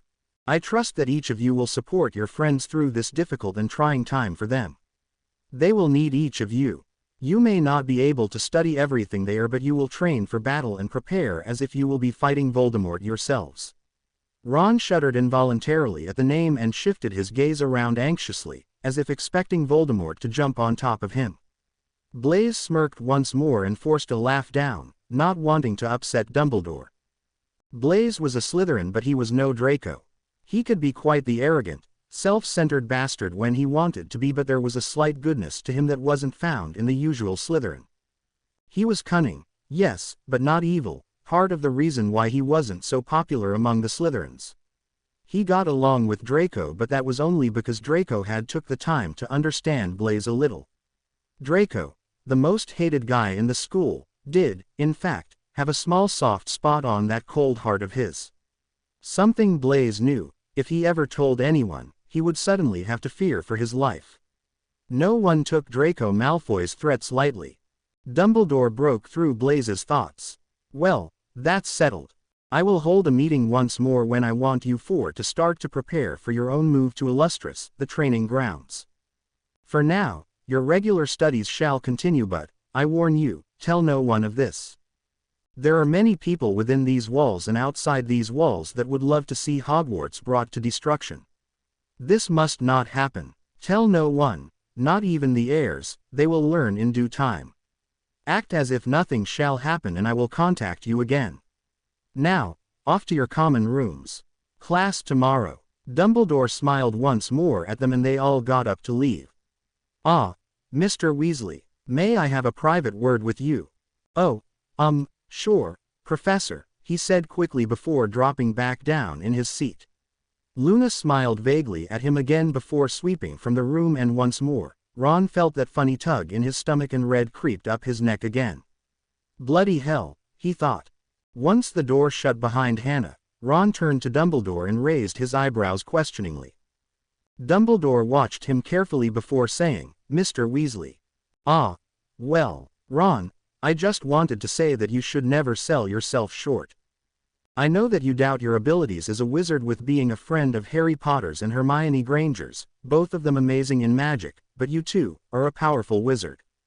Maybe not in the same way as Harry and Hermione, but you will find you will be needed by them eventually. Your friendship is a greater value than you realize, and both of them would not be where they are today without you. Do understand this. I know it may be hard to believe, but you are gifted. Never, ever doubt that. Dumbledore stared seriously at Ron, who was biting his lip, looking almost close to tears. Thank you, Professor, he whispered. I needed to hear that. Dumbledore smiled gently. I know. Very well, off you go now. Ron stood up and walked to the door, feeling a great deal better suddenly. His foot almost out the door, the voice behind him stopped him mid-stride. Oh, and Mr. Weasley, Dumbledore said quickly, you might want to snatch up the young Ravenclaw while you have the chance. Ron sputtered and turned sharply to Dumbledore, who merely winked at him. Not able to form a response, Ron left the room dumbfounded, leaving a highly amused professor. The day in the middle of November dawned cold and breezy. The sky was a leaden gray and the clouds seemed to be bursting with want to shower the earth with snow. The trees in the forbidden forest swayed darkly in the wind and the surface of the lake rippled. Most of the students were still asleep, unwilling to wake up and face another day of classes. Only a few were awake and most of them were not happy. Ron sat on his bed in the boys' dormitory in Gryffindor Tower, watching sadly as Harry placed the last of his belongings in his trunk and snapped the lid shut before locking it. Harry muttered a quick spell and the trunk shrank and he slipped it into one of the pockets of his jeans. His eyes quickly surveyed the rest of the room, making sure he hadn't left anything behind, before coming to rest on Ron, who was looking at his hands. Harry felt horrible at leaving his best friend.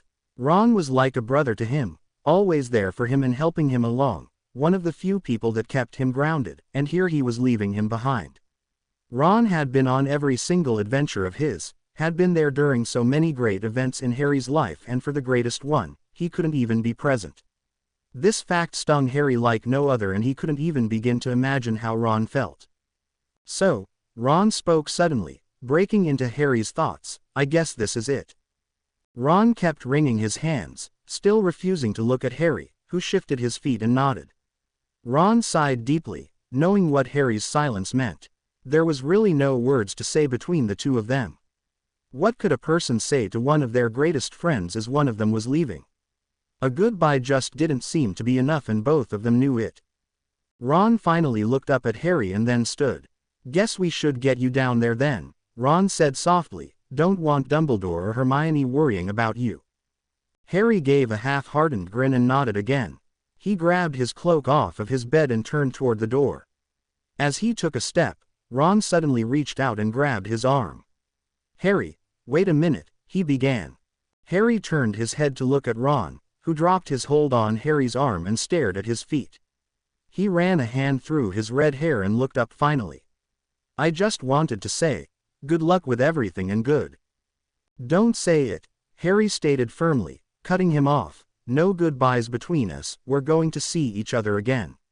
You're the greatest friend I've ever had, along with Hermione, and I won't let this be the end to that friendship. I won't leave Hogwarts as if I'm never going to see you again. Ron gave him a shaky smile. Yeah, of course, we'll see each other again. And a mischievous glint formed in his blue eyes. Harry looked at him curiously but Ron shook his head and grinned. Never mind, Harry, you're right. Now, I know guys usually don't do hugs but, say, how about one now? Harry snorted in amusement. You're such a dork, he laughed. Ron laughed with him and they gave each other a quick hug. As Harry stepped back, he shook Ron's hand as well. Thanks for being a brother to me, mate, he said seriously. Ron could only nod to that statement, not knowing what to say to it. He knew he would be joining Harry and the others at Illustrious soon, but it still hurt him to watch his friend walk out of the room, knowing what lay ahead of him. They weren't saying goodbye now, but what would happen when Harry faced Voldemort? Would there be a goodbye then? Ron shook his head, not wanting to think of it, and quickly followed Harry out of the dormitory. When they reached the common room, they saw that both Ginny and Hermione were already there, wrapped in their cloaks.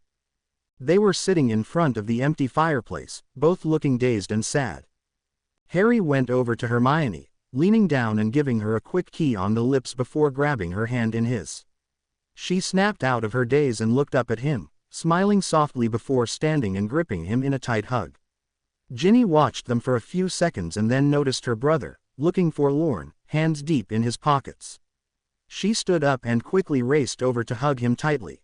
He gasped but returned the hug, seeming unwilling to let his younger sister go. "Oh, Ron," she said, her voice muffled into his shoulder, "I don't want to go. I don't want to leave Hogwarts, my friends, and you." Ron patted her awkwardly on the back and tried to reassure her. "Don't worry, Jen, it's not that bad and, hey, you never know, you may see me again sooner than you think." Ginny raised her hand up and eyed her brother curiously. "What is that supposed to mean?" "Oh, Ron muttered, searching for words, "just, you never know what may happen." He shrugged and gave Ginny a nervous smile, realizing his slip-up. Ginny looked unconvinced but didn't press the subject. "I'm going to miss you, Ron," she said softly, tears filling her brown eyes. "I'll miss you too, Lil, sis," he responded seriously, before giving her another hug. When he pulled back, he gave her a quick key on the forehead and smiled, "You're going to make the Weasley family proud." Ginny laughed and took a few steps back from Ron, knowing Hermione would want to say something to him as well. Sure enough, Hermione broke away from Harry, tears streaming down her face, and she launched herself at Ron. "Oh, Ron," she sobbed, almost knocking him over with her hug. "Whoa, Hermione, let me breathe," he gasped. Hermione loosened her hold and stared at him with watery eyes. "I'm going to miss you so much," she whispered. "You may be an insufferable prat sometimes, but you're like my brother. I love you." Ron flushed bright red and stared at his feet. "Thanks, Herm. You have Harry though, and Ginny. Don't worry about me so much, I'll be fine." He smirked at her. "I think I might enjoy some peace and quiet and none of your nagging," he teased. Hermione gave him a punch on the arm but laughed with him. "Just do your homework, Ronald, or I wouldn't have to nag." Ron threw his hands up in mock annoyance. Will she ever let up? Harry snorted and patted Ron on the shoulder. "At least you get to be away from that, I'm still stuck with her." Hermione gave him a death glare which Harry smiled slyly at. "Oh, come on, Hermione, I was only joking. You know I love you." Something flickered in Hermione's eyes when he spoke and her features softened. "Yeah, I know," she said quickly, looking confused. Harry narrowed his eyes curiously but said nothing. Ron and Ginny exchanged identical smirks and had to restrain from bursting into giggles. Ron finally noticed the time on the clock and said, "Hey, you three got to go, it's almost 7. There was a quick scrambling and Harry put his cloak on. The four left the common room, silence descending on the small group rapidly as they walked down the corridors. It was finally starting to sink in where their steps would lead them. 3 of them would be leaving their home and friends behind, not knowing if they would ever return. 1 of them was to be left behind, taking, yet again, the role of sidekick, and a small twinge of jealousy filling him. The tension and silence continued to thicken, even as they left the castle and walked out onto the grounds, the wind biting at their faces. The sun was starting to send gold rays over the grass, which shimmered with dew from the light. Harry let his gaze fall all over the Hogwarts grounds, trying to etch every detail of it in his memory. It hurt him to leave this place, his first home, but as his glance went to Hermione, who was walking next to him, he smiled slightly, knowing he could survive with her by his side. He knew he could never imagine his life without her, and he would do everything in his power to protect her. The 4 finally reached the small group of people who were huddled against the wind in front of Hagrid's hut. Harry flinched nervously when he saw he was walking toward it, and Hermione quickly grabbed his hand in comfort. He smiled grateful at her and kept his eyes determinedly away from the empty cabin. Professor Dumbledore smiled gently at them as they approached, his silver beard gleaming gold at the moment and his half-moon spectacles flashing. Draco stood beside him, looking as if he had to be dragged there against his will and giving the 4 approaching students a very cold glare. Ginny refused to look at him and he smirked with satisfaction at her nervousness. "Right on time," Dumbledore said, and I'm glad you could come, Mr. Weasley, to see your friends off." Draco made a face behind Dumbledore's back and Ron felt the greatest urge to smash his fist into Ferret Boy's face. He cracked his knuckles and glared back at Draco, who merely sneered. Dumbledore turned to Professor McGonagall, who was trying to keep her hat from being taken by the violent wind. "Minerva, you have the portkey, I assume?" he questioned. Professor McGonagall removed a dented steel rod from beneath her cloak. "Right here, Albus. I decided to bring along something longer to accommodate the number of us." Dumbledore nodded. "Very good. I'll activate it in a few minutes. We need to arrive at Illustris as soon as possible. Now," he turned to the 4 heirs before him, "once we arrive at Illustris you will be shown to the rooms you will be staying in. You will all be staying in a separate tower from the teachers. After you get settled, you will return to the front of the grounds and I will proceed in giving you a quick tour of the place, as it will be your home for the next several months. Your training will begin tomorrow and I assume, at some point today, you will receive your schedules." Harry, Hermione, Ginny, and Draco all listened to him intently, though they all looked apprehensive and a little scared. Ron stood slightly away from them, suddenly feeling extremely left out. Dumbledore seemed to notice his discomfort and gave him an encouraging smile, and Ron remembered he would be joining them all soon. His heart now lighter, he continued to listen. "I'm sure you 3 would like to say your final goodbyes to Mr. Weasley here," Dumbledore said. "I'll activate the portkey when you are finished." He stepped back and began talking with the other teachers. Professor Lupin, however, moved forward, watching Draco a little unsurely, knowing his reputation with the others all too well. Draco had a funny gleam in his eyes at the moment and gazed at the others intently as they walked over to Ron. Harry, having said basically everything he had to say in the Gryffindor Tower, patted Ron on the back and said a quick, "See you, mate," before stepping back. Ron grinned at him and nodded. Hermione gave him another hug, more tears filling her eyes. "Oh, don't cry, Hermione," Ron said quickly, crying always making him nervous. "I'm sorry," she cried, wiping tears away, "this is just so difficult." And she buried her face in her hands and fled into Harry's arms. Blubbering mudblood, Draco muttered quietly. Professor Lupin shot him a warning look which Draco only raised his eyebrows to. Ginny stepped shakily up to Ron and tried to smile. "Take care of yourself, Ron," she said softly. "I'll try and write to you whenever I can and keep you updated. I don't know how much I can say but I'll still write. Keep me posted on our family, I'm going to miss them." She dropped her head, trying to stop tears. Ron hugged her quickly. "You just worry about yourself, okay Gin? I don't want anything happening to you." Ginny smiled as brightly as she could and pushed her red hair out of her face as she stepped back from him. Draco couldn't contain himself any longer. "Oh, don't worry, Weasel King, I'll watch over your baby sister for you," he said nastily, while giving Ginny a suggestive wink. Ron snarled and lunged at Draco, only being stopped by Professor Lupin, who quickly grabbed his arm. "Watch that tongue, Mr. Malfoy," Lupin said. "Oh, so sorry, Professor," Draco flung the word out sarcastically. Ginny glared daggers at Draco, feeling a hot blush forming on her cheeks from his words. This didn't go unnoticed by Draco, who smirked even more and winked again. Dumbledore stepped up to them all finally. "Problems," he said mildly, his gaze taking in a struggling and angry Ron being held by Lupin, a pleased Draco, a flushing Ginny, and a confused Harry and Hermione. "Not at all, Albus," Lupin replied in the same tone, finally releasing Ron, who panted next to him, his eyes never leaving Draco's, who was trying hard not to laugh. "Splendid," Dumbledore said with mirth. He turned to the teachers. "Gather around. We will be portkeying shortly. Minerva, the portkey, if you please." Professor McGonagall brought the rod forward and handed it to Dumbledore, who brought his wand out and tapped it. "Portus," he said simply. The rod shook in his hand and glowed blue before going still. "Yes, only about a minute now before it works. Everyone put their finger on it and we will arrive at Illustris shortly." The group of 11 people squeezed together to touch the rod. Harry, unfortunately, found himself next to Snape, who curled his lip in disgust but said nothing. Harry turned his head to catch a last glimpse of Ron, who had stepped back a few paces to give them all room. He grinned at him until Ron finally smiled back. "See you, Harry," he called, just as the familiar tug was felt somewhere behind Harry's navel and he found himself being pulled through a swirl of colors, leaving his home and his best friend behind.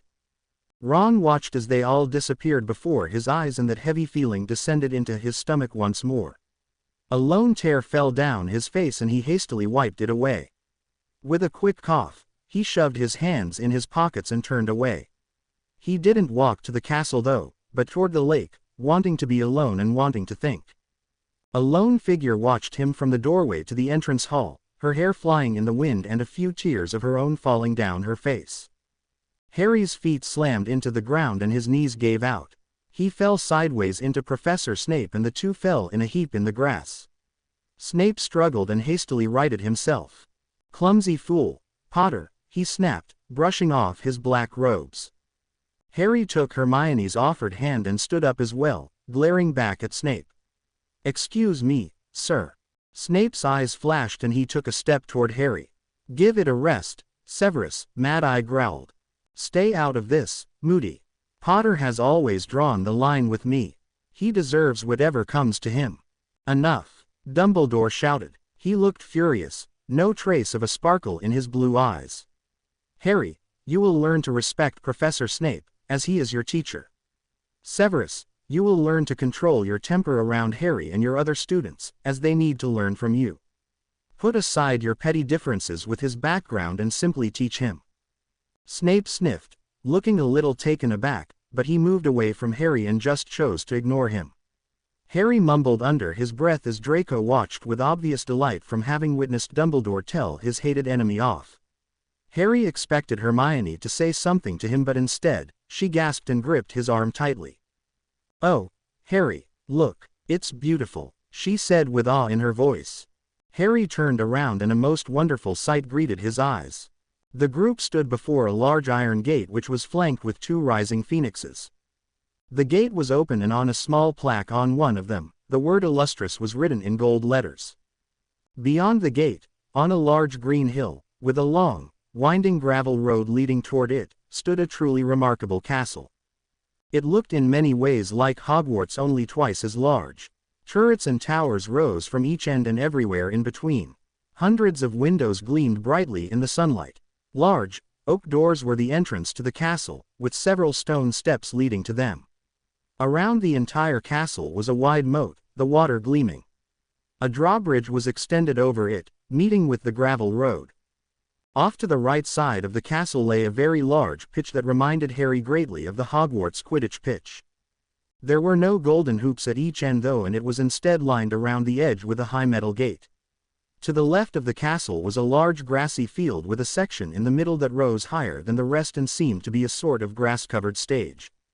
Behind the castle, a grand forest swayed in the gentle breeze, looking not nearly as dark as the Forbidden Forest. The four students stared in absolute awe at the castle and its grounds for several minutes.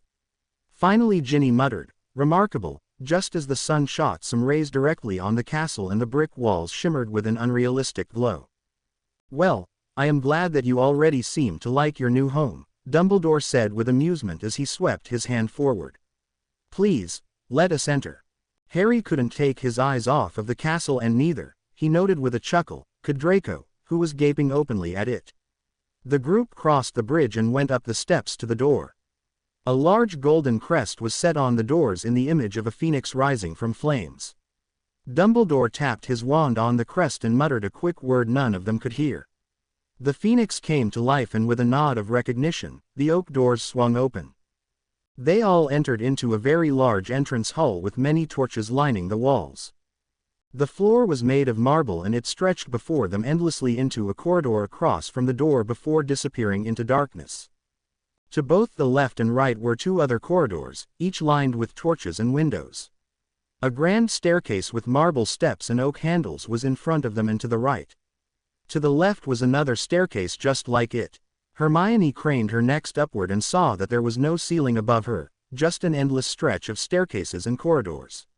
Like Hogwarts, many of the staircases were moving, to allow access to other parts of the castle. Dumbledore stepped in front of them and spoke. As you can tell, Illustris is very much like Hogwarts, only on a much larger scale. This is probably the grandest part of the castle, along with the towers you will be staying in. The purpose of this castle is not for comfort but for training, which is why I never decided to move Hogwarts here instead. There are many rooms and many dungeons, and I know you four are very eager to begin exploring. I ask you not to explore too much, as it is very easy to get lost in Illustris, and there are still some secrets about this place even I do not know about. Your physical training and your defensive and offensive dark magic training will both take place outside. All other classes will be taught inside the castle unless your teacher feels it is necessary to move the lesson outside. I expect you all to work hard at your lessons and to follow through with any extra training and homework that your teacher may give you. He gave them all a stern look down his crooked nose before smiling. Enough with lectures. Remus, Minerva, please show our young charges to their rooms in the West End Tower. I'm sure you will find the decor in each room to be appropriate. Now, off you go. Harry, Draco, Ginny, and Hermione followed behind Professors Lupin and McGonagall as they treaded up the staircase to the right.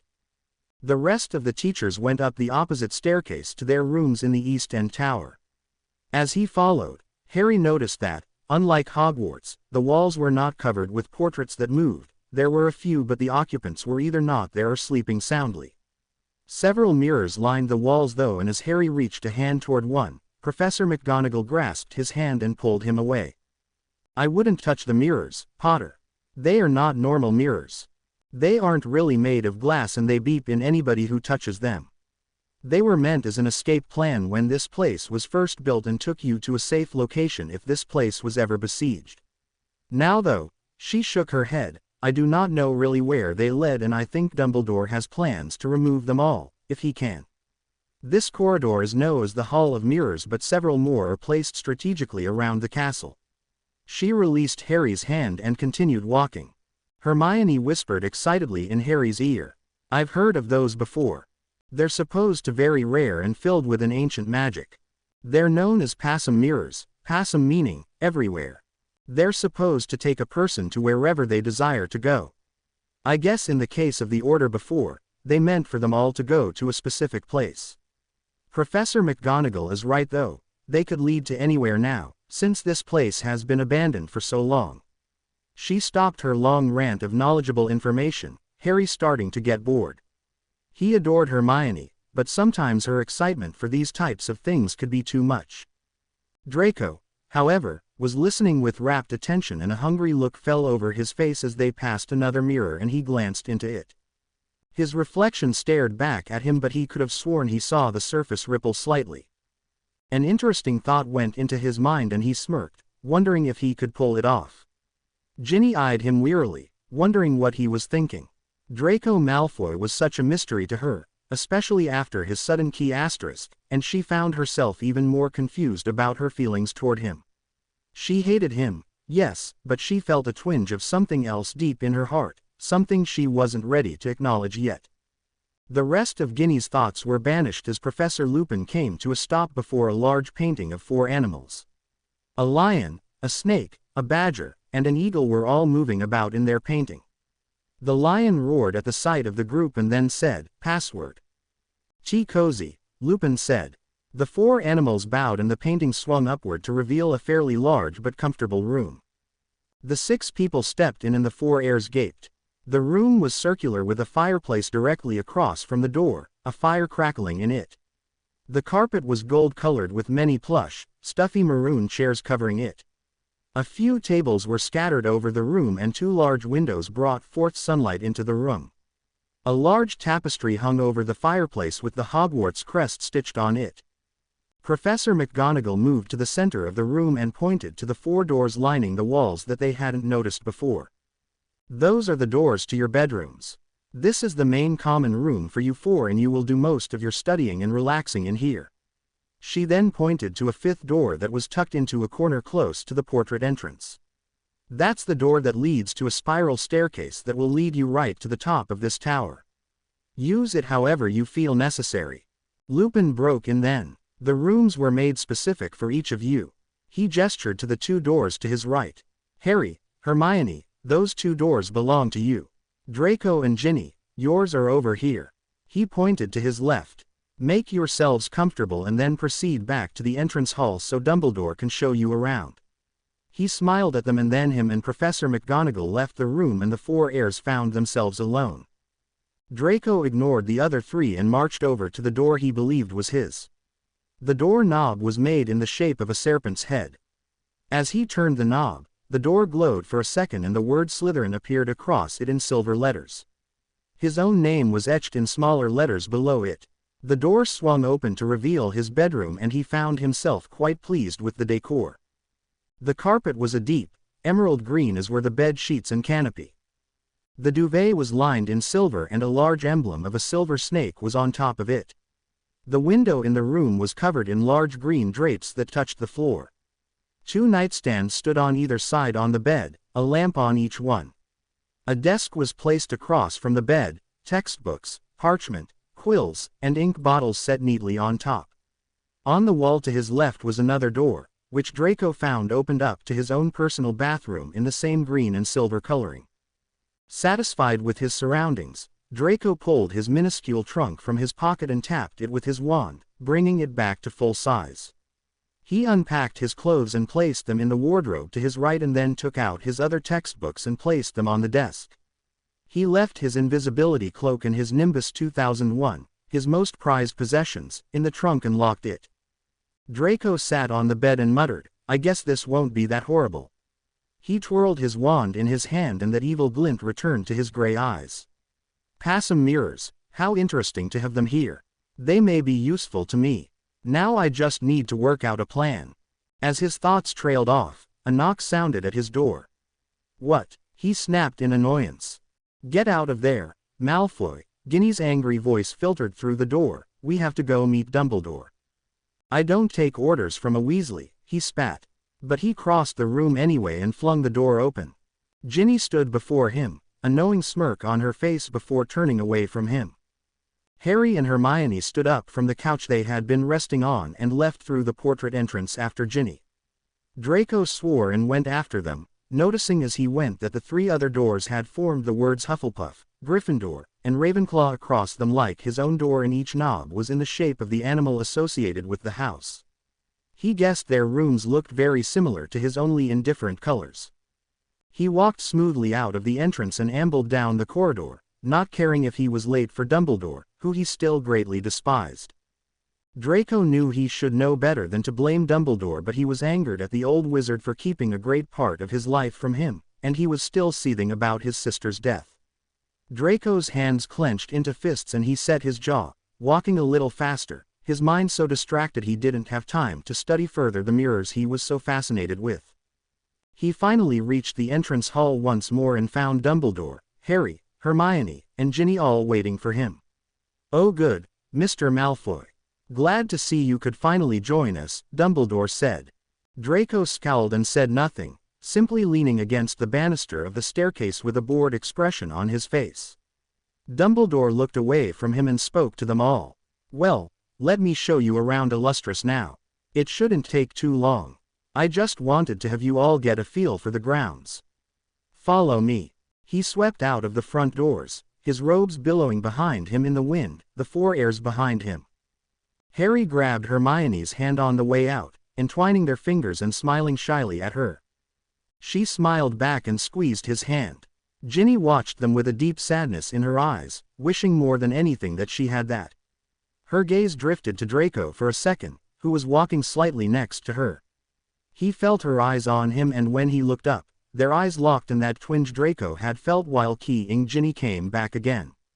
He shoved it down and proceeded to sneer at her once more. Ginny flushed and looked away, staring across the dazzling landscape now. Dumbledore led them along to the left side of the castle toward the Quidditch pitch-like area. He opened up a door in the gate and they stepped out onto the dirt-covered ground of the pitch. The area was completely empty and the gate rose high above them. Dumbledore gathered them into the middle of the area and spoke. "This will be where you learn all of your physical combat. The walls are merely for protection and are softer than they look. As you know, Moody will be your teacher with this. He will also teach you many ways of wars, like stealth and disguise. These will all be very useful against Voldemort. Professor, where's the equipment? Hermione inquired. Oh, yes, Dumbledore said with a twinkle in his eyes, Moody will provide that for you. Hermione looked a little nervous but nodded, staring around the enclosure with a bit of apprehension. Harry was looking excited about this part of the training, as was Draco. Ginny looked like Hermione, but seemed determined. Dumbledore watched them closely, knowing their acceptance of all of their training was important. He finally said, "All right, let me show you the rest of the grounds." They left the enclosure and walked around to the back of the castle. The trees of the forest rustled their leaves in greeting as they passed them. Dumbledore gestured to the very open area behind the castle. "This area is mainly for you to relax, though I dare say that Professor McGonagall will be teaching you animagus transformation out here the further along you all get with it. I have a slight suspicion as to what animals you will transform into, and a couple of you may need a, well, bigger area to work with." Confused by his meaning, the four said nothing until they got to the other end of the castle and stood before the grassy area with a hill raised in the middle of it. "Oh, Professor, what's this for?" Ginny asked with curiosity. Draco laughed. "I would think even you, Weasley, could figure that out," he mocked her. Ginny turned to give him a nasty look but instead blushed furiously under his intense gaze. She bit her lip and gave him a quick sneer before looking away. He raised an eyebrow and then glared at Harry and Hermione, who were looking at him in disgust. Dumbledore seemed to be amused but ignored the bantering. "This is where you will learn your defense and offensive dark magic spells. Professors Lupin and Moody will help you here. I may even drop in to help every once in a while. You will learn many different and complex spells here, and we all felt it was better for you to learn them outside. The small hill in the center is meant to be used if two of you duel against each other. Though, we will make sure no mishaps happen." He shot a glance to Draco and Harry, who were sharing a heated, challenging glare. Dumbledore sighed loudly and the gaze between them was broken. "I believe that I showed you everything I could out here. That's basically all the training that will take place outside. All of your other classes will occur inside the castle. I must warn you, do not travel outside the grounds of Illustris. The forest is forbidden as well. It may look friendly, but I assure you, it is not what it seems to be. You will follow the instructions of all your teachers and you will do everything they tell you. Also, steer clear of the mirrors along the corridors, especially the ones in the Hall of Mirrors." He paused and Ginny spoke. "Professor McGonagall told us about them and Hermione said they were passum mirrors." Dumbledore gave Hermione a look of pride. "Good job, Miss Granger, you are very right. When used correctly, passum mirrors are wonderful objects, but I am not too sure about these ones now. If abandoned, they can turn into deadly forms of dark magic and lead a person to a place they would rather not go, unless their intentions are also evil. Extremely complicated objects but very valuable all the same. I'm hoping to remove them sometime soon. Until then, stay clear, though they are no danger unless you touch them." Dumbledore gave them a reassuring smile and then said, "Well, let's head back inside. I need to be returning to Hogwarts and I'm sure you are all hungry and wish to explore a bit." He ushered them back inside where they and the rest of the teachers ate breakfast in a hall that looked much like the Great Hall at Hogwarts, that was on the second floor. Soon after breakfast, Dumbledore bid the four heirs goodbye, with a promise of returning in a week, and he apparated back to Hogwarts. The day passed fairly uneventful. Draco fled back to his room quickly and locked himself in there the entire day. Harry, Ginny, and Hermione went out to explore the grounds some more before Hermione insisted on reading her new textbooks before bed and went back to the West End Tower, a disgruntled Harry in her wake. Ginny remained outside, thoughts of Draco swirling through her head and finding herself absent-mindedly staring up at his bedroom window. She had no idea that he was doing the same as her, and staring out at the grounds toward her lone figure. And as night creeped upon them, the four heirs settled into their separate beds, excitement and nervousness coursing through their blood. A day of training lay before them, a day that would be the start of their new lives. Ron walked dejectedly back into Hogwarts after his walk around the lake. Fortunately for him, because he had woken up so early, breakfast had just begun and he would have time to eat. Feeling very alone, Ron sat at the Gryffindor table by Seamus, Neville, and Dean, who were all watching him closely. "You okay, Ron?" Neville asked timidly. "Fine," he muttered, "I just need to eat something." And he grabbed a bowl of scrambled eggs and began piling them on his plate. He started shoveling them in his mouth as the worried expressions on the other boys' faces never left. Ron noticed and sighed deeply. "Look, don't worry about me, I'll be fine. Yes, I'm sad that they're all gone, but what can I do? They're going off to save the world, I'm just left behind." He gave a short, bitter laugh and then a strained smile, shrugging his shoulders. "I'll survive." Seamus opened his mouth as if he had something to say, but his words were cut off by the flurry of wings and feathers.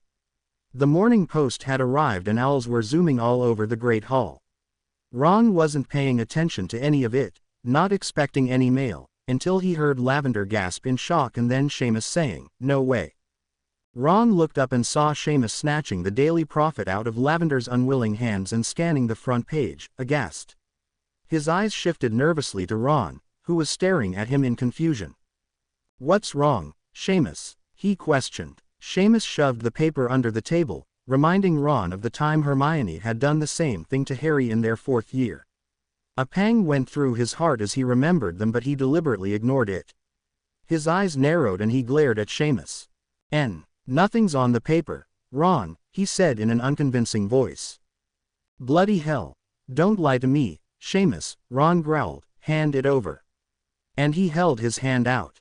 Seamus shifted uncomfortably but brought the now crumpled paper out and handed it shakily to Ron, who snatched it out of his hands. He stared down at the front page and his eyes were greeted with the sight of 4 individual pictures of Harry, Hermione, Ginny, and Draco underneath a large, bold headline. "The 4 heirs revealed. Fact or fraud?" Ron's eyes nearly popped out of his sockets in shock. "What the bloody hell does that mean?" he whispered, skimming the article for a second before starting to really read the content. "It seems as if Albus Dumbledore, headmaster of Hogwarts School of Witchcraft and Wizardry, has been keeping a great secret from the public for many long years," writes special correspondent Teresa Niffle. As readers are well aware, the prophecy of Merlin has been a subject of great talk and legend for hundreds of years. Finally dismissed as untrue, despite the reputation of Merlin, the prophecy fell away and the belief in the 4 heirs of the 4 founders of Hogwarts was thought to be ridiculous. Not so anymore though. Information that Albus Dumbledore has tried to keep behind the walls of his school has finally leaked out to the press, and I am pleased to write that the Daily Prophet is the first to bring you this extraordinary news. The 4 heirs have apparently been revealed, as many students have reported hearing and witnessing the events of the heirs' changes.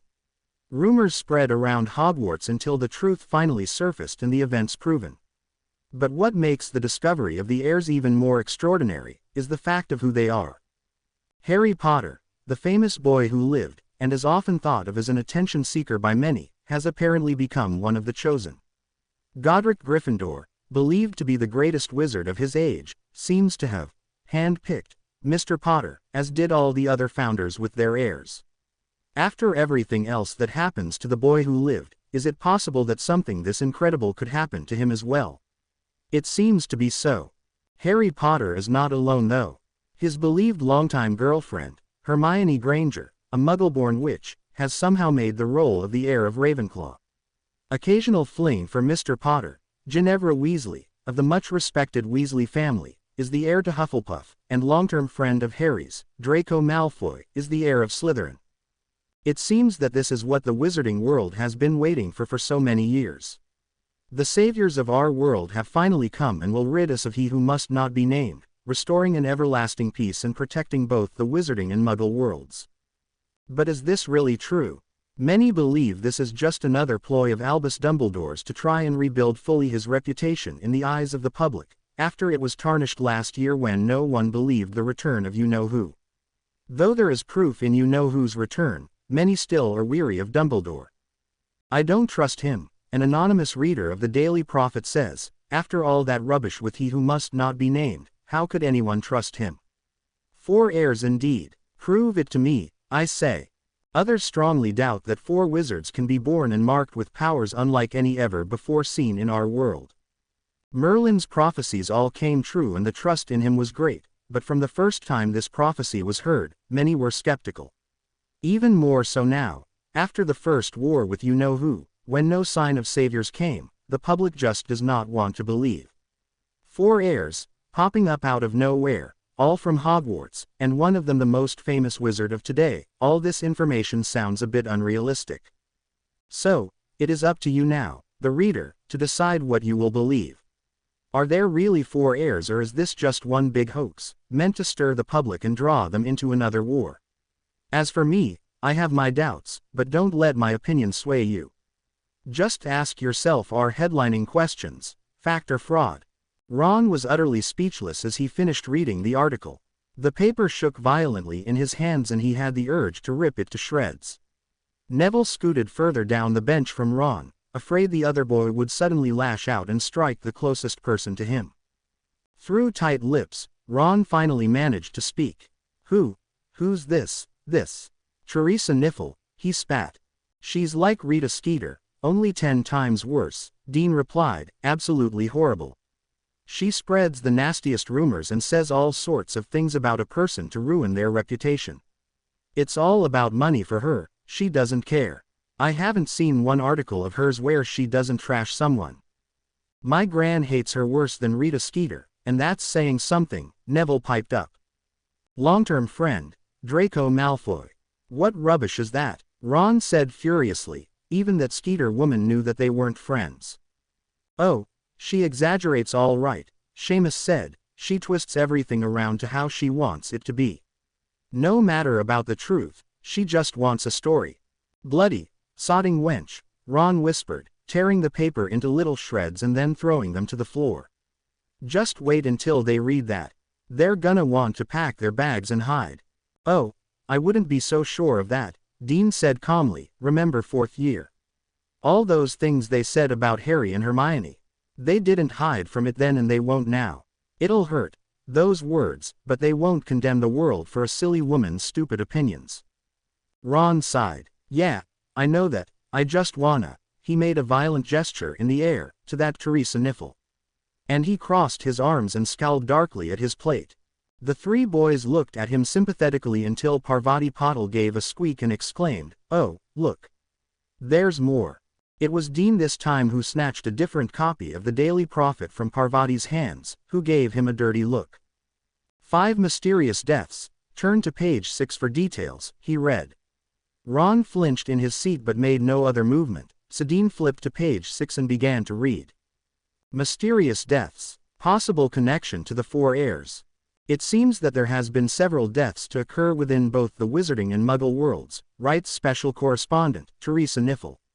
About 1 month ago, Mrs. Jane Granger and Mr. Robert Granger, parents to Hogwarts student Hermione Granger, were found dead in their home in London. It was obvious that the Avada Kedavra curse was used on them, as no mark was left on their bodies, but just who was responsible for their deaths. A few short weeks after these 2 deaths, Bill Weasley, a worker for Gringotts Bank, was found dead in his office at Gringotts headquarters, sprawled over his work, dead from the same curse. Who was responsible for his death? Shortly after this death, Rose Malfoy, young daughter of the prominent Malfoy family, was found dead, apparently to have drowned in the family pool, but healers at St. Mungo's found she was first killed by the Avada Kedavra, and then placed in the pool. Who was responsible for her death?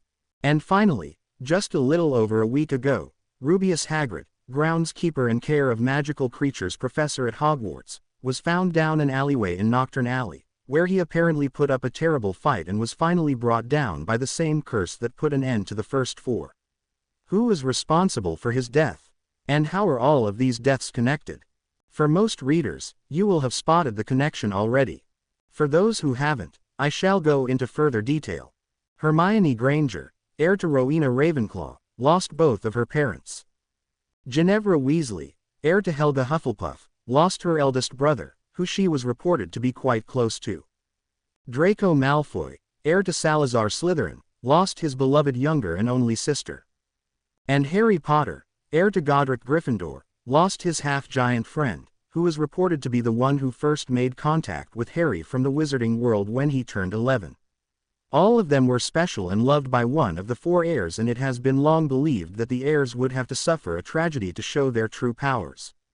Tragedy has struck and the heirs revealed. These deaths are not coincidental, they were planned. But just who planned them and brought about the deaths? The first thought would be he who must not be named, who is a lover of random killing. But why would you know who want the heirs revealed? How could he benefit from this? In truth, there is no benefit except for you know whose destruction, and why would he bring it about himself? This leaves only one other option, Albus Dumbledore. The 4 heirs are supposedly the key to the destruction of Voldemort and all evil. They are saviors to the light and bringers of peace. Why wouldn't Dumbledore want them revealed? Their unique powers could be vital to the fall of the dark side, and Dumbledore would not want to risk them never being revealed. It seems only too obvious that he would cause the deaths of 5 innocent people and then hope the wizarding world would immediately point to you-know-who. There was a flaw in Dumbledore's plan though. Clues were scattered about every site of each person's death. Clues that point directly to Dumbledore and his followers. The Daily Prophet tried to find the specifics of these clues, but the Ministry of Magic is very tight-lipped, refusing to comment and not allowing us a glimpse at important evidence. Proof is not needed though, it is apparent who is behind these horrendous deaths. And I warn Hermione Granger, Harry Potter, Ginevra Weasley, and Draco Malfoy about their trust in their mentor. They are merely puppets in a puppeteer's hands. Dean finished the article and lifted his eyes cautiously to look at Ron, who was gripping the edge of the table so hard his knuckles were white. His face was an odd shade of red and he was trembling. Neville was moving further and further away from Ron, and Seamus looked ready to flee, as if expecting an explosion. Ron surprised everyone though and stood from the table and simply walked out of the Great Hall. Eyes from every different table followed his progress to the doors, some of them having read the articles themselves, and all of them waiting for his reaction. As the doors swung shut behind Ron, Seamus breathed a sigh of relief. Well, that seemed to go. But his words were cut short by a very loud, very angry yell that came from the entrance hall, followed by the sound of a heavy door being slammed shut. Damn, Seamus muttered. Hermione woke up the next day, feeling oddly out of place until she sat up and took in her surroundings. She noticed the royal blue color of her room, with its bronze linings, and was confused until she realized where she was. Illustrious. She kicked off the covers and stepped into her slippers before pulling on her robe. She walked over to one of the large windows in her room and pushed it open, letting in the first rays of sunlight for the day. Hermione breathed in the fresh, cool air and a smile filled her face. The view from her room was breathtaking. The morning sun glittered off of the water beneath her window. The dew-covered grass stretched like a carpet before her eyes, ending in the close-grown trees of the forest, which swayed and whispered in the wind. Hermione would have to ask later the name of the forest and why it was so dangerous, it appeared to be so wonderful. She glanced to her right and caught a glimpse of the high-walled training area, the light reflecting off of the metal. Reality came crashing back into her and Hermione remembered this wasn't a vacation, she was here for a reason. She sighed deeply and turned away from the sight, her mind suddenly becoming occupied with the thoughts and feelings of the 3 other people she shared this tower with. Trying to shut off her empathic abilities, desperate to not invade the privacy of her companions, she didn't even notice the tawny owl that swooped into her room and landed quietly on her desk. A rolled-up paper and leather pouch were attached to its leg and the owl clicked its beak impatiently at being ignored. Hermione still took no notice of the owl, and it wasn't until it flew up and cuffed her with its wing before landing again did she rush over to it and untie its burden, depositing money into the pouch. The disgruntled owl flew off through the window once more and Hermione unrolled the Daily Prophet, eager to take her mind away from the others. Her eyes skimmed across the title and the paper suddenly froze in her hands. With short, gasping breaths, she read the article, becoming paler with each sentence. No, she whispered when she finished. How? Not even thinking, Hermione rushed from her room, the paper still clutched in her hand, and began banging violently on Harry's door. Harry, she yelled frantically, Harry, wake up. The door flew open and a very disheveled and bewildered Harry stood before her. His hair was sticking up worse than ever, his glasses were askew, and his shirt and pants were very rumpled. Hermione momentarily forgot her train of thought and stood there, gaping at Harry, wanting nothing more than to grab him and snog him senseless. Oh yes, a just woken up Harry was definitely a good thing. Shaking her head and blushing furiously at her thoughts, Hermione looked up into Harry's green eyes, which were watching her in slight amusement. You know, if you wanted to just stare at me, you could have asked. I wouldn't have minded, he teased. Hermione flushed even more but glared at him angrily. Enough with the ego, this is serious, she snapped, and she shoved the paper into his hands, tears starting to well in her eyes. They know, and they don't believe us. What? Harry said in confusion, looking down at the paper and quickly reading it. His eyes narrowed and by the time he was done, he looked thoroughly angry. What the bloody hell, he seethed. What right has she got? We're not making this up. And this stuff about us, he muttered, well, when have they ever been right about all of our relationships? Oh, Harry, I don't like it at all, Hermione said worriedly. I know I shouldn't pay attention to anything the public has to say but I can't help it. It would be nice if we were supported and believed. It's just like it was for you last year, when no one believed V. Voldemort had returned. Harry made a funny noise at this comment and glared at Hermione momentarily. She gasped and put a hand to her mouth. Oh, I'm sorry, Harry, I shouldn't mention that, I know it's hard for you, she whispered. Forget it, he mumbled, turning away from her and walking back into his room. Hermione followed cautiously behind him, shutting the door. Harry's room looked exactly like hers, only in colors of red and gold and a lot messier, with clothes and books all over the floor and any other available surface. Smiling slightly at the disarray, Hermione grimaced and tried to push the strong feelings of anger and sadness that weren't hers, to the back of her mind. She watched as Harry threw the paper carelessly on the bed and then walked over to the window, staring blankly out of it. Hermione shifted her feet nervously, reminded strongly of their encounter in the astronomy tower. A question had been plaguing her mind for a while now, a question she needed an answer to. Yes, her and Harry had key-ed then, basically admitting their feelings for each other that way. They now key-ed every once in a while, and they held hands. There was an obvious thing between them, but what this thing was had never been established. Everyone assumed they were dating now, that they were a couple, but Hermione needed to hear it officially. She needed to know exactly what Harry felt for her. She needed to hear, from his own lips, that he wanted to be with her.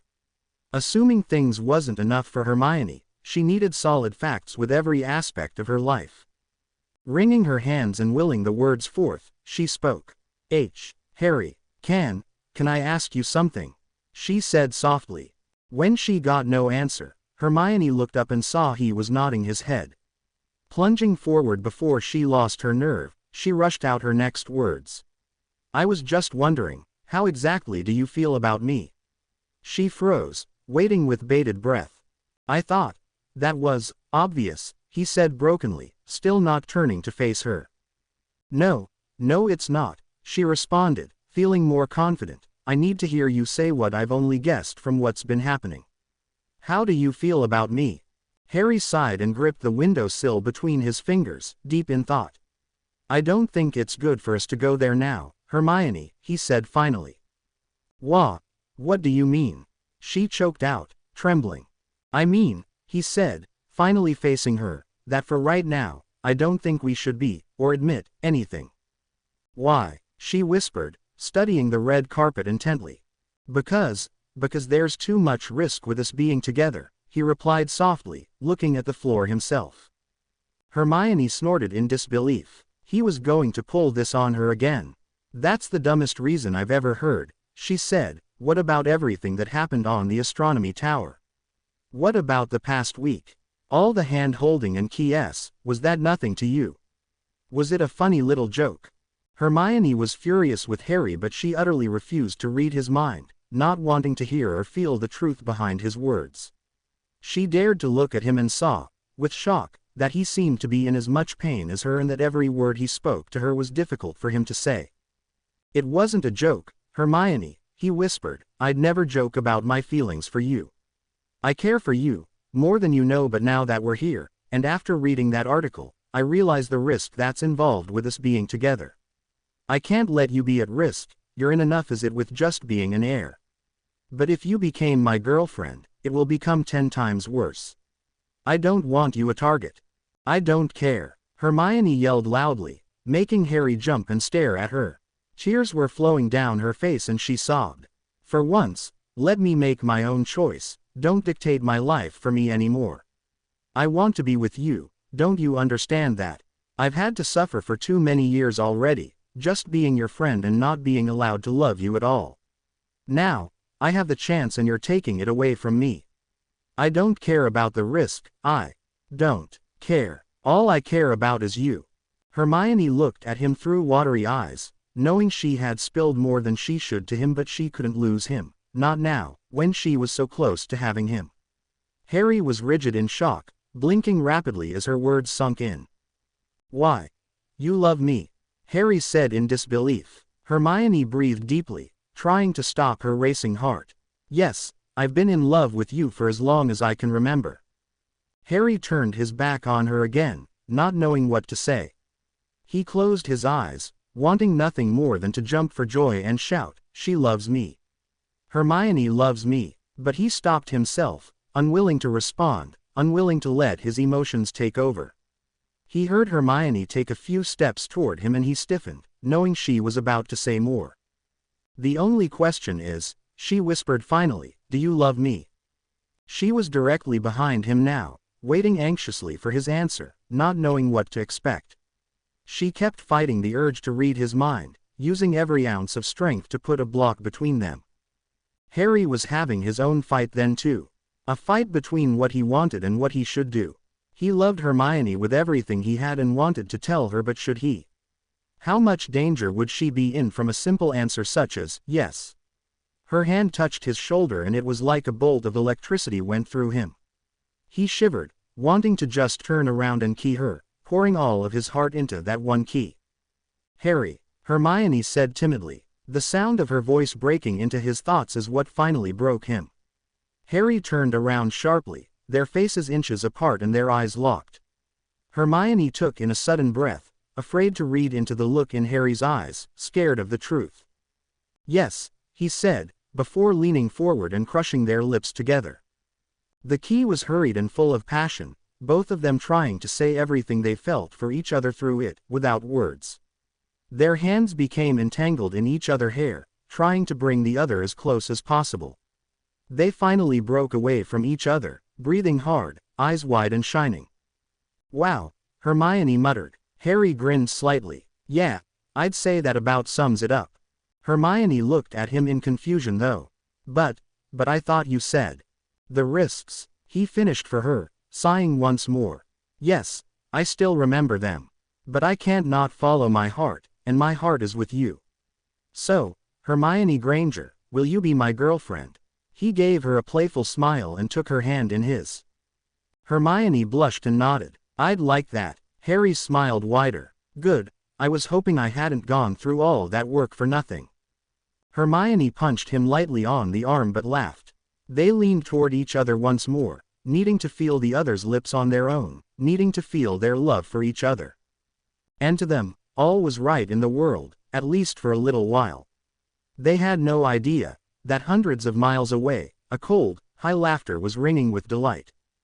Ginny moved restlessly around in her new room at Illustrious, wanting to get the day started but dreading the new training schedule that loomed before her. Needing to do something with her hands, she grabbed her school bag and began to load books into it. She finally picked up the schedule of classes that had been owled to her that morning and reread it for the 10th time. 9 o'clock am. Occlumency training, Professor Snape. 11 o'clock am. Animagus training, Professor McGonagall. 1 o'clock p.m. Lunch. 2 o'clock p.m. Physical training, Professor Moody. 4 o'clock p.m. Defensive and offensive dark magic training, Professor Lupin. 6 o'clock p.m. Dinner. A letter had been included with the schedule about the special training that would be occurring. On every other day, starting tomorrow, training will begin earlier. Individual training will take place at 8 o'clock am and last for 45 minutes. All other classes will remain the same. Weekends are free to allow each of you to practice with everything taught in your lessons. Training with Professor Dumbledore will occur every Saturday, from 1 p.m. until 3 p.m. Good luck with your training and we expect you all to work hard.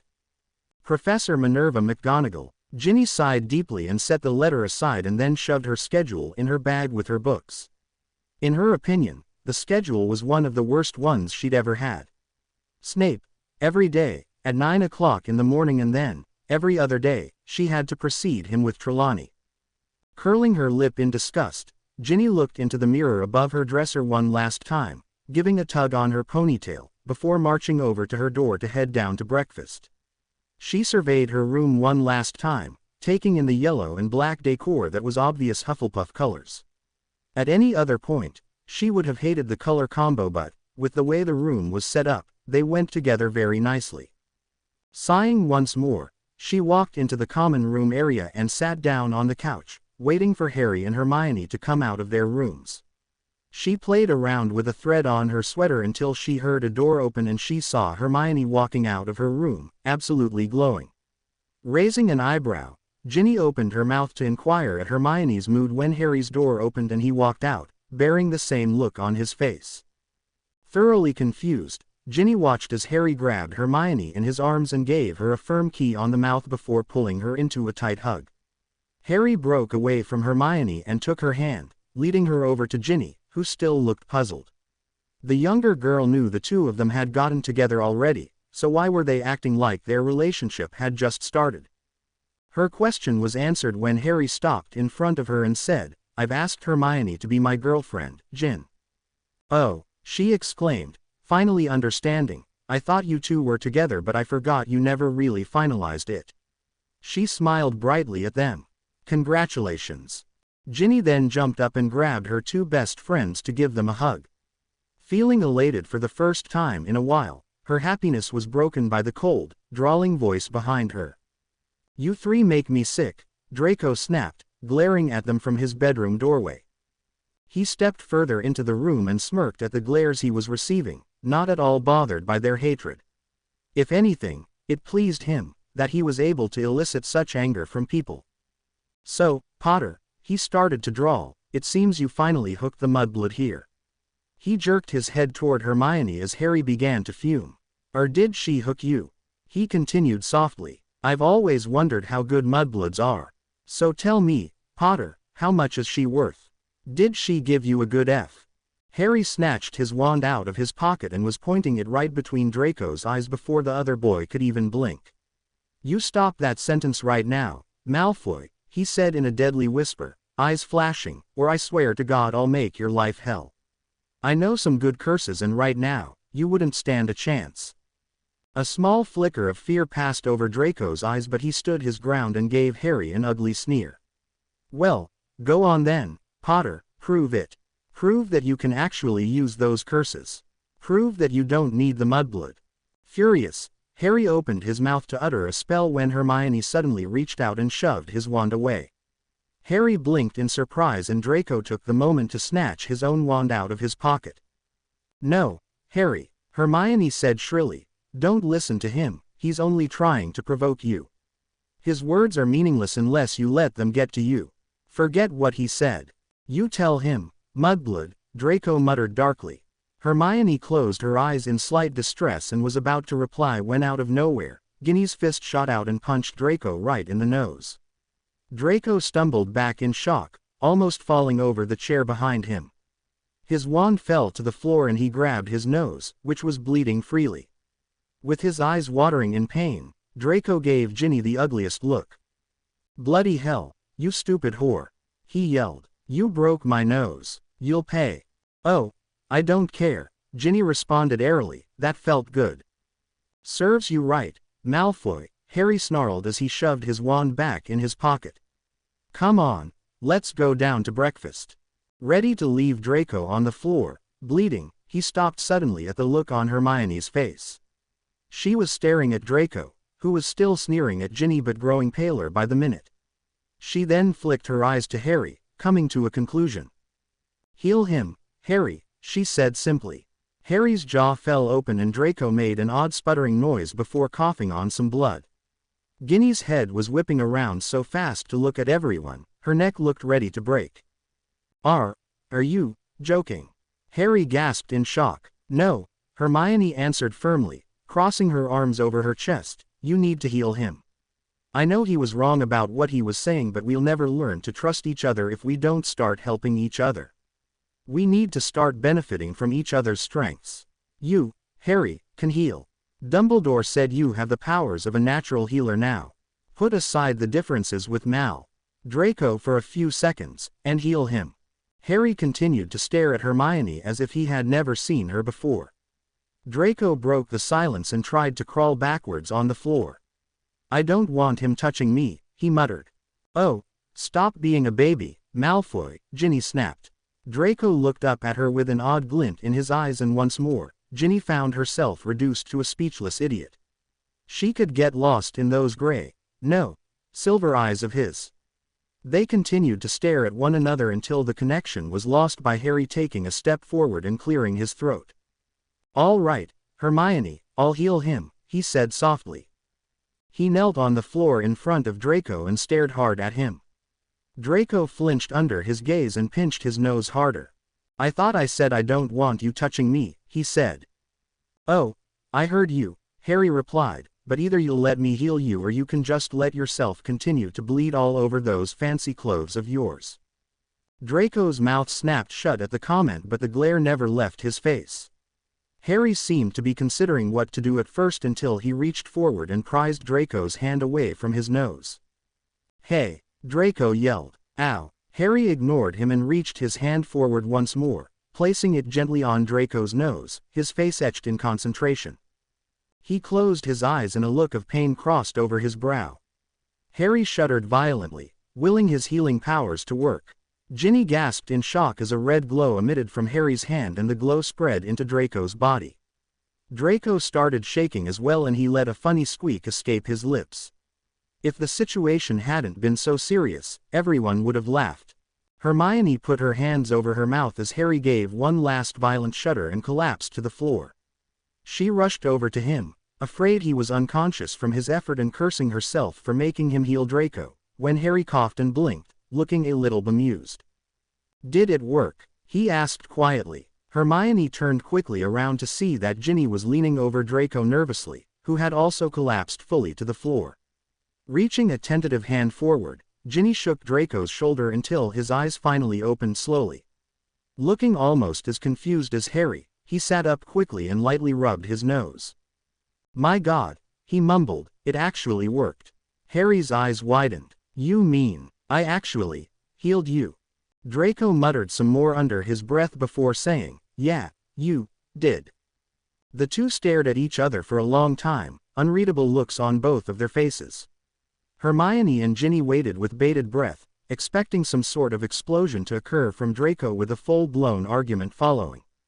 Finally, Draco mumbled one word, but it was so quiet no one caught it. What? Harry asked. What did you say? I said, thanks, Draco snapped, quickly going back to his moody self, and don't make me say it again. He stood up, went into his room and came out a few seconds later wearing a different and clean sweater. Without a backward glance, he swept out of the room, leaving behind a disgruntled group. Well, that went well, Harry said sarcastically as the two girls helped him stand on shaky legs.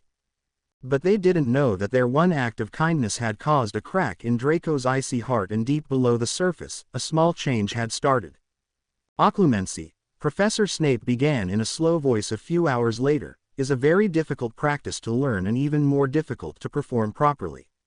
I expect each of you to work extremely hard at this rare branch of magic and to practice it each night before you go to bed. I will know if you haven't. He gave Harry a very nasty look as he said this. Out of the four of you, Potter here is the only one familiar with the training of occlumency, but, I dare say, he is not much better than the rest of you. Harry flushed as Draco openly laughed. Well, at least we know your incompetence is all around, he chuckled. Shut up, Mr. Malfoy, Snape snapped, I am in no mood. At the moment, you are in no higher standard to me than the rest here. Draco turned pink and muttered incoherently. Harry smirked and then winked at Hermione, who grinned back. Ginny shook her head in amusement but continued to watch Draco out of the corner of her eye. If anything, That statement had been oddly mild compared to his more recent, biting comments. Ginny wondered if maybe, just maybe, the episode in the West End Tower this morning had broken a little something in Draco. She could only hope. As I was saying, Snape continued, with a bitter tone in his voice, occlumency is very difficult. I will need complete concentration from all of you. The handle on your emotions is very important. The elemental powers you all possess are very handy in certain situations but also quite deadly if not used properly. If you all just let your emotions run wild through you, this castle would be burned to the ground, flooded, in a crater, and the forest uprooted. The four heirs gave him piercing looks at his implication, but Snape had turned his back on them and was lifting a large stone basin out of the cabinet behind his desk. He placed it down and began extracting memories from his mind with his wand and placing them carefully in the silvery substance of the pensieve. A few minutes later, he looked up and studied them carefully. Now, we shall get started. I will start with Mr. Potter because he has experience with this already, though it be little. Get up, Potter, Snape commanded. The four stood up and Harry stepped forward as Snape flicked his wand and their desks flew to the back of the dungeon-like classroom. Wand out, Potter, he barked, holding his own wand up. Harry reluctantly slipped his wand into his hand and gave Snape a bored look. His teacher's black eyes bore into him as the lecture went on. Now, the three of you, watch closely. I'm going to perform legilimency on Potter here, which is the ability to extract feelings and memories from another person. The only way any of you will learn to put a block up against external penetration and emotions is if you learn by having your mind invaded and then being taught to put a shield up in your mind. You must learn to shield yourself against my penetration. Emptying your mind of all thoughts and feelings is the first key. So, Potter, empty your mind. Snape smirked, remembering his previous lessons with Harry. Harry quickly closed his eyes and tried to get rid of all his emotions. But a small voice in the back of his head kept saying over and over, "You're going to fail again." Irritated, he opened his mouth to stop Snape, but before he could, the incantation was shouted. Legilimens. Harry stumbled and memories passed before his eyes. He was 10, and a giant snake was slithering out of the reptile house at the zoo. He was 11, watching a remembrall arc through the air as he chased after it on his broom. He was watching Sirius escape on Buckbeak. Cedric Diggory lay dead on the ground in the graveyard. Sirius was falling through the black veil. Hermione was inches from his face on top of the astronomy tower. Harry gritted his teeth painfully and shouted, "Protega." The shield charm activated and the spell rebounded toward Snape, who ducked it just in time. The spell hit the wall and vanished. Harry bent over, breathing hard as Snape glowered at him. "Not good enough, Potter. You need to work harder. The only good thing I can say is at least you were able to successfully take the spell off yourself." "Professor," Hermione said timidly, "I think you're being." "Miss Granger, I have no patience for your petty comments right now," Snape snapped. "You're next."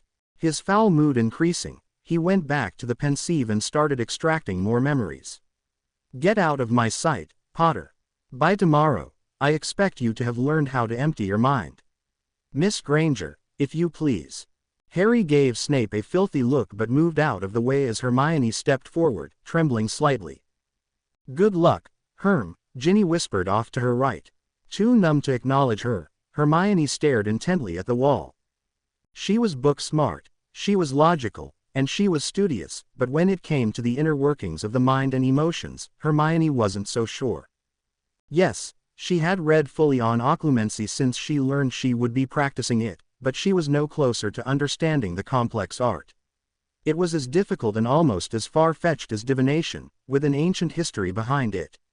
Not many wizards could manage it, and Harry was proving his abilities as a wizard by accomplishing it just a little. Hermione felt a shred of doubt creep into her mind, and she hated it. "All right, I hope you were paying attention, Miss Granger," Snape said sarcastically. He raised his wand dramatically as Hermione desperately tried to empty her mind. Legilimens. Putting up no resistance, the memories flashed before her eyes. She was 8 and was being taunted mercilessly by neighborhood bullies until she ran away in tears. She was 10, clutching desperately onto her books at school as she was tripped in the hallway. She was receiving her letter from Hogwarts, A troll was looming before her in the girls' bathroom. She was giving Harry a key on the cheek after 4th year. She was reading a letter about her parents' deaths. No, she screamed, falling to her knees, scraping them on the rough stone floor. Get up, you silly girl, get up, Snape yelled, grabbing Hermione's arm and wrenching her to her feet. She swayed dangerously, tears in her eyes, and stared at Snape in bewilderment. What? She started. You let me into you mind. He said in exasperation. I said, empty it. Must I keep repeating myself? You and Potter both need to work. You shall never defeat the Dark Lord properly if you carry on like this. Out of the way. He shoved Hermione to the side and called Ginny forward. Hermione moved over to Harry and slumped wearily against him. He put his arm around her shoulders and started to comfort her. Shish. Don't worry, it'll be okay. It takes practice, trust me. I've been doing this for a year and I'm horrible at it. You'll get it eventually. He placed a key on her temple. I can't, Harry, she mumbled, clutching his shirt tightly in her fingers. It was awful. I was reliving so many bad memories. She shuddered. And I have to do extra hours of this. Hermione watched Snape go through the same routine with Ginny and Draco, both of them failing miserably at fighting off Snape. To think she had to do this 2 times in a row tomorrow. She loved learning, but with Snape, she dreaded it. Snape was howling mad now. Incompetent fools. The 4 heirs. You 4. I don't believe it. As much as this hurts to say this, Potter was the best out of you 4, the only one to rebound my spell. You are all incompetent. Get out of here. I don't want to see you again until tomorrow morning. Snape turned away from them, seething in anger as he busied himself with the pensieve. Thoroughly defeated, the 4 slunk away from his classroom, but not before Snape called out one last time. 8 o'clock sharp tomorrow, Miss Granger, he reminded her in a monotone voice. Hermione shivered again and positively ran from the room. Relatively calmed down, now that she was in the presence of a teacher she liked, Hermione listened attentively to Professor McGonagall talk about animagi. Animagus training is extremely difficult, she was saying. Why does every teacher say that? Draco thought in annoyance before he was forced back into reality. Not every person is meant to be an animagus for several reasons. Many just do not wish to even try, for it is tedious work and takes a lot of patience, and then the paperwork with the ministry is astounding. Others are truly not meant to transform into animals, for their bodies cannot handle it. Still others, they just believe it to be pointless. She waved her hand slightly. It can be very beneficial though, especially for you 4, for we are not requiring you to be registered as of yet. She paused and looked at them sternly. Just because you all have the ability to transform doesn't mean you should slack off. Take this training just as seriously as your others. It may not be as exciting at first, but eventually you will be able to transform. For now, I will teach you the basics of animagi. I know all 4 of you will be transforming into magical creatures, which is unheard of, but then again, you are the heirs. Professor McGonagall stood up and went to her desk, pulling out a sheaf of parchment. All right, parchment and ink out. You will take notes whenever you feel it necessary and then copy down the homework.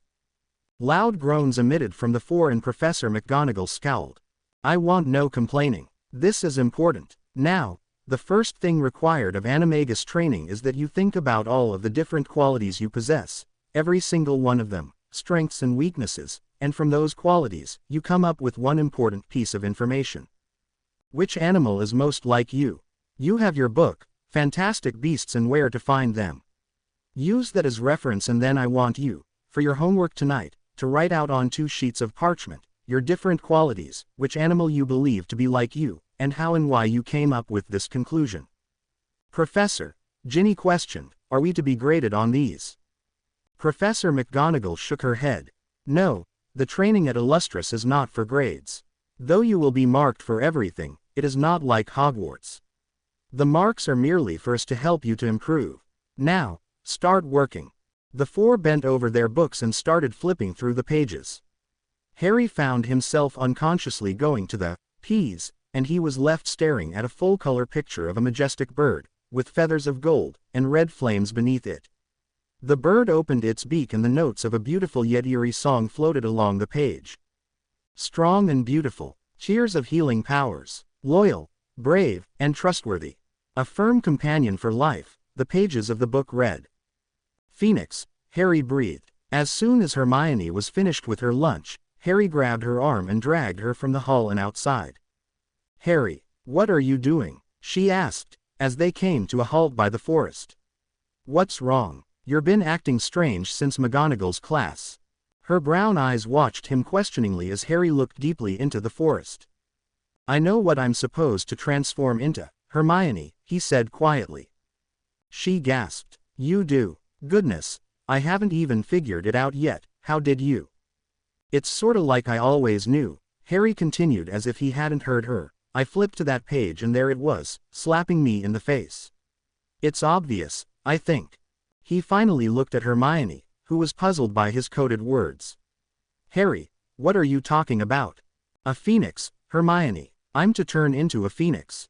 He exclaimed. Isn't it obvious? Cheers of healing powers. I'm a healer. A bird, it can fly. My element is air. Brave, loyal, lifelong friend. All things have been called. Reborn again and again. Look at all the times I've defeated Voldemort. It's like having a few lives. I'm a phoenix, he finished. Hermione gaped at him. Yes, she breathed. Yes, it's the only magical creature that's anything like you. That has to be right. Oh, Harry, a phoenix. Wow. Hermione was smiling now and gave Harry a huge hug, which he gladly returned. Hermione pulled back and looked into his green eyes before bringing him down for a key. At first, the key was very gentle, but it soon became more fierce, both of them trying to bring the other as close as possible, wanting to feel every inch of each other. As the heat began to rise between them and their hands started to roam, they were broken apart by a voice. I did not want to see that, Draco said in absolute disgust. Harry and Hermione jumped apart, breathing hard and very flushed. Straightening his robes, Harry quickly responded, well, then don't watch, Malfoy. Draco glowered. I was sent to get you two by Moody. You're both late for physical training. Why he didn't send Red, he trailed off. A smirk then lit up his pale face. So, Potter, figure out yet your transformation. I knew ages ago, he said with an air of someone wanting to brag. Sure you did, Hermione muttered, still annoyed about being caught by Draco. Harry raised an eyebrow. As a matter of fact, I do know. And, Draco persisted. What's it matter to you? Harry said with a hint of a challenge in his voice. Oh, come on, Potter. You're the one always talking about trust and getting along. I'll find out eventually, so just say it. Draco crossed his arms and waited. Harry considered for a second before responding. Phoenix, he mumbled. Draco looked slightly surprised. Really? Interesting. Though I don't know where. Scar-headed coward, fits in with a phoenix, he said with an evil grin. Harry scowled and made to step toward Draco, but Hermione grabbed his arm. No, Harry, don't do that again. What are you then? Harry spat, getting more annoyed by the second. Dragon, Draco said calmly. Dragon, Hermione repeated with confusion. Yeah, large, breathes fire, walks on the ground, sometimes flies. Don't tell me you don't know what a dragon is, Granger.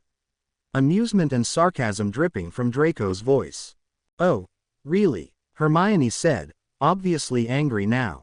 What makes you think you're a dragon? Harry asked. Draco rolled his eyes. Are you that stupid, Potter? What do you think my name means? Besides, my element is earth and dragons are always associated with earth. If you're a phoenix, I'm definitely a dragon. He took a few steps toward Harry, who firmly stood his ground. But you better watch your step, Potter, Draco whispered. I don't care if you healed me or not. I could take you down in many ways. One wrong move and, phoenix or not, I'll have you running. And he turned on his heel and stalked off. Harry glared at his retreating back as Hermione grabbed his arm again to prevent him from going after Draco. Like he can intimidate me. I swear, Hermione, I'm beginning to doubt the prophecy and the Founder's choices. There is no way I'll ever get along with that bloody bastard. Harry shook her arm off and followed in Draco's wake. Hermione watched him go, the same doubts filling her own mind. When Harry and Hermione entered the training area, the first thing they noticed was how much the blank, dirt-filled arena had changed. Moody was standing in the middle, talking with Ginny. He was standing on a very large blue mat that covered almost the entire area. On the wall to their right, swords and knives of every kind covered the metallic surface. The left wall was covered entirely with a mirror.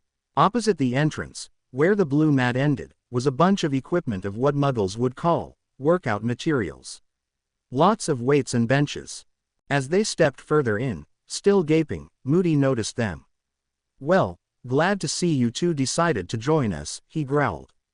"Don't be late next time or I won't be so nice and I'll just let you skip this training." Not very wise to miss it though. Harry and Hermione flushed and quickly took seats on the blue mat like Ginny and Draco had done. Draco smirked at them as usual while Ginny simply winked knowingly. "Now that you're all here," Mad Eye continued, "I'll explain to you what this training is all about. Everything here is meant for physical combat. No wands or any use of magic are necessary here. Do not think learning this is useless. It is part of Auror training, and if a student does not pass this area, they fail the entire course of becoming an Auror. Strength and knowing the physical ways of battle are very important to successfully winning or at least fighting for a long time. The training here will consist of a series of things. First, I will be building up your stamina, hence the weights." Moody pointed a gnarled finger to his right. "Then we will move to one-on-one fighting, where I will teach you different fighting moves and ways to survive in battle. I would do some of the fighting with you, but because of my leg that is quite impossible." For a second, Mad Eye looked a little distressed about this, but then he went on. "After that, I will teach you the more difficult practices of sword and knife fighting. Once you learn that, I'm going to insist that each of you carry a knife on yourselves at all times, for they can become quite useful in close combat if you should lose your wands. The mirror is for the purpose of watching yourselves and improving your techniques. Now, any questions?" He paused and glared at them all. The four heirs remained quiet though, seeming very intrigued and eager about this form of training. "Very well," Moody said slowly, leaning himself off of his staff and turning away from them. "Follow me." They stood obediently and led Mad Eye's Clunk Clunk led them. Draco was having a hard time containing his glee and keeping his face expressionless. Maybe he would finally be able to beat Potter at something. He glanced over at Harry's smaller, athletic frame and smirked. "Oh, I'll definitely be able to beat him," he thought. He then moved his eyes over to the petite redhead next to him and a strange thought filtered into his brain. "Maybe I can prove myself to her. UGHH, where the bloody hell did that come from?" Shaking his head angrily, he stared grumpily at Moody, his happiness evaporating almost instantly. "All right, you two," Mad Eye said, pointing to Harry and Draco, "have probably already built up some muscle from Quidditch, but that doesn't mean I'm not going to work you just as hard as the ladies. I'm going to be tough about this. Strength and constant vigilance." He shouted his famous phrase, the four jumping. "And," he rounded on Hermione and Ginny, "just because you are women doesn't mean I'll be lenient on you too. You'll have to prove yourselves to me by handling everything I throw you. Is that understood?" Ginny held her chin up high. "We understand. We won't let you down." "Good," he growled in reply. "Now, off you get, start working. I'll be walking around to help you on your form and make sure you do enough to help yourselves but not strain yourselves. Oh, and yes, I forgot." Moody pulled his wand out and flicked it over the four. Their clothes quickly changed into all of them wearing shorts, with the girls in tank tops and the boys in t-shirts.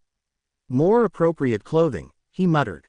Soon, the four heirs were hard at work, Mad Eye having Ginny and Hermione do push-ups and sit-ups, Harry and Draco being forced to grab some of the weights and use them. Moody circled them the entire time, barking out comments. "Your form is off, Miss Granger," he snapped as she was doing a push-up. "Back straight, stop arcing it." Draco snorted, but Mad Eye turned to glare at him. "You just pay attention to your technique, Malfoy, or I'll go after you as well." Draco fell silent, but the ugly look never left his eyes. After a half hour, Moody had the two pairs switch, the girls now with the weights and the boys doing push-ups. Harry found himself getting worn out, his shirt sticking to his body with sweat and his hair clinging to his forehead. He wiped his face off, shoving his glasses back up his nose, which kept sliding further and further downward. To his satisfaction, Draco didn't look much better. The other boy was clearly exhausted and kept taking gasping breaths. With 15 minutes left to go in the class, Mad-Eye called out to them to stop. "All right, that's enough for today. We will continue with this tomorrow." The four stood up, panting and dripping with sweat, completely burned out. This was definitely the most draining lesson so far. How on earth would they survive the dark magic training that came next? Harry didn't even want to think about that yet. "It'll get easier the more you practice," Mad-Eye said softly. "Here, you would probably enjoy this." He flicked his wand and 4 very tall glasses of ice-cold water appeared standing on a small table. The heirs jumped at them and quickly gulped them down. "Ah, not too fast, that could do more harm than good," Mad-Eye warned. "And let me clean you up a bit. Scourgify." Immediately, their clothes cleaned up and their skin felt much drier and more refreshed. Hermione set her glass down, empty. "Much better," she said with a smile, though she still looked tired. "No spell could take that away." "Thank you, Professor." "Fine, and here." Once more, he flicked his wand and their normal clothes reappeared on them. "You won't be needing the other clothing for the next class. I won't be joining you there today either. Once you reach the Unforgivables, I'll step in to help Remus." An odd silence descended upon all of them. We're going to be learning the Unforgivables, Professor," Ginny whispered, sounding terrified. Moody gave her a surprised look. "Why yes. They are banned by the Ministry and at any other point Dumbledore would not want you actually using them, but they will be quite necessary now, especially against Death Eaters.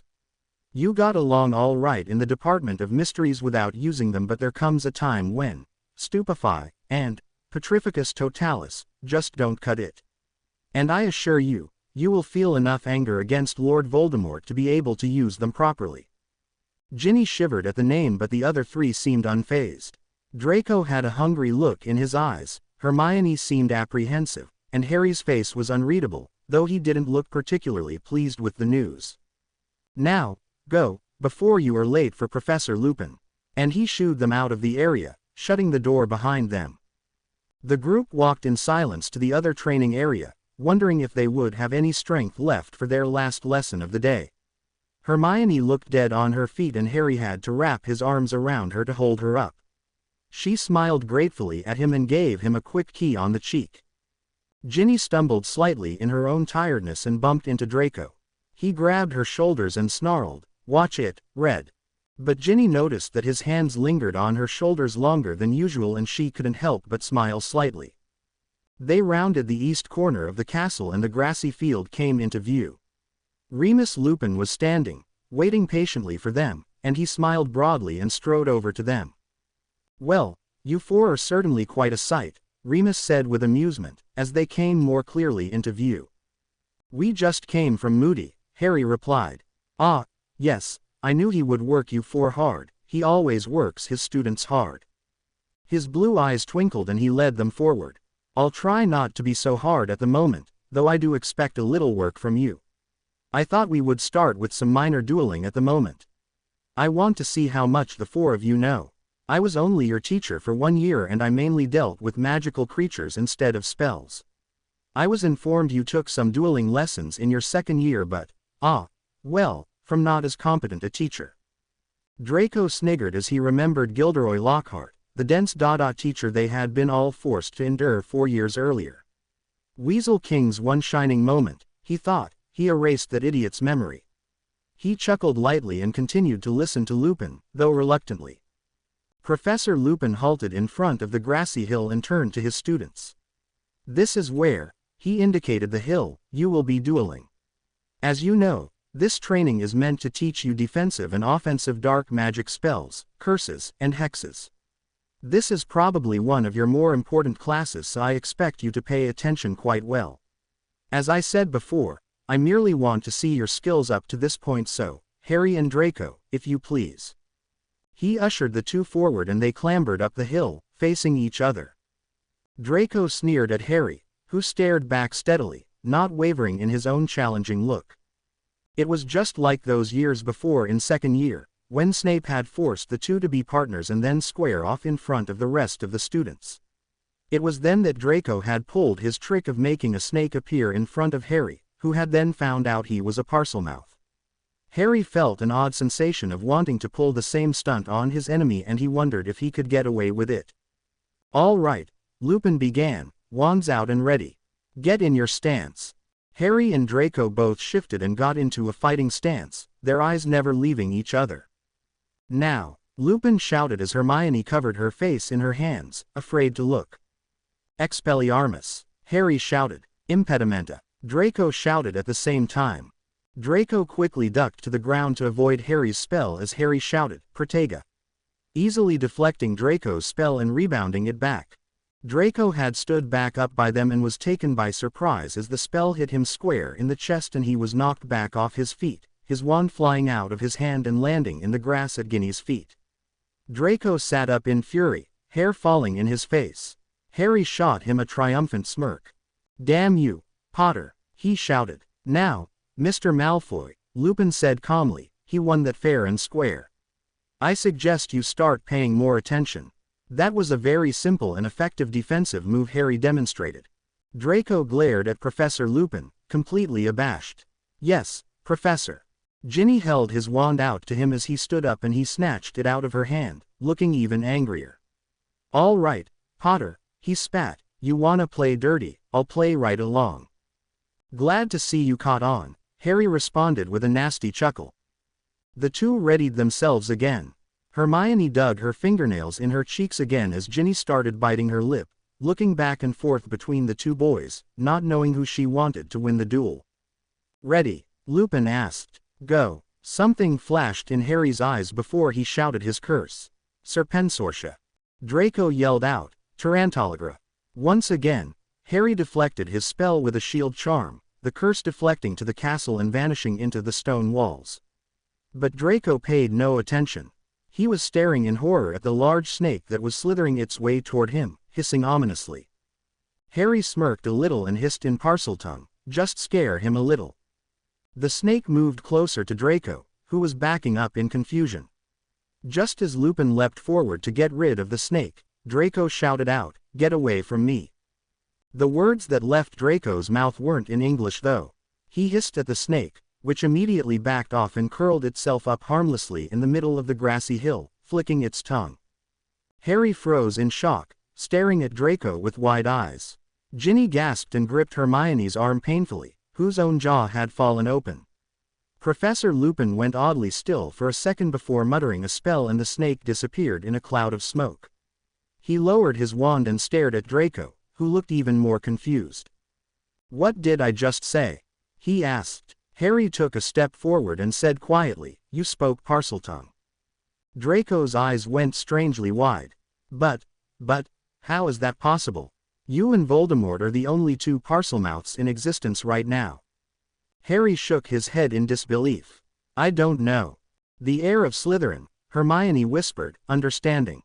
"Yes, Hermione," Lupin finally spoke, nodding. "You, Draco, are the heir of Slytherin. Salazar Slytherin was a well-known Parselmouth. It is only natural that he would have passed this rare and unique gift on to you. Voldemort, the true, blood heir of Slytherin, possesses it as well, as does Harry, who acquired some of Voldemort's powers 15 years ago. But to you, Slytherin passed on his gift willingly. You should feel honored." Draco looked away and swallowed nervously. "I don't want it. It's not exactly a gift to be proud of. All dark wizards are associated with it. I'm a Parselmouth," Harry muttered, "and I'm not exactly dark." This time, when Harry's and Draco's eyes met, it was not a look of hatred they shared, but a look of understanding. For the second time that day, Draco appreciated Harry, the only person who could really understand him right now. They now had something in common. They could both talk to snakes. "Okay," Lupin said, breaking their brief connection, "that's enough for you two today. Hermione, Ginny, you're up." Harry and Draco scrambled off the hill and the two girls took their places. Hermione gave Harry's hand a quick squeeze as she passed him and he smiled at her appreciatively. He seated himself on the grass as Lupin began giving them instructions. Draco stood a little ways away from him, as if considering something. "Potter," he whispered, moving forward. "Potter." "What?" Harry said, distracted as the two girls hollered curses at one another. "Train me," Draco said quietly and strained, as if the words hurt to say. "What?" Harry repeated, his head whipping around to look at Draco and his eyes filled with bewilderment. "Are you deaf, Potter?" Draco snapped. "I said, train me." "Parseltongue?" Harry asked, confused. "No, I want you to teach me German," Draco replied sarcastically. "Of course I want you to teach me Parseltongue." Harry shook his head slightly. "It can't be taught, Malfoy, it's just sorta there. It only works for me if I'm looking at a real snake. There's nothing to be taught, you'll be able to speak it when the time comes." Draco sighed in exasperation. "Look, I don't care, okay? I need to know more about it and you're the only other Parseltongue I know, except for Voldemort, and I'm not going to go frolicking to him for lessons, am I? I just want to be able to talk to someone who experiences it as well." He hung his head slightly and didn't dare look Harry in the eyes. Harry's jaw had fallen open and he was gaping at Draco. Draco Malfoy was asking him for lessons. He was asking to be around his hated enemy even more. "All right, Malfoy," he said, shrugging, "I'll do what I can, though I can't exactly promise anything." And for the first time in his life, Harry saw Draco smile. "Thanks, Potter, I owe you." "Well, this is going to be interesting," Harry thought in amusement as he watched Draco stand up and walk away from him. He watched the duel between Hermione and Ginny a few minutes longer. Hermione was obviously winning. Years of knowledge about spells and curses from reading all those books was a big help, but Ginny wasn't doing too awful either, finding a way to block many of Hermione's hexes and only getting hit by a few. She had even managed to get Hermione with a couple of her own. Harry felt very proud of both of them as Lupin stopped their duel and ended the class for the day. "Good job, love," Harry said as Hermione came toward him. He gave her a quick key and they both grabbed their bags. "Same to you, Gin. You were great." Harry gave her a hug. "Ah, Harry, you always know how to make a girl blush," she giggled playfully, batting her eyes dramatically, obviously teasing him. Harry turned slightly red and coughed. "Ah, well, you know me." He flashed her a lopsided grin. Ginny laughed in amusement. "See you at dinner, Harry, Herm." She paused. "See you, Draco." Draco's head snapped up and he stared after her in wonderment, noticing how the sunlight reflected off her red hair. He shook his head and followed after her, not even acknowledging Harry and Hermione. Hermione grabbed Harry's hand and nudged his shoulder. "What were you two talking about? I noticed that during one of the breaks Gin and I had in our duel." Harry sighed deeply. "He asked me to help him learn Parseltongue and he wants to know my own experiences with it." Hermione stopped abruptly and turned Harry to face her, her eyes shining with delight. He looked at her in confusion. "What are you so happy about?" "Oh, Harry, don't you see? This is wonderful. Malfoy wants you to help, with something you both have in common." She waved her hand impatiently when Harry opened his mouth to protest. "I know what you're going to say. It doesn't matter that you can't exactly teach Parseltongue to him. What matters is he went to you for help. It's the first step in the four of us really bonding and trusting each other." Hermione looked absolutely ecstatic but Harry wasn't buying it. "Hermione, I know you're happy about this, but I'm not going to buddy up with Malfoy just because he asked for my help. He's been my enemy for 6 years. 2 acts of kindness today, one by me and the other by him, aren't going to erase that. Don't you understand that?" Hermione's shoulders drooped a little. "At least try, Harry," she whispered, "this is so important. We have to eventually become friends or we'll never defeat Voldemort. I'm not asking you to forget the past, I'm not asking you to even become really great friends. All I'm asking of you is to at least try to get along, in some way. We have to trust each other."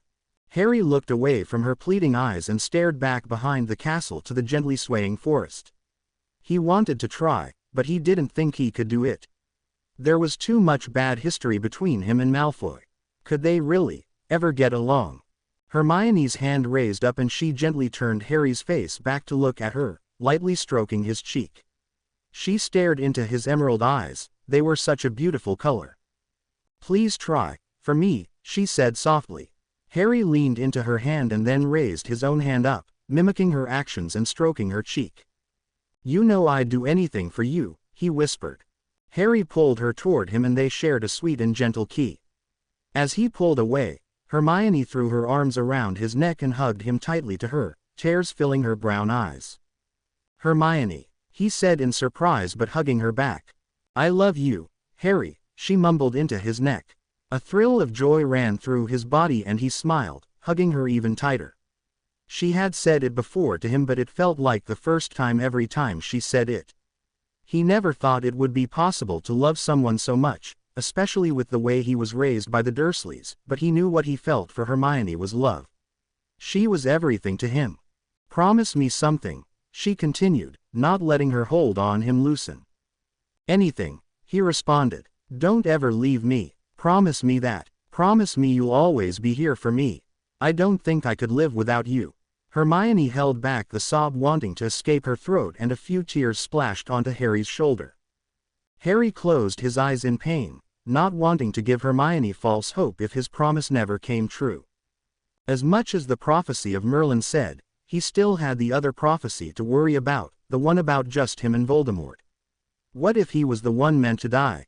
Harry didn't want to promise anything that he wouldn't be able to fulfill.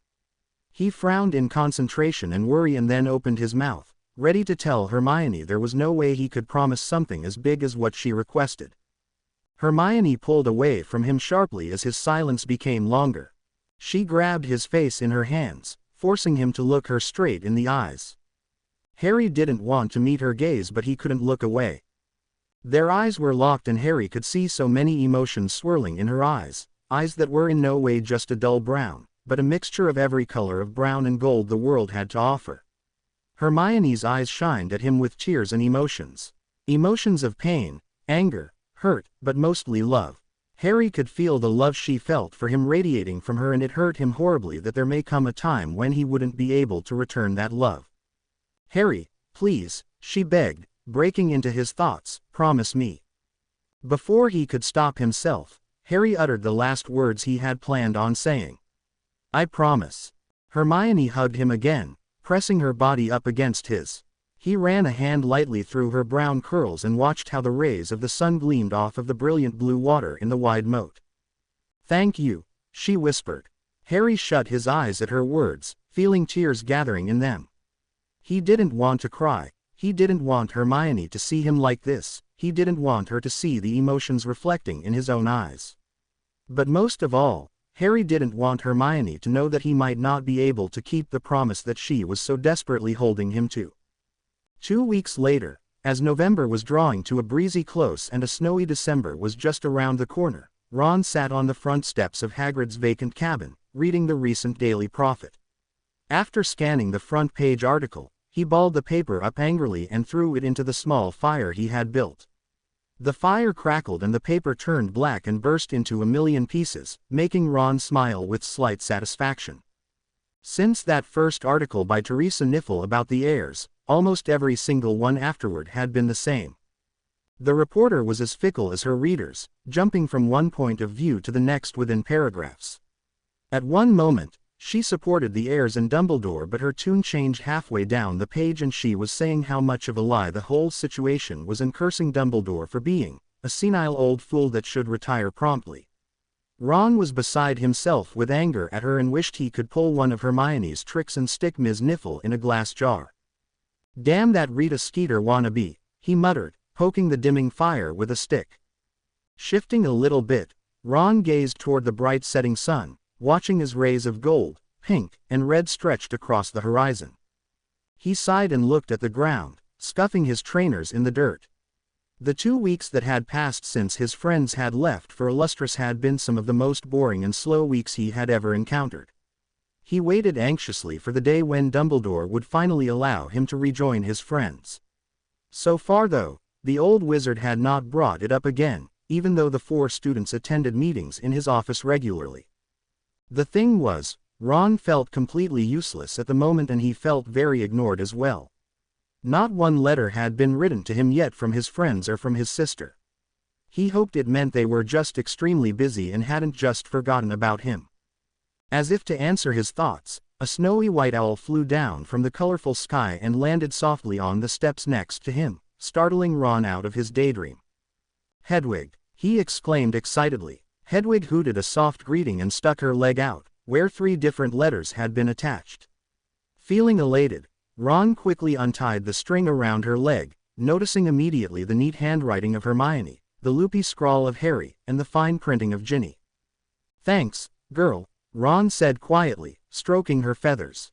"Would you mind staying at Hogwarts overnight so I can bring you a reply to these in the morning?" Hedwig gave a hoot of acknowledgement and stretched her wings before taking off to the Ollery.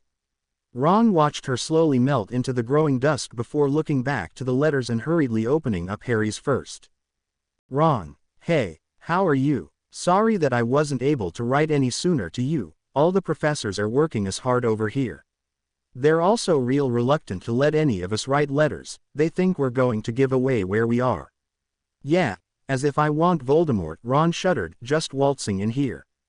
"I hope everything at Hogwarts is going well. I really miss it there. Not that this place isn't great, but it's kinda boring with everything the 4 of us have to do.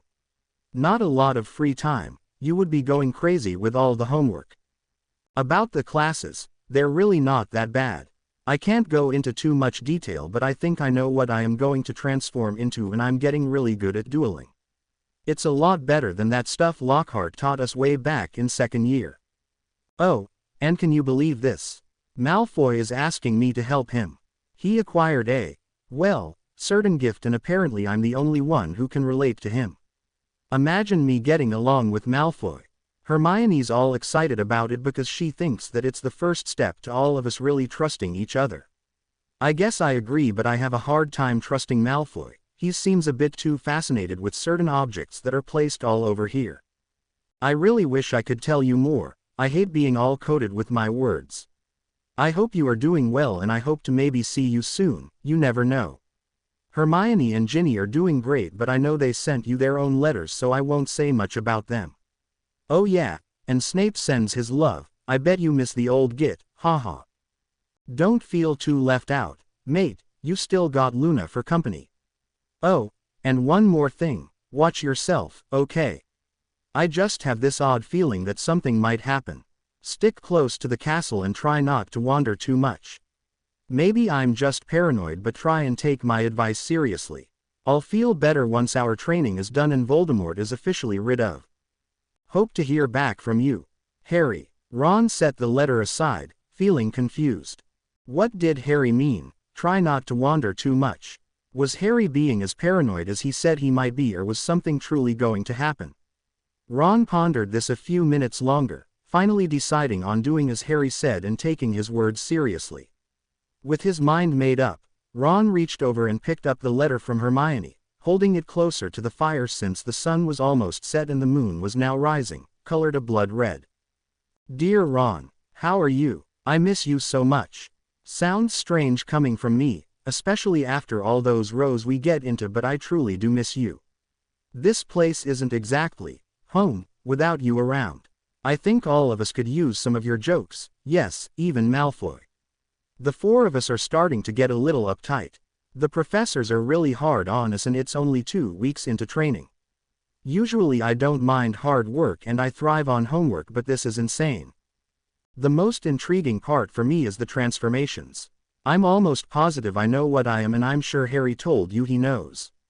McGonagall hasn't really let us do anything with it yet, only a lot of note-taking, though she hinted at letting us practice in a few weeks. I've been reading so many books about it. You should see the library here. It's almost 3 times the size of Hogwarts library. Oh, I can spend hours in there. I absolutely loathe Snape though. My lessons with him are horrible. He's so hard on me and he's not helping me at all. I'm not any better, and even though I can block certain things, my gift still gets in the way. The only person I can't really feel is Harry, which is probably a good thing. I don't want him to think I'm prying into his thoughts. Oh, I bet Harry mentioned this, but him and Malfoy may start getting along soon. I'm holding my breath and keeping my fingers crossed because it is just so important to everything. I really hope they can put aside their differences soon. I'm also a little concerned about something. Ginny's been getting very quiet lately. It may be nothing, but when I asked her what was wrong she wouldn't tell me. Maybe she mentioned it to you in her letter. I don't want you to worry. I'm sure it's nothing big, but I've never seen her so withdrawn before. It may just be her lessons with Trelawney. I know I'd be withdrawn if I had to deal with lessons from that fraud almost every day. Why Dumbledore thinks she can help Ginny is beyond me. I should go now. I wish I could write more, and I hope you understand my cryptic language. We can't say too much for fear of giving away our position and what we are exactly doing. If this were intercepted, I shudder to think of the consequences. Please write back. I miss you, Ron. Love from Hermione. Ron laughed as he set aside Hermione's letter. Her obsession with books and libraries was interesting, though he himself could never fully understand it. A library bigger than Hogwarts. He thought, they'll never get her out of there. He chuckled and then furrowed his brow. What exactly was wrong with Ginny? He hoped her unread letter to him would leave some clues to that mystery. He didn't want to worry yet until he had actually read the letter. Ron undid the letter and started to read the small printing. Ron, I feel absolutely exhausted right now, but I had to write you a letter. I know you will feel ignored, but the schedule here has been incredibly hectic. None of us hardly get a moment's rest, and I think we're ready to throttle each other. Not exactly a good way for us to bond, is it? I think we are getting better though. Harry and Hermione definitely trust each other, and I know I trust them. The only person we have to worry about is Malfoy. Are we ever going to get along with him? There's so much bad history that involves him, and he's not really trying to get us to like him. Except for asking Harry for some help with a certain issue, that's it. How are we ever going to defeat you-know-who and save the world if we don't all trust each other? And then there's this odd interest he has with these mirrors. I can't explain too much about them except they're evil, I think. He's always staring at them and muttering under his breath as he walks away. I hate to think he's planning something. I'm beginning to think maybe I should befriend him more. We've been awfully nasty to each other for a while now, and I know you may not agree with me being around him, Ron, but I think I have to. I'm not very happy about it either, but so many people are relying on us. I think Hermione has noticed I've become withdrawn. I've just been doing a lot of thinking. That, and my lessons with Trelawney are an absolute disaster. That old bat can't teach me anything. She's hardly a seer, so all of her lessons are pointless. I haven't been able to see one thing and I'm frustrated. All of this training seems to really be falling through. I'm beginning to doubt everything. Maybe we aren't meant to save the world. At the moment, none of us are proving ourselves. It may just be the pressure though, I'm not sure. We need something extraordinary to happen though, maybe that would help us. I just wish I knew what it could be though. Take care of yourself, Ron, and start crossing your fingers for us. Love, Ginny. Ron threw the letter on top of the others, suddenly feeling even more depressed. So the training wasn't going well and his sister was having doubts about the whole thing. He couldn't believe she was even considering becoming friends with Malfoy. Ron was well aware of the trust factor and how it was the key to the prophecy being fulfilled, but he had always hoped that maybe his friends might be able to get around it without getting involved with Ferret Boy. It seems his wishes would not come true though. And what the bloody hell did she mean by mirrors? Ron then smiled mischievously. Ginny had said the four would need something extraordinary to happen to bring them closer together. He had a feeling Dumbledore's plan involving him and the three other students was not as foolish as he had originally thought. It might just be the thing to help unite the four destined saviors of the world. Ron grabbed the three letters, stuffed them back in their respective envelopes, and was about to stand, ready to head back into the castle, when a soft, dreamy voice floated toward him. "Oh, hello, Ronald." Ron stiffened and saw Luna Lovegood approaching him. He pretended not to hear her and busied himself with putting the fire out, keeping his back firmly toward her. She either didn't notice or didn't care, for she merely seated herself on the ground and stared at him with her large eyes. Luna's continued watchfulness and calm silence got to be so annoying. Ron finally wheeled around to face her. "Oh," he snapped, "I didn't see you there. What do you want?" Luna turned her gaze away from the red moon, the sky growing darker and darker around it. She tilted her head and her hair swept lazily off her shoulders. Ron gulped, trying to keep his face neutral. He could try and be angry as much as he wanted at Luna for coming between him and Lavender, but, in all truth, he was glad the Ravenclaw had been the end of the relationship. Since he had keyed Luna in the room of requirement, she was almost all he could think about. At first, Ron had been disgusted by this, him falling for loony Lovegood. But gradually, as he saw her more in the corridors and pondered on the key asterisk, he, very slowly, found himself falling for her. If anything, this made him slightly bitter, and so naturally, he took his anger out on her. "What do I want?" she repeated softly. "The real question is, Ronald, what do you want?" Ron was taken aback by her question and stared at her in disbelief, his jaw hanging open. "That look is quite unbecoming of you," she stated simply, pointing absent-mindedly to his open mouth. He snapped it shut and glared at her. "What do you mean, what do I want?" he snorted. "I want you to leave me alone." Luna turned her gaze again to the moon, which was now reflecting in the still lake.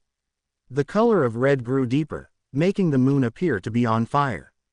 The sun was setting so brilliantly that all of its light was directing straight at the silver orb.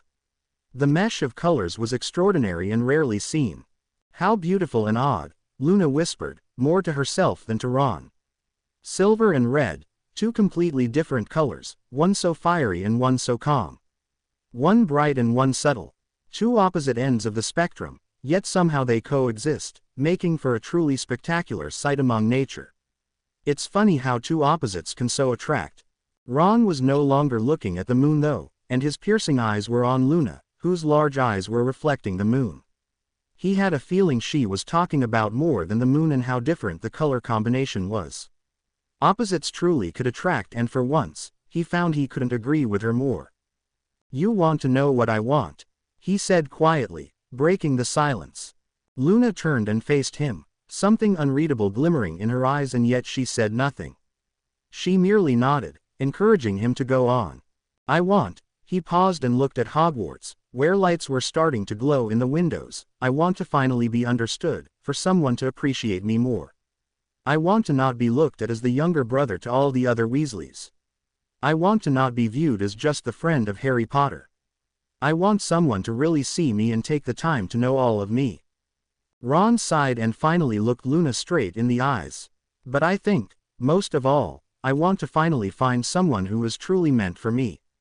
I want to find my opposite." Luna stood up and approached Ron. She put her finger under his chin and tilted his face up to look at her more closely. The dreamy exterior she so painstakingly put up around herself to hide the shy, vulnerable girl underneath, was starting to fade away under Ron's gaze and words. Uncertainty filling her for one of the first times in her life, she bit her lip and said, "What are you trying to say, Ronald?" Ron smiled nervously and then said simply, "I think, I want you." There was a slight show of joy in Luna's face before Ron leaned forward and gently captured her lips with his. It was a very soft, sweet key asterisk, nothing like their quick, sudden key in the room of requirement. There was more behind this key, and there were no barriers to stand before it. All of their obvious differences were pushed aside. The two broke apart from their key and grinned shyly at each other. Ron rested his forehead lightly on Luna's, who closed her eyes and breathed in lightly. "So, opposites attract, huh?" he said with a note of amusement in his voice. "A bit cliché, don't you think?" "Oh," Luna replied airily, "I always believed in clichés."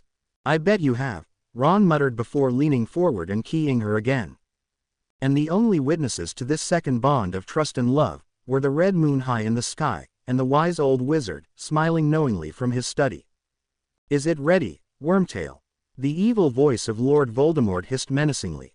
Wormtail flinched but held the large vial out in his shaky hand. Yes, my lord. It is ready." Voldemort snatched the vial and peered at it with his red eyes, checking the content for any flaws. Seeming satisfied, he thrust the vial back at Wormtail, who placed it carefully in his cloak. Good, Voldemort whispered, very good. And you made sure the last ingredient was correct? Wormtail squeaked and then nodded vigorously. Yes, my lord, your spy made sure it was correct. They sent it to Lucius with a note saying they were positive and that nothing would go wrong. Voldemort sneered in pleasure. And you are quite sure the day is correct? The spy is sure that Dumbledore is gone that day. Wormtail simply nodded and Voldemort let an evil grin play on his features. The plan is going exactly the way I want it to. Everything is perfect. Very soon now, I shall hold the prophecy of Merlin in my hands and I will know the key to my destruction. Then, the four heirs will not be able to stop me. I shall bring about their fall. He laughed loudly and Wormtail cowered to the floor. Voldemort glared at him and kicked his prone figure, making the balding man whimper and cringe even more. Get up, fool, you have work to do. Make sure the plan goes off well, I want no mistakes. Ah yes, and before you go, get the extra room ready for our honored guest. We do want him to be comfortable, I dare say. Voldemort laughed again as Wormtail muttered, bowing to the floor and scurrying from the room to fulfill his orders. Voldemort paid no attention though. His long, spider-like fingers traced the crude, ornate carvings on the desk and he smirked. Pity the poor fools who choose to fall in love. It is always their downfall. Deep from within the woods, a lone werewolf echoed his sentiment with a mournful cry. It was calling to the full moon skimming the tops of the trees, the color a deep blood red. Ginny stared blankly into the swirling mist of the crystal ball before her, willing herself to see anything within its depths. The small clock on the wall, with its staccato tick-tick, was getting more and more irritating and Ginny sighed for the millionth time, wishing that she was still snuggled deep in the warm covers of her bed. She knew she shouldn't feel alone though. Her three companions were suffering through their own individual lessons at the same moment. In the 3 weeks that she had been taking these lessons to improve and show her abilities as a seer, Ginny hadn't seen one bloody thing. The tea leaves had been an absolute disaster and all they had been to her were a mass of wet dredges. The palm reading was horrendous as well, Ginny having predicted her own death to be 5 days earlier. So now she had been studying the crystal ball for the past few days, hoping with everything she had that finally she would be able to see something.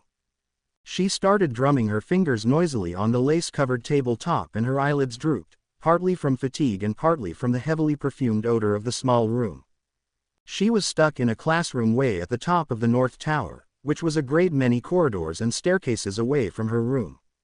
The room was very tiny and extremely cluttered, with different seer objects strewn about among the many papers and books. 2 small windows were the only way for light to filter through and Ginny could just barely see the sun rising up from the east. So lost in her thoughts, Ginny practically toppled out of her spindly chair when a loud tutting noise was made from across the table. Tearing her eyes from the hypnotic swirling mist trapped in the ball, her gaze settled on the thin and eccentric woman who was currently pursing her lips in distaste. Professor Trelawney was the oddest person Ginny had ever met, and that was saying something, since she had met many strange people. Harry, Ron, and Hermione had all warned her about the divination teacher and how picky she was with her students. Hermione had also said she was a complete fraud and not to listen to a word of her nonsense. So far, Ginny had to agree with Hermione. Professor Trelawney was in no way a true seer and except for those 2 prophecies she had made, she was utterly useless in the area. Ginny had not learned one thing from her and was ready to throw the towel in and give up on being a seer. She obviously didn't possess the gift like Dumbledore thought she did, or maybe it was just Trelawney was that bad of a teacher. Have you seen anything yet, dear? Professor Trelawney asked in a mystical voice. Ginny frowned deeply and grumbled before answering. No, are you sure this crystal ball isn't broken? Professor Trelawney gave her a very offended look and blinked her eyes repeatedly behind her large spectacles. I assure you it is not broken, you are just not trying hard enough. Dumbledore says you have the gift of a seer, so show me that you have it. Ginny glared icily at her and snapped, maybe if you truly taught me, I would see something. Professor Trelawney stood up so sharply her chair fell over. Ginny flinched a little but her hard stare never wavered. I will not be spoken to like that, dear, she whispered coldly. When I return I expect you to have finally seen something, anything.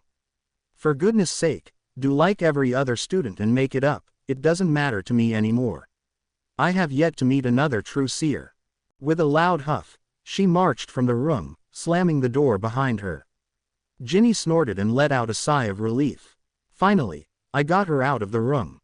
Without her hovering over me and her unending questions, I might be able to see something.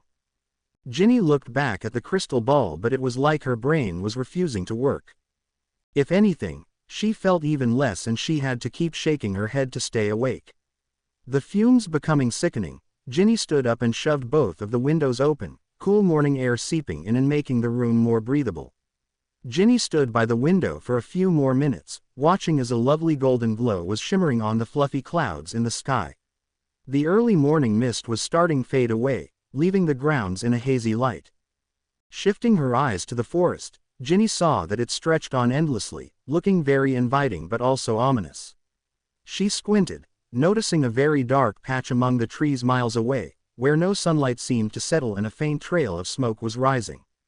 Confused and curious, Ginny felt the urge to explore the forest and find out its secrets. She remembered Dumbledore's words, though, it is not what it seems to be.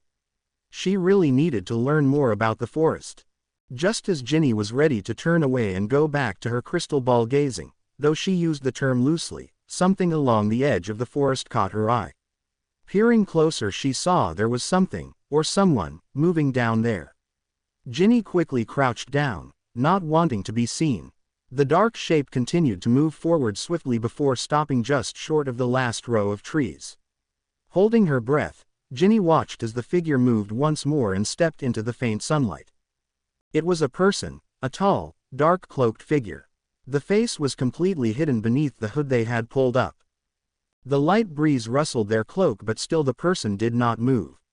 Finally, a wand was pulled out, and a few seconds later, a pale purple light shot out of it but was immediately deflected a few feet in front of the person. Apparently satisfied with whatever that had meant, the person quickly tucked their wand away and turned sharply on their heel and disappeared once more into the dark depths of the woods. Ginny let out a shaky breath that she hadn't realized she was holding. She stood back up slowly and stared with wide eyes at the forest.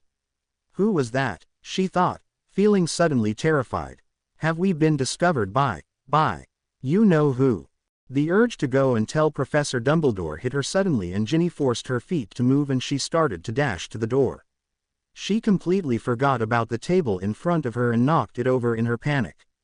The crystal ball hit the floor with a loud thud and Ginny stumbled to her knees in front of it. The ball came to a spinning halt, the mist swirling faster and faster. Ginny's eyes were unwillingly drawn to it and she stared hard, concentrating. The mist parted and Ginny felt as if she was watching a movie play out before her. An old, crumbling mansion standing amidst a black forest with a dark figure walking into it. Suddenly, the point of view switched and it was like she was seeing through the eyes of the stranger. They passed through dark, cobweb-filled corridors with eerie shadows dancing on the walls. The stranger reached the end of the corridor and stopped at a door, reaching forward and pushing it open. Ginny bit back a scream when she saw what was on the other side of the door. A vile, red-eyed creature turned and gazed hungrily at the stranger. "Well," the Dark Lord questioned. "I have found them," whispered the low, monotone voice of the stranger. Voldemort let out a shrill laugh of delight and Ginny cringed. The scene disappeared in the white mist of the ball and quickly changed to a different time, a different place. She was staring at the grounds of Hogwarts, and it was nighttime. A tall figure was standing by the lake underneath the oak tree. Slowly, another person came into view. Ginny squinted, trying to recognize the people, but the image was distorted. The tall figure turned and embraced the newcomer, who grabbed the hand of the other and slowly dragged him out of sight, toward the forest. Ginny blinked as the mist turned a blood red and she was suddenly looking at a pair of evil, snake-like eyes. They leered at her maliciously and she screamed in horror. At the same moment, in another room at Illustris, the boy who lived shuddered violently and collapsed to the floor, clutching his scar in agony. The door to the North Tower burst open and Professor Trelawney rushed in, looking very flustered. She froze at the sight of Ginny, cowering on the floor and shaking, and of the crystal ball, which was sitting on the floor quite innocently, the swirling mist gone. "My goodness, What happened here, my dear? Why are you on the floor? Did you just scream? Professor Trelawney asked all these questions hurriedly as she gently picked the crystal ball up and placed it on her desk. She walked over to Ginny and pulled her up. Ginny swayed dangerously and Trelawney grabbed one of the toppled-over chairs and pushed her into it. I saw, Ginny muttered, closing her eyes. Professor Trelawney gave her a surprised look. You saw? What did you see? Man, Ginny mumbled, rubbing her forehead furiously, a pounding headache forming. A man, in the forest. And then, a mansion. Dark Lord, was there. Professor Trelawney's interested look turned to one of polite disbelief. You saw, he who must not be named. Come, my dear. That is incredibly far-fetched. You are almost as bad as Mr. Potter. The Dark Lord. When I said make up stories, I did not mean that. Furious, Ginny jumped to her feet, the chair falling once more. I saw the Dark Lord. Why don't you believe me? He knows we're here, he knows the four heirs are at Illustris. Professor Trelawney took a step back in shock. Ginny was red in the face and breathing hard, her glare burning with hatred. A piece of paper on the desk burst into flames and Trelawney jumped in fright. He knows, she whispered. He can't possibly know. There are so many wards around this place. She trailed off. Then ask Harry, Ginny fumed. He could tell you. His scar always hurts when Voldemort knows something. Professor Trelawney flinched at the name but ignored the rest of the statement. What else did you see? Feeling defeated, Ginny mumbled, Hogwarts. There were two people. One dragged the other way. I couldn't see who they were though. Professor Trelawney made a funny noise in her throat, suddenly noticing the small fire on her desk. With a quick wave of her wand, the fire disappeared and smoldering embers were left in its place. Well, she began, Professor Dumbledore will need to hear about this. I will take you to him and we will find Mr. Potter on the way, to see if you were right about him. Come along. Feeling numb, Ginny followed her teacher out of the room, down the stairs, and away from the North Tower, her mind still reeling. She had actually seen something that was real. But Ginny was beginning to think that this gift of hers was more of a curse. She barely noticed as Madame Pomfrey rushed out of a corridor a few steps ahead, trying to get a much-shaken Harry to walk. Professor Trelawney swept forward. Poppy, she said softly, what is the matter? Sibyl, Madame Pomfrey exclaimed, whatever are you doing here? That doesn't matter at the moment, she sniffed. What is wrong with Mr. Potter? I'm fine, Harry snapped, yanking his arm away from Madame Pomfrey and glaring at the two adults. It's just a headache. That's a lie, Harry, Ginny whispered. Harry spun around and stared at Ginny in shock. What are you talking about? I saw him, Harry. I saw Voldemort. She trembled, taking a step closer. Harry put a hand to his scar, which was a vivid red, and he winced in pain. Realization dawned on his face and his eyes went wide with horror. Oh, my God, he muttered, he knows. Ginny nodded wordlessly as Harry turned to Madame Pomfrey. Where's Dumbledore? We must speak to him now. Mr. Potter. Professor Dumbledore is at Hogwarts right now. You know he doesn't come to Illustris until Saturday. Then take us to Hogwarts, Harry said firmly. Ginny, Malfoy, I, and Hermione, we all have to go. This is important. Eyeing him suspiciously, Madame Pomfrey finally nodded. Very well, Mr. Potter, you all will be portkeyed to Hogwarts. Sibyl, please go and get Mr. Malfoy and Miss Granger. Professor Trelawney nodded and walked away, her bangles clanking loudly. Madame Pomfrey turned back to the two students. All right, you two, follow me, we have to get a portkey ready. She marched down the hall, Ginny and Harry in her wake. Neither spoke, both too lost in their own thoughts. As they reached the entrance hall, Draco and Hermione appeared, both looking confused. Harry, Hermione said softly, what's wrong? Professor Trelawney sent us both here. Draco snorted. Did little pothead have another scary vision? Did his scar hurt again? He made his voice sound very childlike. Harry growled and made a lunge at Draco, with only Hermione holding him back. Draco laughed and Ginny bit back a sarcastic remark. It wasn't Harry, she said through clenched teeth. I had the vision. Draco raised an eyebrow. Ah, see your abilities finally working. Are you finally making your existence useful? Ginny flushed and mumbled something incoherently. Hermione gave Draco a very dirty look as she continued to hold back an angry Harry. Madame Pomfrey reappeared, having gone to find a portkey, and she gave the group a very surprised look when she saw them. Is something the matter? She asked. Oh, no, Madame Pomfrey, Hermione responded quickly. She then tilted her head toward the old glove the nurse had in her hand. What's that for? We're portkeying you four to Hogwarts. Apparently, there is something of great importance that Mr. Potter and Miss Weasley need to tell Professor Dumbledore immediately. This will take you directly to his study. She paused and tapped the glove with her wand. Portus, she muttered. The glove glowed blue and then she handed it to Harry. It will take you there in about a minute. Professor Dumbledore will send you back when you are finished. Reluctantly, Draco walked forward and placed his finger on the glove with the others. A few seconds later, the tug behind his navel was felt and the four were spinning to Hogwarts. They landed hard on the ground and Ginny, having lost her balance, knocked Draco over and the two fell on top of each other. Finding a mass of red curls suddenly on his face, Draco made a disgusted noise and tried to push Ginny off of him. His hands grabbed her waist and an odd tingling feeling shot down his spine. He shivered and Ginny's head came up suddenly, their eyes locking. Draco found himself drowning in her brown eyes and he mentally slapped himself. She's a Weasley, he told himself furiously. Ginny blushed under his intense gaze and quickly rolled off of him. Draco had to stifle a groan from the sudden loss of contact. Why did he find himself missing her warmth?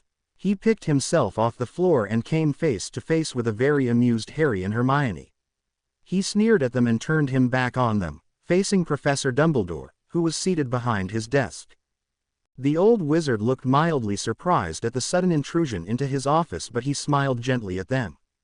Well, to what do I owe this unexpected visit? Harry became very serious and released Hermione's hand to step closer to Dumbledore. Professor, my scar, it started burning again.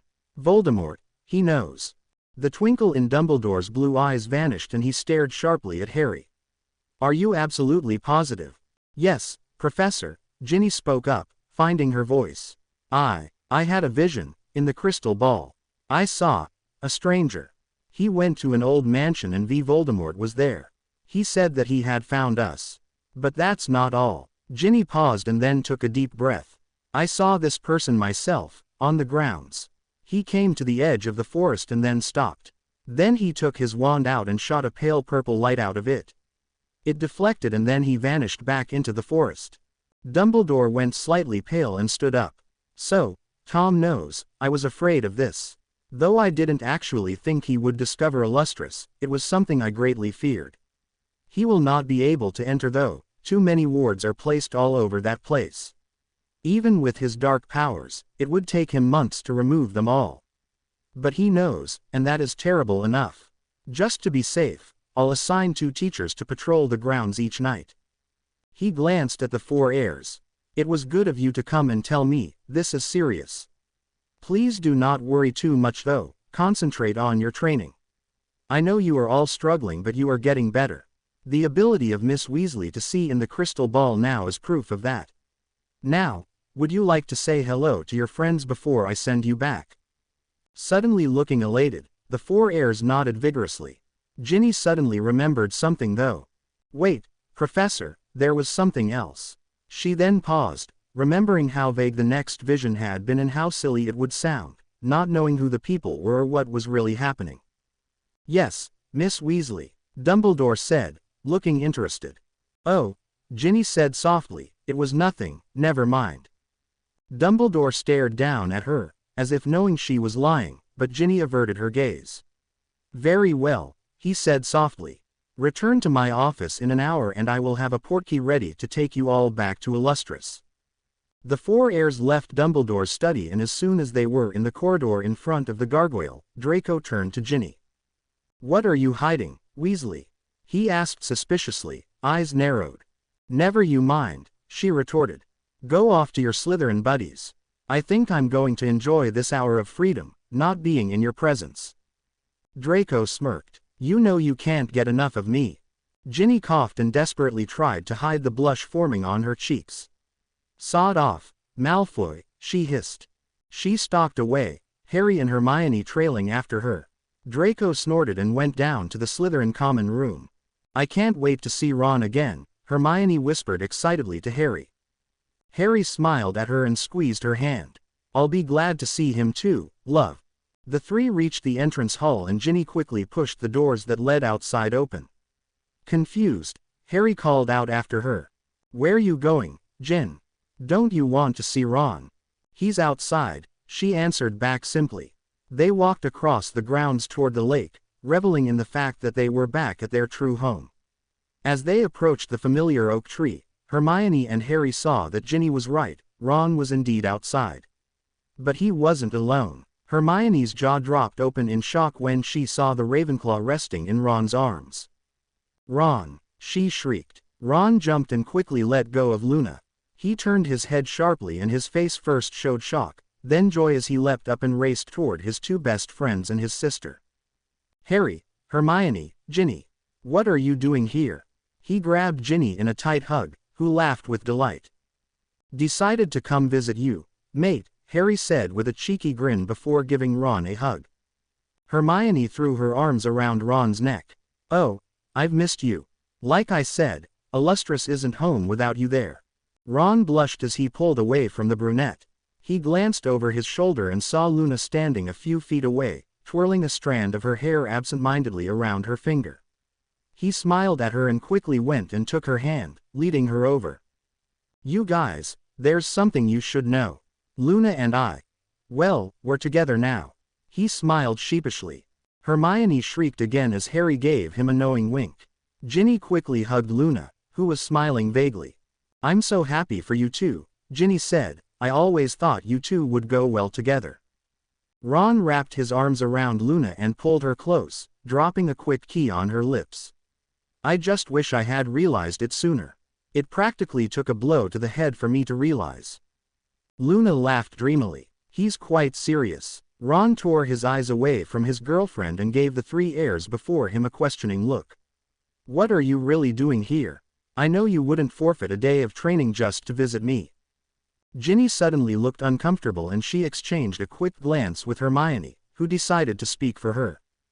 Ginny had a vision. She was in her lesson with Trelawney and she saw something in the crystal ball. "Voldemort knows where we are training." Ron flinched at the name but shuddered even more when he heard all of the news. "Oh, that's really not good. How did he find out?" "A spy," Harry said angrily. "Came right up to the grounds. He didn't see the castle but he knew what was there and he went running back to Voldemort. I knew right away, my scar burned." Ron's mouth was hanging open and Luna was looking at Ginny with interest. "You actually saw this happen? Wow, your powers must now be really working." "Yeah," Ginny mumbled, "really great." Her eyes went to the Forbidden Forest, which reminded her so much of the forest surrounding Illustris. She then looked at the large oak tree not far from the small group, and suddenly the other vision flashed before her eyes. The two people, one pulling the other away. Her gaze fell on Ron and Luna, who were talking animatedly with Harry and Hermione, trying to catch up on as much as they could in the short hour. As she stared at her brother and his girlfriend, something in her mind clicked. Two people, at night, one had red hair, the other had hair, and only their faces were blurred. "Oh, my God," she whispered, the pieces to the puzzle falling together. "No, it can't be." She locked her eyes on Luna. "Luna would never," she muttered, fear suddenly gripping her heart. "Ron!" Ginny yelled suddenly, her heart racing, needing to tell him her other vision, needing to warn him. Ron started at her sudden word. "Ginny, what?" She cut him off. "I need to." But the words stuck in her mouth. A shot of pain ran through her skull and she clutched her head suddenly. She felt herself blacking out and she collapsed to her knees. She heard the yelling of her friends and somebody grabbed her shoulder. But as quickly as the pain came, it was gone and she looked up into the terrified eyes of her brother. "Ginny," he said anxiously, opening her mouth to respond, to tell him she was all right. A sudden flow of words came forth instead. The voice was not her own and her eyes rolled back and she began to shake. The time has come. The Dark Lord is growing stronger and soon he will strike, officially beginning the Second War.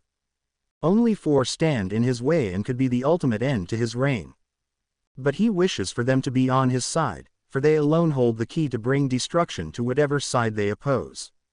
Should they choose to go against him, the Dark Lord needs only one tool to know how to destroy them. It lies deep within the ministry, protected and untouched. Only 4 have the power to remove it and one he will force to bring it to him. The Dark Lord waits for the perfect time with his plan already set. The time has come. The Dark Lord is restless. He shall take the one and hold the weapon in his hands. Ginny gasped as the flow of words stopped. With another shuddering breath, she fainted right into Ron's arms. Ron easily picked her up and stared fearfully at her. Harry had gone very rigid, remembering all too well the other prophecy that he had witnessed 3 years ago, that one coming true. Hermione was clutching his arm tightly, her fingernails digging into his skin. He removed her hand and quickly wrapped his arms around her shoulders. Luna looked very shocked and said quietly, "What did that mean?" Ron shook his head, looking pale and numb. "I don't know," he said softly. He looked up at Harry and Hermione, silently pleading for an answer. Harry cleared his dry throat. "She'll need to see Madame Pomfrey. We have to go back to Illustris." Ron nodded and started walking back to the castle, Ginny in his arms and Luna at his side. Hermione went to follow but Harry held her back. What did that mean? What did Ginny just foretell? He truly looked scared. "Oh, Harry," Hermione whispered, "I have no idea, I don't like it though. Voldemort wants someone who can take this tool. But who?" Harry hung his head. "That's what I want to know." And he gazed blankly at the lake, looking for an answer that he knew he wouldn't find, Hermione at his side, looking just as lost as he. To be continued. I hope you enjoyed this story. Also remember to subscribe and like this video. See you in the next video.